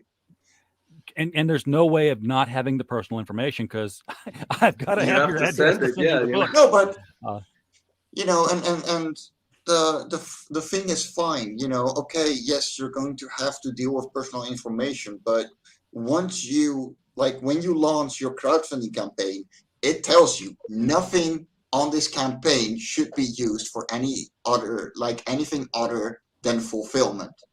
Absolutely. Whether it's Kickstarter, whether it's Indiegogo. But those BackerKit people, they don't care. They don't click that thing. So they're like, yeah, we're in the gray zone. It's fine. We've got a list of email addresses. Hey, you back this certain thing. We have this other thing maybe you'd be interested in. So now they've got a marketing platform. I do not market. My experience is 30 years of IT. A lot of it's been in logistics. A lot of it's been in banking. So, I'm very hip on the Sarbanes-Oxley way of handling personally identifying information. No, doxing information does not leave this place. No. But it's like your reputation on the line, It's like yeah, exactly. That's the one thing you got going as a fulfillment center. And that's the one thing that did help me, I think, set up the fulfillment center, was that I didn't just jump into this and people said, who's this guy? We've been interviewing comic creators for a long time. We've been reviewing comics even longer. The industry, the crowdfunding industry, has heard my name. So they know that we love comic books here, and that we won't mail them out like they're a catalog or a TV guide. And we handle them properly and, with care. This is somebody's baby that we're shipping through the mail. So what I really like is that you told me you're gonna set up like a live stream where you get the boxes. Yes. You're gonna open the box and then show, how the product got from the printer to you. And we did that when Nina's books arrived. I mean, I had the box came in, and it was like a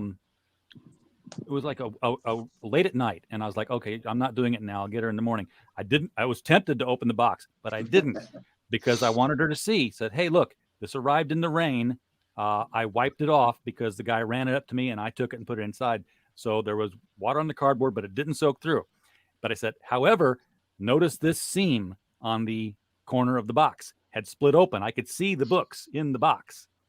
I was like, tape's not open yet, but this is how it arrived. We're going to make sure that everything looks good. And then I opened it in front of her, and we pulled the books out and the prints out and the bookmarks out. And yes, we had exactly what we expected. And we had some lessons learned on how not to pack things as well, which, wasn't a major issue, but it was something that could have been if it had been another product. So we learned that. But yeah, and then, she's like, okay, everything's good. Proceed with shipping. And I did. I actually had to, I was not prepared for the prints because the prints were a size that didn't quite fit any bag that I had. So I ordered, and I'll show you what I got. This is how committed we are to making your stuff work, at least for Nina, because it was a small order. I won't do this for everybody. I can imagine. Where is it? Four. Oh, there they are. I got no them. additional charge because it was very few of them. I got these stiff top loaders for her prints. Oh, wow. Oh, okay. Wow. And then when I put them in the Gemini mailer and I put the book on top of them in the Gemini mailer, you know what had happened? The corners curled up.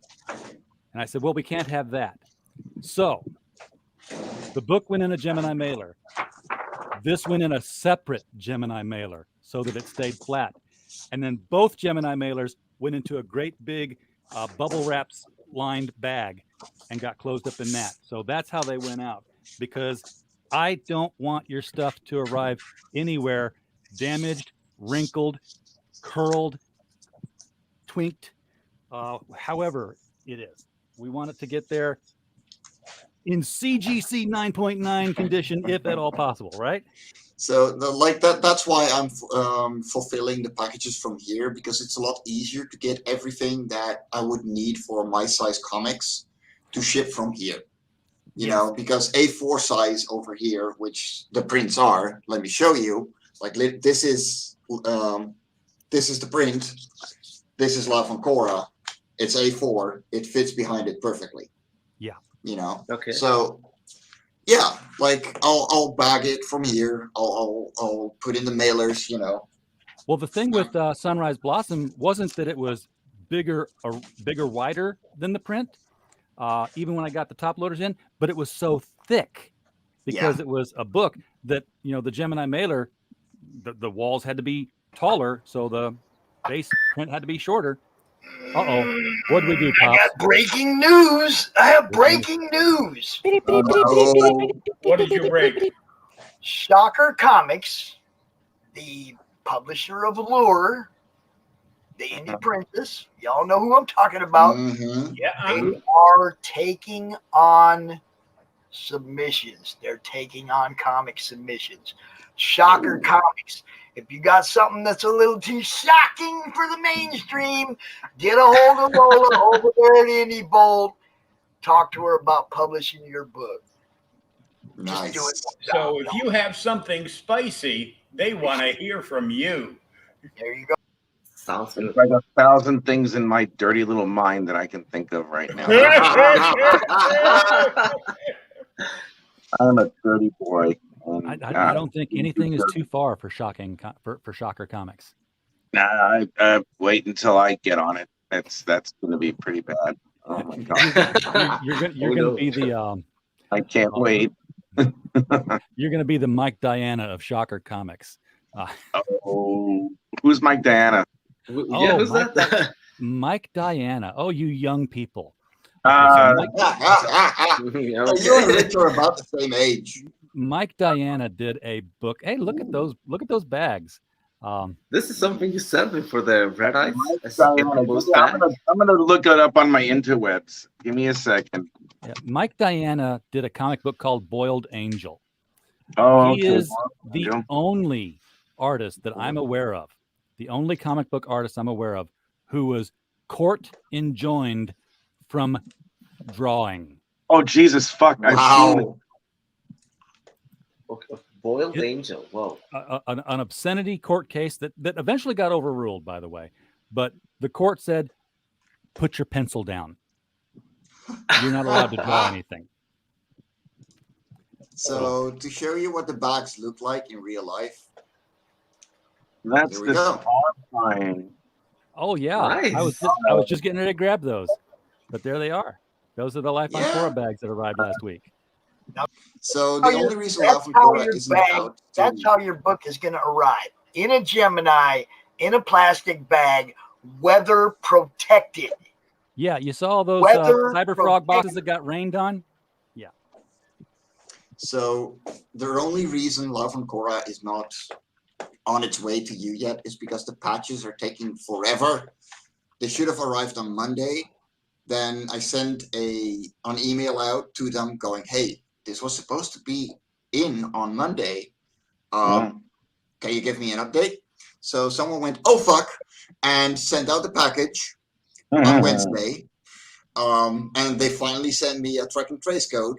And then it got lost in the mail at first. Oh. And now we're here. And now I know it's at the right depot for it to arrive here. And it did so this early, like this night. And it still hasn't arrived. I am pissed.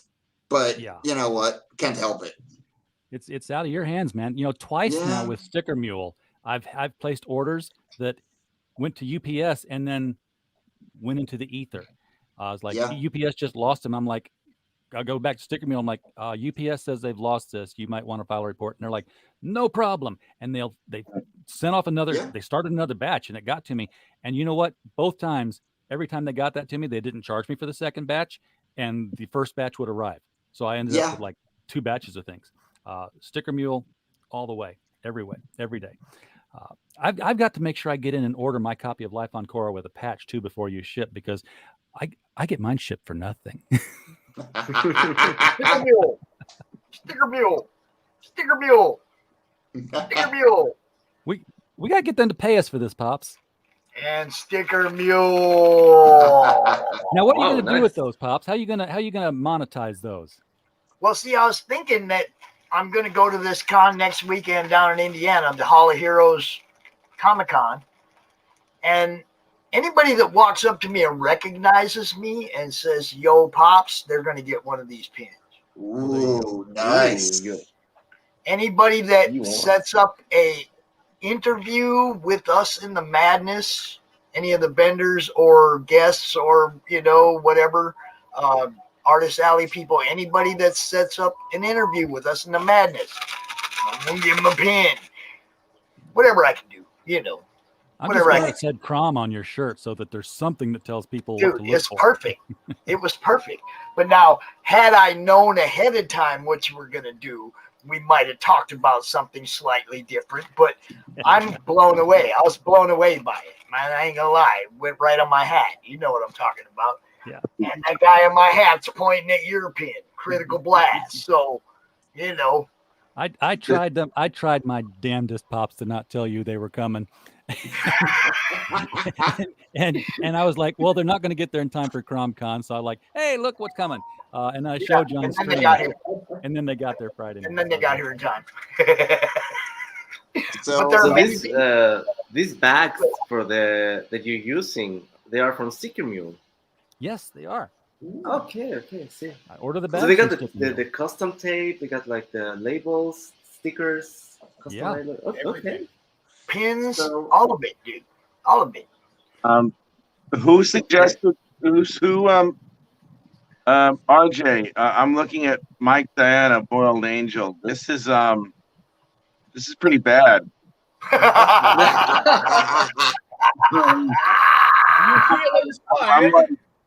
I'm like, wow, this is really fucking depraved shit, man. I thought I was, I'm a Boy Scout priest, but you know that doesn't work either, so I should shut up about that one.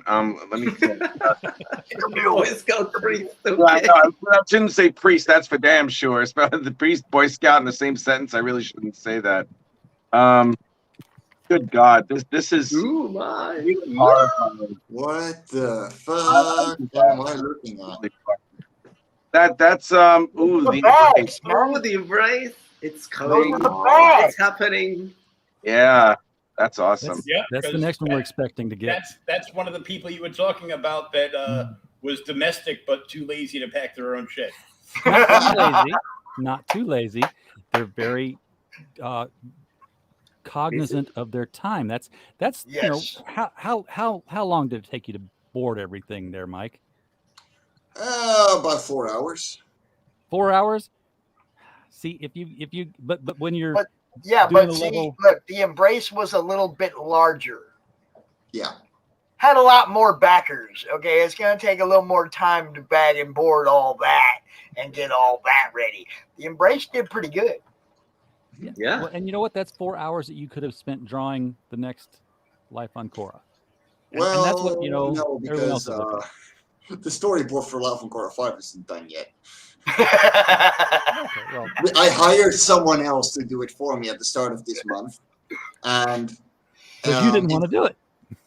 Well, no, I literally don't have the time. Like my side job has been needing me 4, 5, or 6 days a week. Otherwise, I would have started 2 months ago. Yeah. So like I really did not get the time to do these kinds of things, and my writer's needing me. I'm promoting the Radiant site, which is gonna launch at the next CRoM Con. So yeah, I've just I've gotten maybe 18 hours a week to work on comics, where I'm mostly organizing and managing my company rather than being able to draw. So, and the golden rule for me is on side job days, I don't draw, because if I do, then I'm going to be burned out within a month. Sure. So yeah, no, I didn't get the time. That's why I hired someone new. It's not that I don't want to do it. It's that I literally don't get around to it. Like I'll have 2.5 hours voice calls with my writers, that are very important, need to be done. We need to have brainstorms and stuff. So yeah, that is 2.5 hours out of my weekend. CRoM Con, I've been on for 8 hours now. I don't mind. I love it. Wow. But you haven't drawn anything. But I haven't drawn anything. And that's fine. It's time that I'm willing to invest, because my face is seen. It means that people know about me. And it's prioritizing time. And, once my storyboard is done, then I'm going to be away from shows, period, until the Radiant site comes up. And I'll be marketing, with tweets and Facebook posts. But I won't be on shows. Like, I got to be drawing 24/7. Yeah. Because I want Love and Korra to be bi-monthly. So every 2 months, I want to have a new issue out. And I have the scripts ready for it. It's just a matter of getting the pace going. Well, let's talk about the investment of FaceTime on cons, because have you seen that investment pay off between Life on Korra 4 or 3 and Life on Korra 4? In terms of number of backers? I mean, what's the return on getting your face out there as much as you've been able to? Because I see you all over the place now. We went from 1,230 euros on Life on Korra 3 to 2,716 so far on Life on Korra 4. That's over double. Yeah, that's 1,500 euros more. So that's okay. To be fair, if we take off the 1,000 euro tier that Aaron Naff at the Global Frequency took, So we're going to be making a Love and Korra story that is canon together as well. I still would have made 1,700, so that's a 500 euro increase. Yeah, but he bought that because he started seeing you on channels too, though. I delivered. I kept my promises, and I'm going to keep my promises. It is a shame that I'm not going to be able to fulfill Love and Korra 4 in the month that I meant to. Kept his promises. Yeah, and I'm going to. Promises. Sorry. And intermission. No, but that's the thing. Like, I built trust with 1, and I made a loss at 3. I'm doing decent on 4, and that's also a big part thanks to you, RJ, with the lower shipping.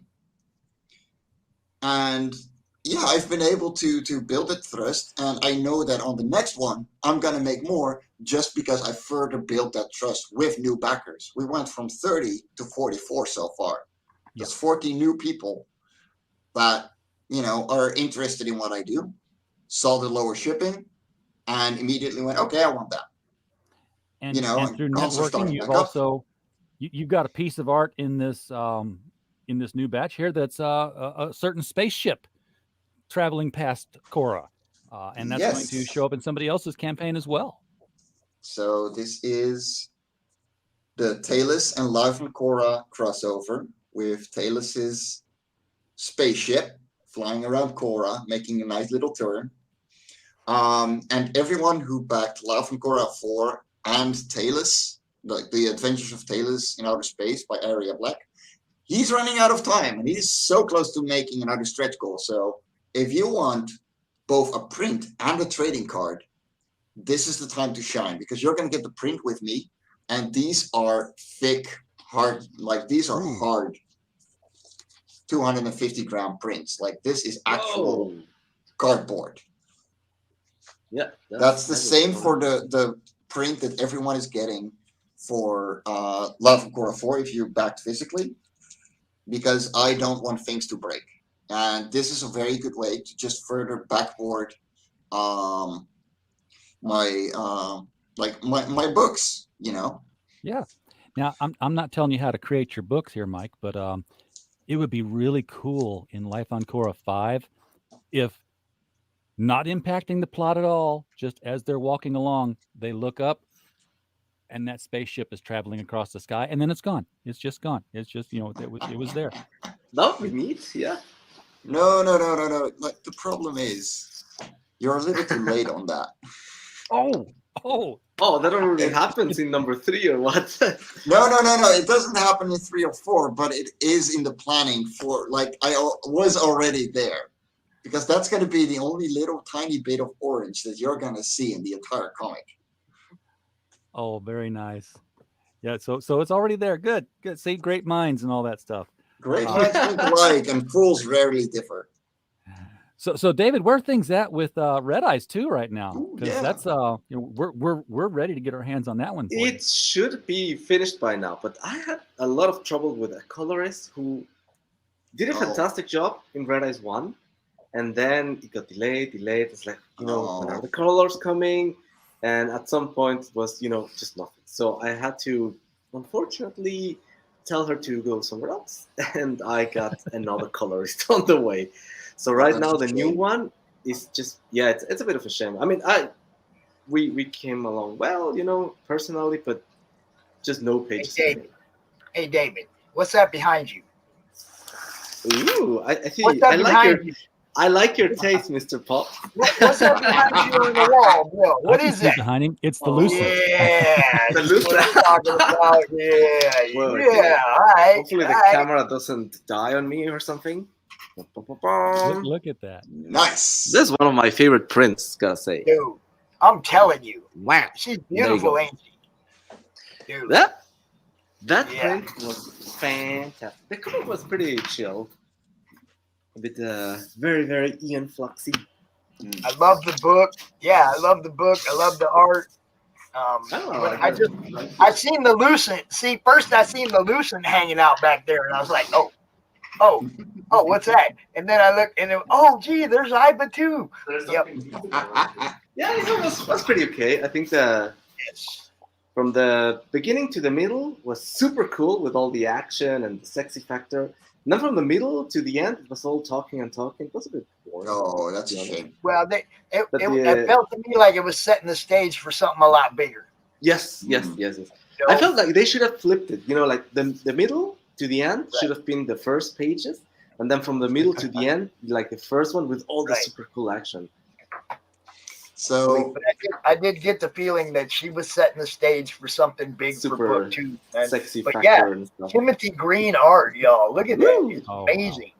Yeah, he nailed it with the sexy and action, and there's some pretty cool action too. Like the girl is like flipping around and kicking and jumping and bam. And oh man, I'm hungry. It's like super sexy costume. Yeah. I have it from reliable sources that a woman can't dress that way and act that way at the same time. Well, Ava would like to defer. I think she can do it fantastically. Yeah. Bam. My problem with this is I don't see any backgrounds. Dude, hold up. Yeah, it was a bit. No. Like it could be because they're actually show him the cityscape in there, David. Show him the cityscape in there. Show him the view of the city. Don't get me wrong. Like that's something that I noticed. It could be that it's just Well, yeah, that's there you go. That's stuff. That's how the thing begins. That's the stuff. Yeah, and there's a lot of it in there. Just the action panels, he's got you focused on the action. Yeah. But when he's in the narrative type panels and stuff like that, dude. It's Timothy Green. There ain't no doubt. It's like all the talking, they're all full of backgrounds. Just like one here with the white, but other than that's all backgrounds. Yeah. Nice. Yeah, no, it was a thing I noticed. It's not a. Oh, I know. I'm just saying, it's like a lot of it. It's a really thick book. You saw a couple pages, it's like, but there's a whole bunch more to it than that. I was really blown away by it when I first saw it. I mean, just like what David said, Eon Plus. That's what I saw in the art, and I was like, then I found out, dude did art for that show or for that book or somewhere, some kind of art for Eon Plus, and I was like, yeah. That stands out, man. Yeah, especially the barefoot part, Brianna, because you might be walking across rocks and stuff. Yeah, we can love Quarter 3 for that.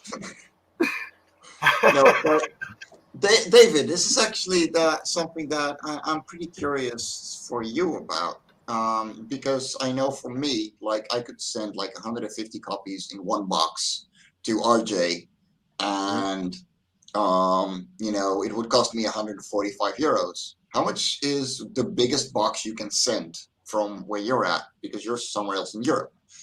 Also, the way I'm going to do it is the way I did it with Red Eyes 1. I'm going to print with Mixon in the States and have it sent to a fulfillment center. Like the first time, it was John Mallon with his Secret Door fulfillment, although apparently he's not doing it anymore. Oh. And it all worked smoothly, I sent it to Mixon. Mixon contacted me. We went a little bit back and forth. You should correct this, you should do that. I did it, and it was good. Printed, sent to him, and he sent it to the backer. So I got Red Eyes like a couple of months later. I got the box with all the extra, and it worked fantastically. I gotta say, Yeah, no, that's what I'm interested in. Because I'm gonna be. I got 500 copies of Love and Korra here right now, and can't complain.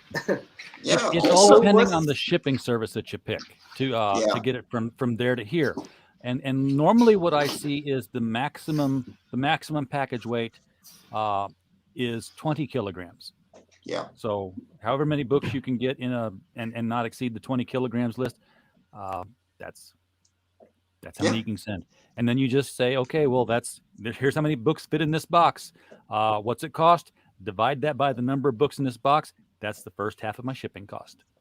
Yeah. Well, I thought that printing it because in Switzerland it was insanely expensive to print. So it would have been, like Mixing UK or something like that. So it would have been, like shipping from the UK to Switzerland and then from Switzerland to the States. And then from States. I was like, no, okay, you know what? I'm gonna print in the US and I'm gonna see that it works somehow. And it was impressive. It worked. I originally went through Comic Printing UK with my printing. For Lava Coral 1 and 2, and they do a fantastic job. They care about your comics, and I got nothing on them. But the problem was, like, after Brexit, in January, I would have to pay an extra 350 euros on top of the printing cost, which is pretty expensive. Yeah. And that was just to get it imported. That's just import taxes. So I started looking locally, and I found that I could print 500 copies in offset printing for my comic for less than 500 euros. And at that point I went, you know what? That's a clean deal. Let's go with that. Yeah. And they do a fantastic job. It's a little more run of the mill. You just put your stuff in it and they do it. They don't quality check. You really have to do it yourself. But I suppose so. It's worth it for me because I know what I'm doing by now. I've done this for 4 years. Like if you get the experience, if you know how to do it. The import tax has been a big thorn in people's sides lately. We're talking about the VAT at this point, not customs taxes, because this is comic books. They're exempt from customs. So that the HSN code or whatever it is, HNS code, it's like they go through everything describing what it is and how much the weight has to be, and then they're like exempt. It's like, why didn't you just tell me that in the first place? Because that's what I wanted to know. And in the US, that's in the US, yes. From the UK, no. Oh, so it's because we had no deal. So that's why I had to go and find a different printer, because even for books that I get from the US, if I spend more than 60 euros or something on it, or $60, I had to pay another 14 euros on importing J.D. Calderon's and Daphne Leitch's books because of that. Because they combined the two campaigns, they put in the value. That's why I put in the value of my comics at 10 euros. If they get lost, well, whoop-de-doo. I'm only going to get 10 euros back. And on the other hand, they cost me less than 10 euros to make now. And that's the thing that I was going to point out about the VAT. When you're shipping from the U.S. overseas, and you have to fill out that customs form about what's the value of what you're shipping. Yes. Folks, if you're shipping overseas and they ask you that question, interpret it this way. $1. If this gets lost and you have to replace it, what is it going to cost you? If you sold a $50 book that cost you $3 to print, you put down $3. Yes. Because if you put $50 down, it costs you nothing extra to write with that extra ink. Your customer is going to pay a percentage of what you write in that box. And if they get something where they've got, they paid 95 euros to you already, and it arrives and they've got another 45 euros to shell out to somebody, they will not be happy. You do not want unhappy customers, because unhappy customers seldom become repeat customers. They don't come back. Yes. Exactly. So you put $3 down on there, and they say, okay, I've got to pay, 45 cents or whatever the penny, whatever the coin version of a euro is. About 80 cents. Something like that. I have the thing about international backers, I never heard about the breakdowns. Already with international backers, usually pay so much more for the shipping. So many times it's the shipping is way more than the comic. It's and then you get hit with this. It's forget it. I'm never backing this guy again. So no, that's exactly. And there's no reason to put what you were saying, the $50. It's just you have this in your mind, the value of this comic is very valuable to me, so therefore $50. Dude, the paper is just $3. Yeah, and that's the thing. You get that back from insurance. if I send something out with PostNL, the Dutch Postal Service, you know, they give it to USPS when it gets to the United States.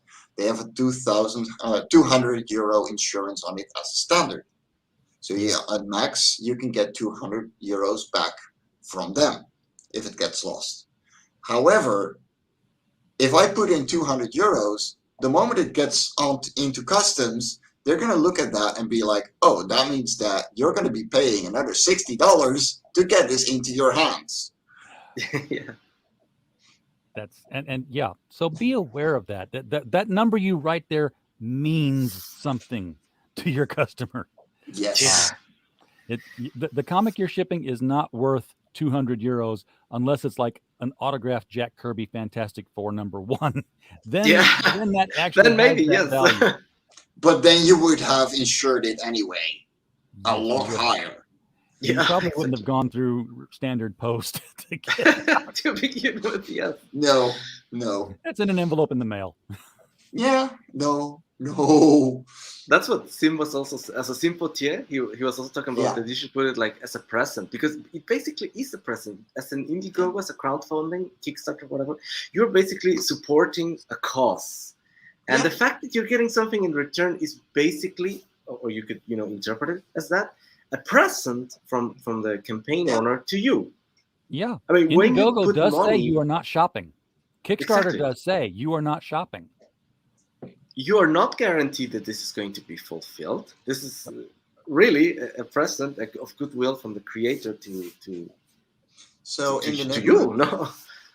So in the Netherlands, you only pay taxes over the items that you actually fulfill with.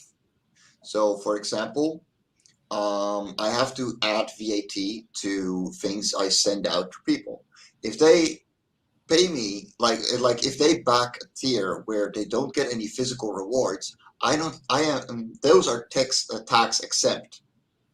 Only if there's, a reward for it that you physically can hold, you have to pay VAT over that, and it's only 9%. That's a low tier. Boy, and that VAT has been a real pain since July 21st, because it used to be, what are the VAT values for these countries, and there was a whole table of them, and I had them in a tab in my spreadsheet that entered the calculations, like what country, go look it up, multiply 1 plus this to the thing, and you've got your VAT, and you would collect it up front, and then if I'd shipped it out, I'd say like, okay, you're going to receive, my agent says you're going to receive a box of books, and you're going to get charged this VAT. Let me know when you get it, and I will send you what we pre-collected for the VAT to pay it off. So that, when he mails it domestically, your backer doesn't pay a VAT on it because it was domestic shipping. Since July 21st is like, what is the VAT in Europe countries? We can't tell you this, but if you join our shipping club, our International Order of Super Shippers, or whatever IOSS stands for, it's like Amway of shipping. Become a member of our club, and then you'll get deals on shipping. I'm like, I don't want to be a member of your club. Just tell me what I'm going to pay if I'm not, because not being a member is an option you give. And I think I finally found it. It said, here's a list of VAT rates, and it's updated monthly. And it was some organization like, good, if you're updating monthly, then that means you've updated since July 21st. And these are numbers I can work with again.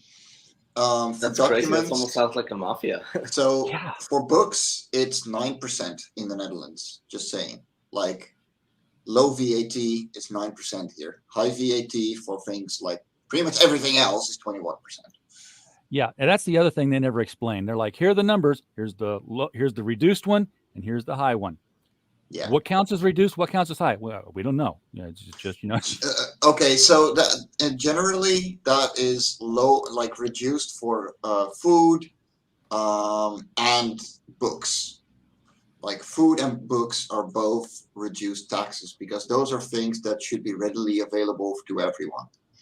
So generally, if you go by that rule, you're fine. So everything you get in with your from your crowdfunding campaign, like from the crowdfunding campaigns, is always the reduced one. So even if you order books from me, but I had a stretch goal where oh, you've got the book and you've got a print, and we're throwing in a solid gold statue of the character now. Then no, because then they're going to go with the highest value. Exactly. Unless and like if I can send in all the bookmarks and whatever I want along with my documents, because that's what I put them down as. That's the very important part. It's fine. They're all going to be 9% because I paid a 21% over here, not while I'm shipping. The customer does not see any of that VAT. And that's what we try to do, is make the customer not see it. It's not just that they don't see it; they already paid it if we do it right. Yeah, exactly. They paid it. Ideally, that should be the goal. That's weird. Like in Switzerland, sometimes I receive packages, and then the guy's like, "Yeah, it's another $27." And it seems to me like completely random, like huge packages. It is. Like it kind of is. And then the guy comes like a small package. Yeah, $30, please. I was like, what? Yeah. Yeah, because it really just depends on whether customs picked yours up or not. That's what it comes down to. It's insane. Trust me. It seems like that. Yes. Yes. They just pick one out random, and they're like, okay, yeah, that's the one we're going to check. That's the one we're going to X-ray. And if there's not, and if the thing inside is not exactly what it says on the tin, there's suddenly extra taxes. Yeah. If it's from China or something, then keep in mind that they don't include the little VAT pamphlet, that we have to fill out when we ship something. So they don't. And that's why everything over 22 euros, or at least in the Netherlands, 22 euros, from China or Japan or, India or wherever, you have to pretty much always have to pay extra VAT or import taxes, because you pay the taxes as they come in. For my first pen display, I paid 600 euros to buy it. And then once it got into the Netherlands, I paid another 150 because of VAT. For what? Sorry? $600 or what? For a pen display, my drawing display. Okay. And then another the other $100. Yeah, another 150. That one hurt, but it was worth it. I mean, I worked that thing into the ground. That's why I got another one now. But yeah, no. If you go through Amazon, for example, because they have warehouses where they have everything set up, you pretty much never have to pay those VAT taxes within Europe, because they fill out that little form. And if you don't fill that out as someone from inside the US sending out or outside of the US sending in, they will automatically add those taxes, assuming that it costs this much to sell. Yeah. Like they just made it, they make a guesstimate. That's the worst part. And that's why whenever I'm working with somebody setting up the campaign, we're guesstimating. And I always go with the high end because as sure as anything, they're going to launch their campaign, and it's going to be like, hey, you can get the book with a print, you can get the book with a trading card. And 30 days into it, it's like, we're doing great. New stretch goal, metal covers. Yeah, and suddenly, your 130 gram book, which was Life of Quarter 3. Okay, I did a thicker cover, so I know it's going to cost a little bit more. This is 250 gram instead of 170. That's something I chose because it only cost me €2 more, and I would be completely insane if I didn't. That means that instead of 130, I'm 145 grams. And suddenly, instead of 150 copies in one big box, I can put in 130. Yeah. And since I'm shipping everything from here, I don't have the backer amount for me to go, okay, I'm just going to put in everything in one big box and he's going to fulfill for me. it's worth for me to fulfill it from here. You know, I got like 25 packages going to the US. That together should get around 18 kilos. Because That's most why I people want the graphic novel version of this to get up to that 250 level. I want to package 250 next time. I want 5 figures. I want to be able to pay my artists what they deserve. I want me to get what I deserve. I figure, you know, I'm looking at campaigns like the Embrace or like the Company Men, and they're like they've got over 200 backers, and if I just like, okay, consider that, you know, the U.S. is probably the largest market. 200 times what I make off each one, that's, you know, a car payment in a month. It's like, so this is a decent business model for a little bit of side income. And after I got that thought in my head, here comes that umbrella guy, opens up the garage door and says, "We got 8,000 copies of Littlest Umbrella #2." I'm like, whoa, that's a career. That's a career. My job. I start fulfilling things like that. Let me do that all day long, every day, and I will be perfectly happy. I'll sit here on streams and I'll just be stuffing envelopes and talking about everything and making money, and loving comics. You know, that's the thing too. If you don't care if the campaign is going like 45 people like I am, or 200, 300, 400, 500, you know, if you're just doing what you like to do and you don't mind the mindless work, you know, then hell yeah, you know, that's a fucking hole in the market. But you know why I want you more? The bigger reason why I want you to do 250 sales to the U.S. Rather than 40 sales to the U.S. is because the more books you put in a box, the cheaper per unit your shipping becomes. Yes. So yeah, I make more money if I'm shipping more books, but when you can predict that, you know, hey, I'm going to send 100 copies to the U.S., when you start putting your shipping costs are going to get lower and lower and lower each time. So am I the only one who's printing in the state? Like no, I feel MarV like is you're as well. Yeah. Like you. Is the Embrace printing in Australia or in the US now? The Embrace is all in the U.S. It's printing in the U.S. I think the art is being done in Australia. I know Dean James is doing the art. Dean, no, but the Embrace, you know, the writer is in the U.S. MarV is doing his printing in the U.S., so that's going to be printed here as well for the Sin Killer. But you know, there's some people who are printing like Nina's stuff was autographed. So you know, her things were signed, and you can't print in the U.S., ship it over to Europe, ship it back. No, but like for MarV, like for the Sin Killer, we like RJ is getting like a bunch of books, and I'm getting a bunch of books made here as well, because I can just really cheaply make a very big amount of books. You know, I got a very nice local printer that will be able to do that for me. And that's what I offered him as well. And I went, you know what? You're a good friend. You're super supportive of everything we do. You don't have a lot of money.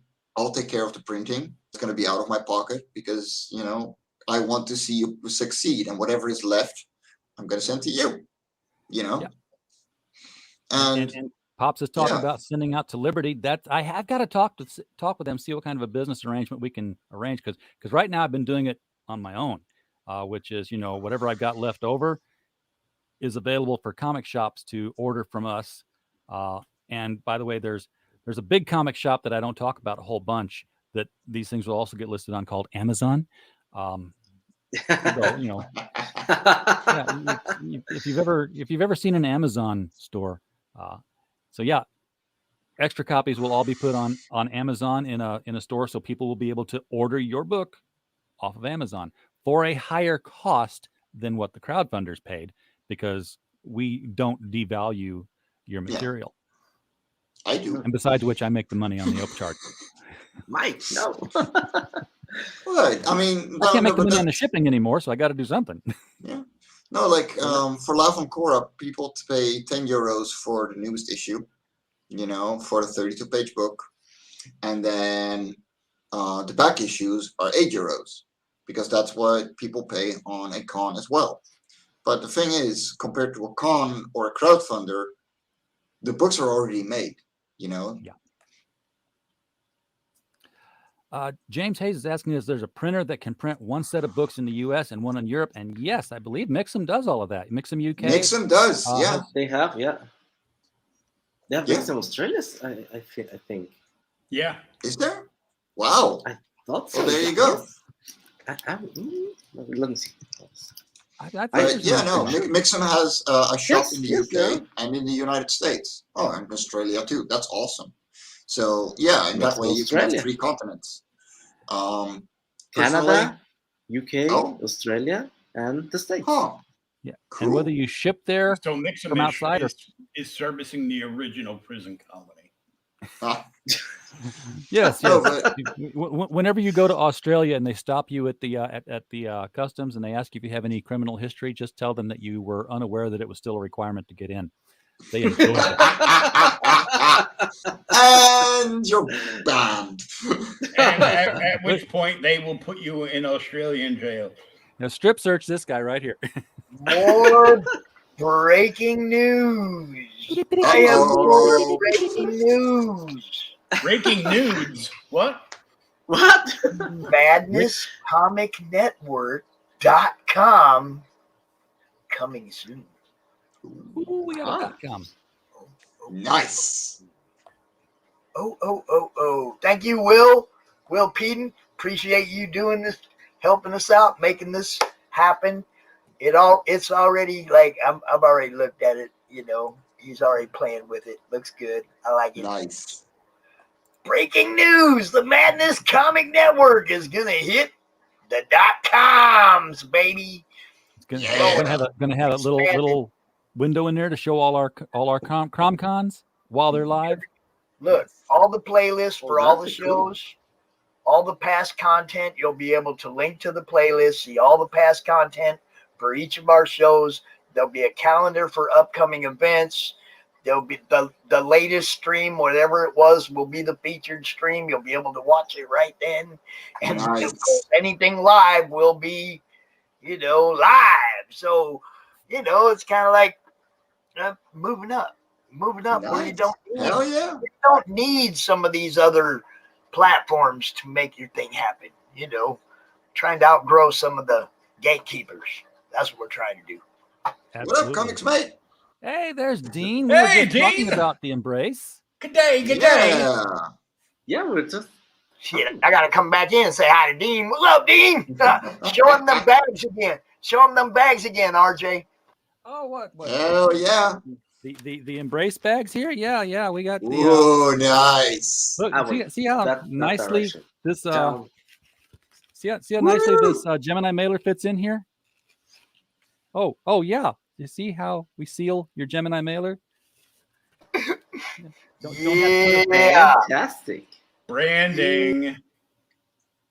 You don't have to run 3 feet of tape around the whole thing when it's going in a bag. You just gotta hold it shut. So easier to open, cheaper to seal. And yeah, if you are fulfilling, by the way, everyone thinks, I gotta buy Gemini mailers, they cost this much. And I've got to buy, bags and backers, they cost this much. Okay, I'm ready to go. And then you fulfill everything and you're like, why did I spend $10 more and have nothing to show for it? And as you ponder that, you're sitting there next to a pile of empty rolls of tape and the backers off of a bunch of mailing labels because you thought this doesn't cost anything. It's a piece of tape. No, it costs. Your piece of tape costs you money. Your label costs you money. So count that. Figure you're going to do 1,000 of them and then figure out how much. I would say, how many feet are on this roll of tape? How many inches does that equate to? How many sets of 6 inches each can I pull out of that and divide that by the cost of the tape? So I know how much that strip of tape costs and I put it in the cost of our. Yeah, there you go. These mailers, they're pretty much book mailers. So you put your books in here. They are 21 euros for 30 of them. Yeah, they're expensive, but like it's properly thick cardboard. So I actually went with them. You know, they're not Geminis, but you know, I think they're a good enough substitute because they go up in thickness as well. You know, they can go up to 2 inches, which is perfect.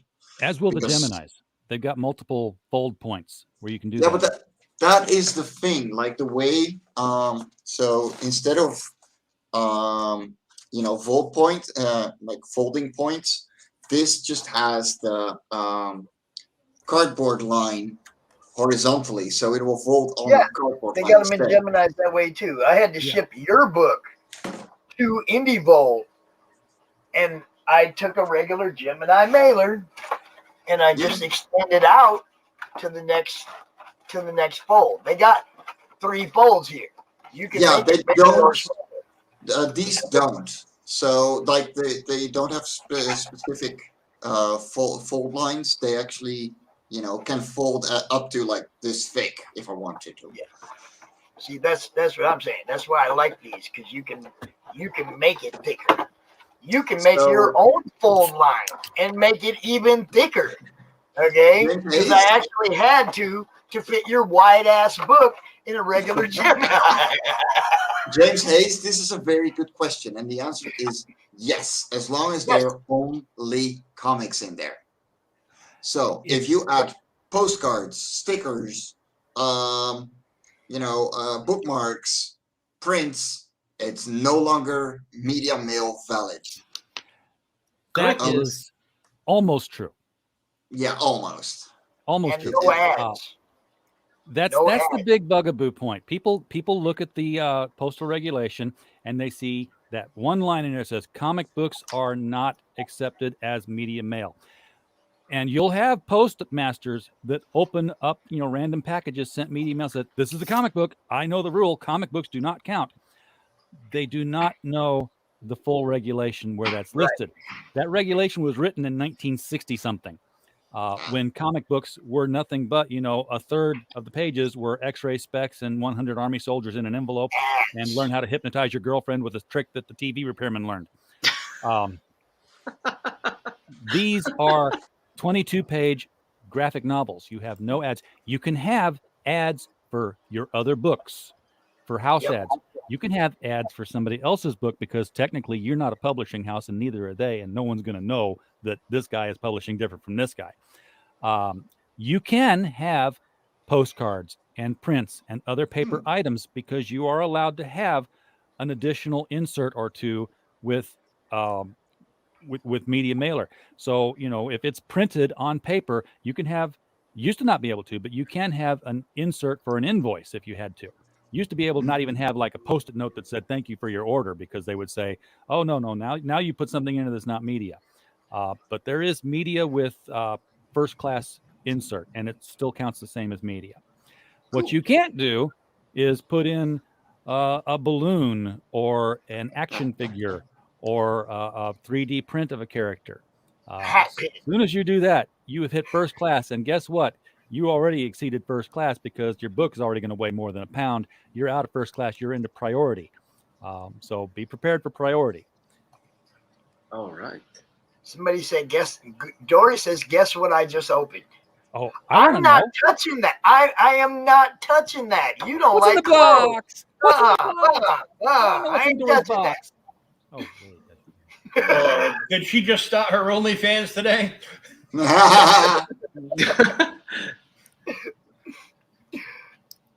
As an aside, I really miss the old school comic book ads, like Hostess,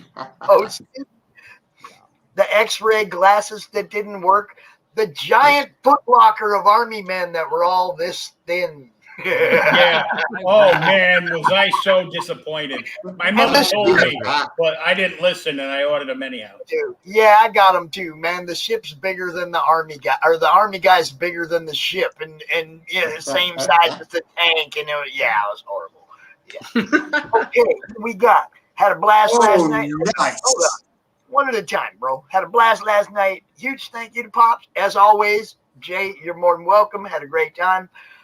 Big shout out to the chat. People like you guys that make everybody else feel like what they're doing means. You rock, man. You're awesome.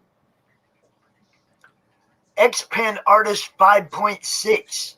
So that is a art drawing materials. screen.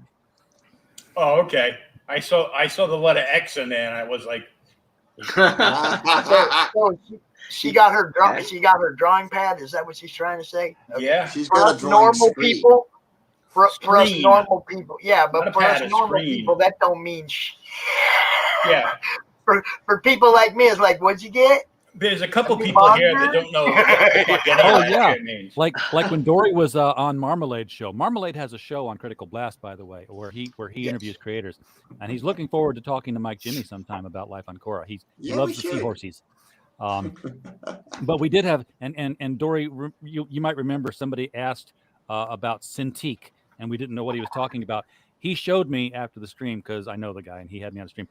Cintiq was this like big, wide. Think of a tablet that you draw on and make it as big as your desk. So he's got this. Oh, that'd be nice. So CINTIQ. He was asking if you used one of those. Yeah, no, really it's cool. it's another pen display. They go from 13 inches diameter to fucking gigantic. You know, and I'm on 22 inches with mine. Bragger. Yeah, really. It's the Was size that of even my arm. necessary? No, look.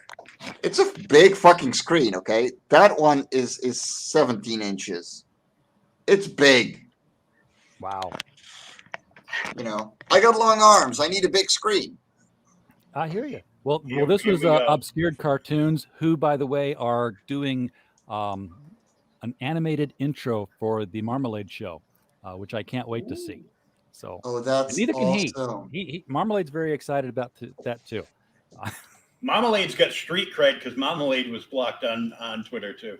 Marmalade was blocked by he was blocked by Kickstarter. So yes, less than 4 days old, and he was blocked by Kickstarter. Wow. Blocked by the Kickstarter commissar. Wow.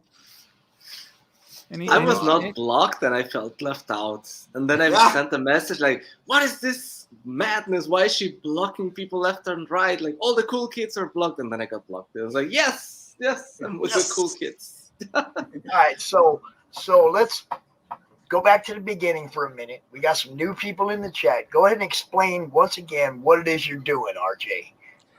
I am making it so that when you go to see a crowdfunded comic, and it's from Australia or from the Netherlands or from Switzerland or from France or from Japan, and you look at that ship cost and you're like, holy cow, I can't afford that book because the shipping cost is like 3 times more than the book and I can't justify that. We're bringing that cost down. That's why when you go to Australia and you see the Company Men, which is your standard price for the book, you're like, oh, trembling while you hit that click to see what the shipping is. And it's $8. It's $8 because they're going through our service to do that. When you go see Life on Korra #4 and you're like, oh my God, it's coming from the Netherlands. It's going to cost me an arm and a leg to get it here. And it's coming for, well, I don't even know how much it's coming for because it's like cheap. $10 to ship it from the Netherlands to the US. So we're making it to where it's the same and sometimes cheaper than it is to buy a book in the US. So it's going to compete with all the domestically developed Kickstarters and Indiegogos and crowdfunded books so that they're on an even playing field, because the US is the largest comic book buying market, not counting manga, not counting Japan, when it comes to this style of book. And if you have to deal with that kind of a shipping rate, then everybody overseas is at a distinct competitive disadvantage. We eliminate that. We flatten the field. So people in Europe, people in Australia, people in Asia can produce comic books and get them shipped at the same cost as the people in the United States. So we have opened up your world to a whole array of books that you would not have seen otherwise. Yeah, Red Eyes 2 is coming from Switzerland. It's also $10 shipping. There you go. There we go. So you have not only RJ telling you what he does, you have 2 people here that are actually using the service, and they're telling you, we're getting our books shipped to you cheaper from way the fuck over there. Okay, so Get out, I'm actually I actually forgot. I know Nina told me at some point, but how much shipping was it for someone to get this book? I will tell you, because guess what? He's got Among my stretch. list of clients, which includes, by the way, Adventures of Tailless, Columns of Creation, The Company Men, Glenn in Monsterland, Joe King versus Everyone, Life on Korra 4, Red Eyes 2, The Embrace, The Sin Killer. I have a table of fulfilled items, which includes Florida Man and Sunrise Blossom. And I have the invoice that I sent off to the creators for their shipping. So the cost of shipping a book, packaged, bagged, rated, and paying RJ, $6.44. There you go. Now, and that is she charged shipping. on top of that because she had to get them to me and divide it by the the cost of the book. Yeah, so but nonetheless, okay. So guys, Less than that is shipping a 220 plus page book. And let me tell you something. This thing is nearly a kilo. This thing is 2 pounds. Okay, yeah, it's heavy. It is a big, full, high quality book. Okay, And it's shipped with these.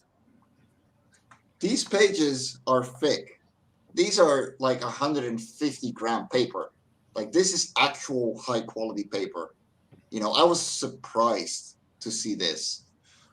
I was happily surprised because I knew for how little she actually managed to get 100 printed, so that even further surprised me. But $644, that's fucking nothing. Now hold up. that was, I want to take it. I get to take this a step further. This is why me and Will are here. Will, you ordered Florida Man, right? No. Oh, well, okay. This is why I'm here. I ordered Florida Man. I received Florida Man through RJ. Well, now let me back that one up there, Pops, because I didn't ship Florida Man. I didn't touch the Florida Man books, but we did create the packing lists. Our software that we developed for doing all of this stuff, for getting all the kits put together. Chris Brawley came to me and said, "Hey, can you help us with this?" And we took their data and we played with it the way we do to make these shipping things. And I sent him a collated list. I'm like, "Here you go, 744 plus orders," and it was like, the top 50 are all for this thing. Go make those top 50 things. The next are these. This tier. Basically, RJ has got it broke down to the point where he can send you your shipping invoices to ship out all your stuff. Even if he's not doing it for you, he can still figure it all out for you, what you're sending, exactly what you're sending to this person that they ordered. Let me tell you, Pops, that what that does is that means that you get your product faster, because I guarantee you that we have people who are making comics who can draw and they can write and they can print, and when it comes to fulfillment, they get that file from Indiegogo and they're like, okay, we got to start putting these things together. What's the first one? And they're like, I need one of these, one of these, one of these, one of these. Put it together, print the label. Okay, what's the next one? Something totally different. We sort that. We say, all of these people are getting the same thing. Let's make all of these same things right now. Let's print all of these labels at one time and get it out the door. It speeds the process along. This is almost like automation. This is assembly line of putting the stuff together. And it's not as simple as looking at 1, 2, 3 and going in order of the sheet.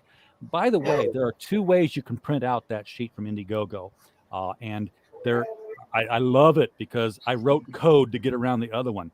When I did, I'm 30 years database guy, and you got the thing from Indiegogo. It was like name and address, item 1, item 2, item 3, item 4, item 5. Same name and address, item 1. Same name and address, item 1. Yes. Because the add-ons were done that way. Yeah. So like, that's a pain. How am I going to put that together? Indiegogo has an option now. When you print that out, there's a button that says easy shipper option. That puts it out into name and address item, name and address item, name and address item. I'm like, bless you, because I had to do that and then put it all back into one row again.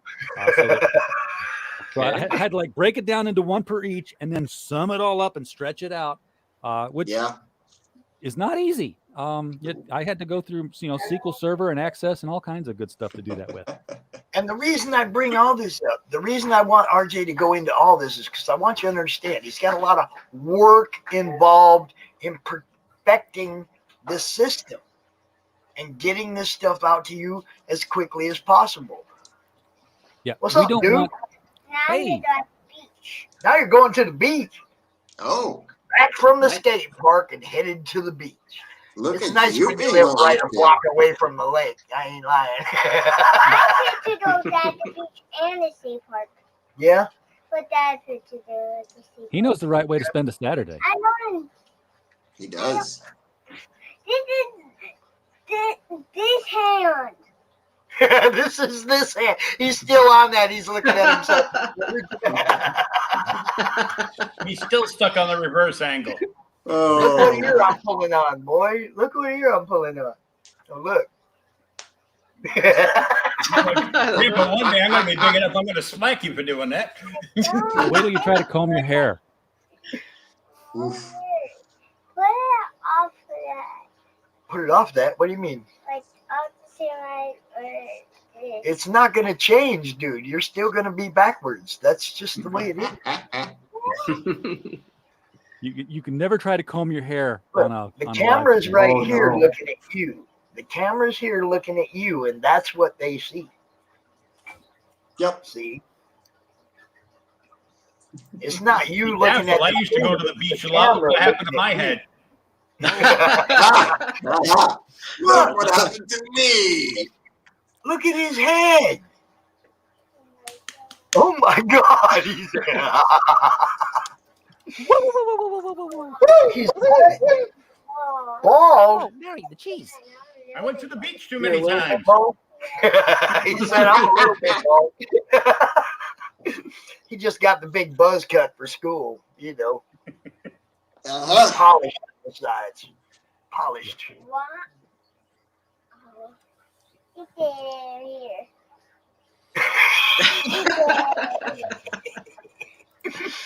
You have fun at the lake, buddy, okay? That reminds me, I got to buy some turtle wax. Love you.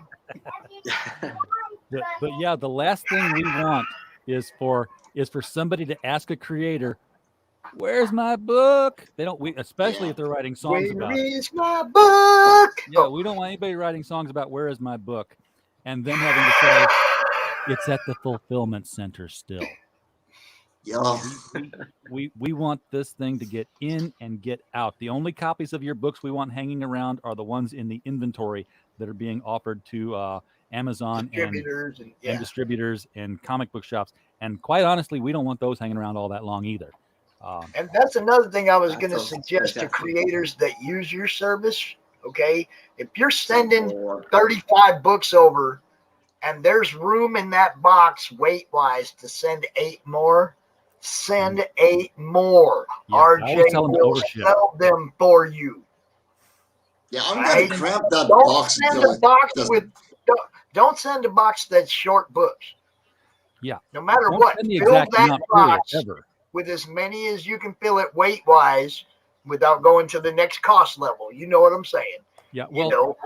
keep in mind that that's the secondary reason for over shipping, Pops, because I'm going to sell them to the comic shops, and when I say I'm going to sell them, I'm going to upcharge them some because I don't make the money on the shipping anymore. I'm shipping them the exact amount that it costs, but I'm going to take the upcharge and I'm going to take the base cost that you were crowdfunding for, and I'm going to send that back to you, and you're going to make sales that you didn't know you were making. Money's going to arrive. But the primary reason for overshipping is because guaranteed when you're doing 200 copies of something, somebody's going to send it back. Somebody's going to say this got rained on, this got ran over, and you don't want to send another copy overseas to get to me to go back to them. And don't be one of them mugs that are only in it for the super chats and blank the fan base that support them. Look, you guys know. This is a good time to mention that I put in a year and a half doing this before I even asked people for donations. I put in a year and a half of doing this before I asked anybody for any help, and then it's like now I'm to the point where instead of asking people for help, I'll auction some shit off like we're going to do later. I'm going to auction some stuff off to help pay my bills and to keep myself solvent. I'm not going to ask people to give me money all the time, but that does not mean I would not willingly accept it and love you for any help you do throw our way. I want it's more not a people to requirement. support this channel. Me It's love you a never long been- time, Joe. It's never been a requirement to I be need- represented in the madness or on any of my shows or anything. That paying me or giving me stuff has never been a requirement. I Everybody need knows more that. of you guys to get out there and support this channel, because Pops has to have so many backers in a month in order to have those drawings, and I'm not getting in the drawings anymore because there's not enough of y'all. So Actually, though, I think we might just have a drawing tonight. So I'm paid up for a couple of months. yeah, So you're in. You know you're in. You know you're in. I'm gonna Hey, send you a fellas. couple of copies of every issue of Love and Core that I have so far. And, I got out of my backers, I think like 25 out of 44 is gonna go to you. So, seeing how I sold about 250 comics in one campaign, yeah, you're gonna get a pretty big box. okay, I like getting big boxes. I like big boxes, and I cannot lie. Simply what did not. Hey, fellas, I gotta day take off, lately. unfortunately. I gotta go to sleep. Tomorrow I gotta We will see you tomorrow. work. And we will see us tomorrow from 3 to 4 Yeah. or 2 to 5, something like that. Yeah, and I got a Oh, panel with some- RJ tomorrow. The same time here, right? That's right. Same time we were here today, 4:00 CG UK, 4:00 Eastern. Yeah, I'm gonna be at CG UK. There's no breakfast bus, so that's There will be art auction 10 a.m. We're gonna be out here. MarV is throwing some stuff up for the comic book for kids. Comic book for kids auction at 10 a.m. and Alexia Bildhusen, 47 Furious Tales, dropping 3 pages from the books in the auction. Look, guys, you want to They will get not be cheap, but they are incredible. They will not be cheap, and you want these. These books are blowing up all over the place, man. Book 1 and book 2 are they're on spinner racks. They're in stores. They're being sold. People are buying them up. It's going to be a popular series. It really is. You know. You know when there's a spinner rack in a pot shop that's selling multiple copies of 47 Furious Tales every week, it's a good book. Yeah. So, I'm gonna be tomorrow on at 2 p.m. Eastern with RJ, together with Martin. All the ways. Yes. Stage left. Here we go. There you go. And then we got that, and then tomorrow night we'll also have our open mic night that we always do, and then tonight, in fact, at 8 p.m. Eastern time tonight, it's our Speak of the bi-weekly- devil, there's Sam Quentin. There's the guy. There we Multiple go. pot shops too. But it's the LCS guys show on our channel tonight, and we have Rusty Gilligan on to tell his stories of Jack Kirby. Because we are celebrating Jack Kirby's 104th birthday, and we have super chats, by the way. You're welcome to use them. Well, They surprise me when that happens, because I'm like, oh yeah, we have those, and we got one. Now, RJ, I have to throw this out there. At 8 o'clock, these 2 pieces of art are going to be auctioned off in the madness. Okay? Have multiple tabs. These 2 pieces of art, this Conan and that Swampy, all right? Ooh. Man thing. Man, I'm sorry. Giant-sized man thing. Some comic book these guy 2 you are. What the fuck? This is Daniel Monroe, and he's auctioning these both off tonight, and they are both going to be for charity. It shouldn't take but a half hour to do it, okay? Unless there's a big fight for one of them or something. But I'm going to be late to watching your show, bro. I'm just letting you know. That's the last thing I got going tonight, and it's at 8 o'clock. So, if anybody wants to buy some art tonight, oh my God, man, check that shit out. That's amazing. Yeah, I got to go to bed as well. Coming out, David. Appreciate David, you, brother. you rock. Always a pleasure to see you, man. This was the fastest hour and 45 minutes I've ever spent. Oh, you're not done. Yeah. You're good till 7 if you want. I don't care. No, I gotta go to sleep as well. At 7, I'm going to be auctioning off the art that I have. At 8, we're going to have Daniel auction off those 2 pieces, and then I'm done. So if you guys, you guys are more than welcome to talk till 7 or take a break and go eat. Whatever. At 7, I'm going to be back out here auctioning some art. And that's the Greg Harm stuff, all the other stuff that I have, the piece that Dory donated, piece that Marv donated, the piece from Neil Therick, the Rainy Road piece, all kinds of stuff. Man, why should I? Yeah, just show them. Okay, look. You got art auctions tomorrow too, don't you, Pops? This one. This one. This is tomorrow. This is Alexia from 47 Furious Tales. Those are actual pages from the book, y'all. Pages from the books. 2 of them are from book 1, and I think this one is from book 2. Yes. Okay, and then the other 2 are from book 1. All right. So there's also a design that Alexia drew for the mask that they were going to do. I don't know if they did the mask or not, but that was the design she drew for the mask. That one's going to be up for auction. Okay.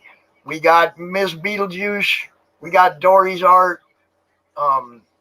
We got all this Greg Harm stuff, pencils and inks. We'll be stacking those. Oh, man. Okay, we'll be stacking those. We'll put that one up for auction. If it reaches a certain spot, we'll add that to it and whatnot, and the comic book that it goes with. Marv's got a piece he's going to be throwing up there. Let's see, what else do we got? Later, Jay. Stay awesome. We got the Gosmosis piece that we'll be throwing up there. Okay. Mike still has some stuff left. We'll show it off again, too. We'll show Peter's stuff off again. We'll just keep this thing rolling. So it's all about selling the art, helping everybody. We got pieces for auction, all of it, man. So, 7 o'clock, we're going to kick that back off again. RJ, it's your time, bro, till you're done. You decide when to call it, bro. I'm going to call it, Pops, because I'm hungry. Yeah, I ain't gonna lie. I got to get up and eat something to stay alive. But I got to sleep. Bill's over there eating the whole time. Yeah. RJ and I are withering away to nothing.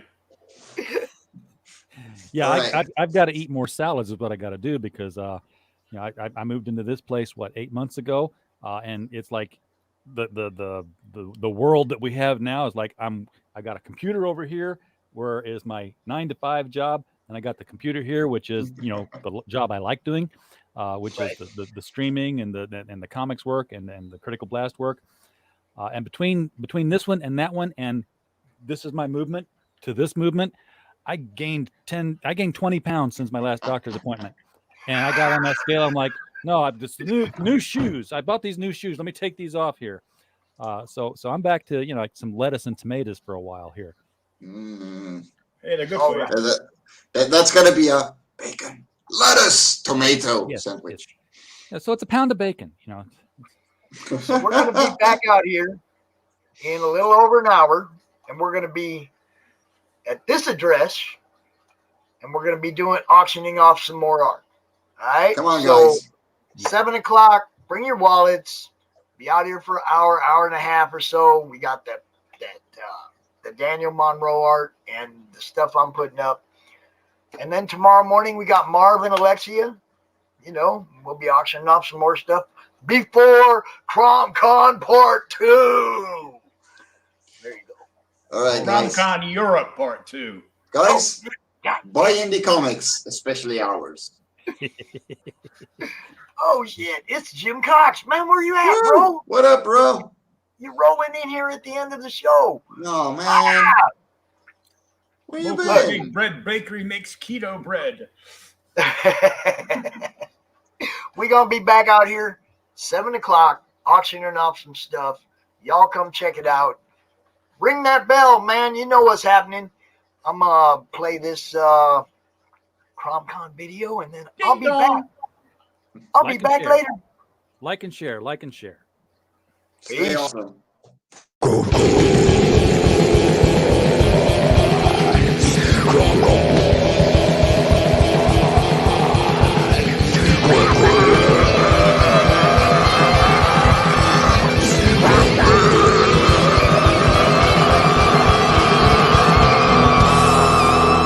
Come get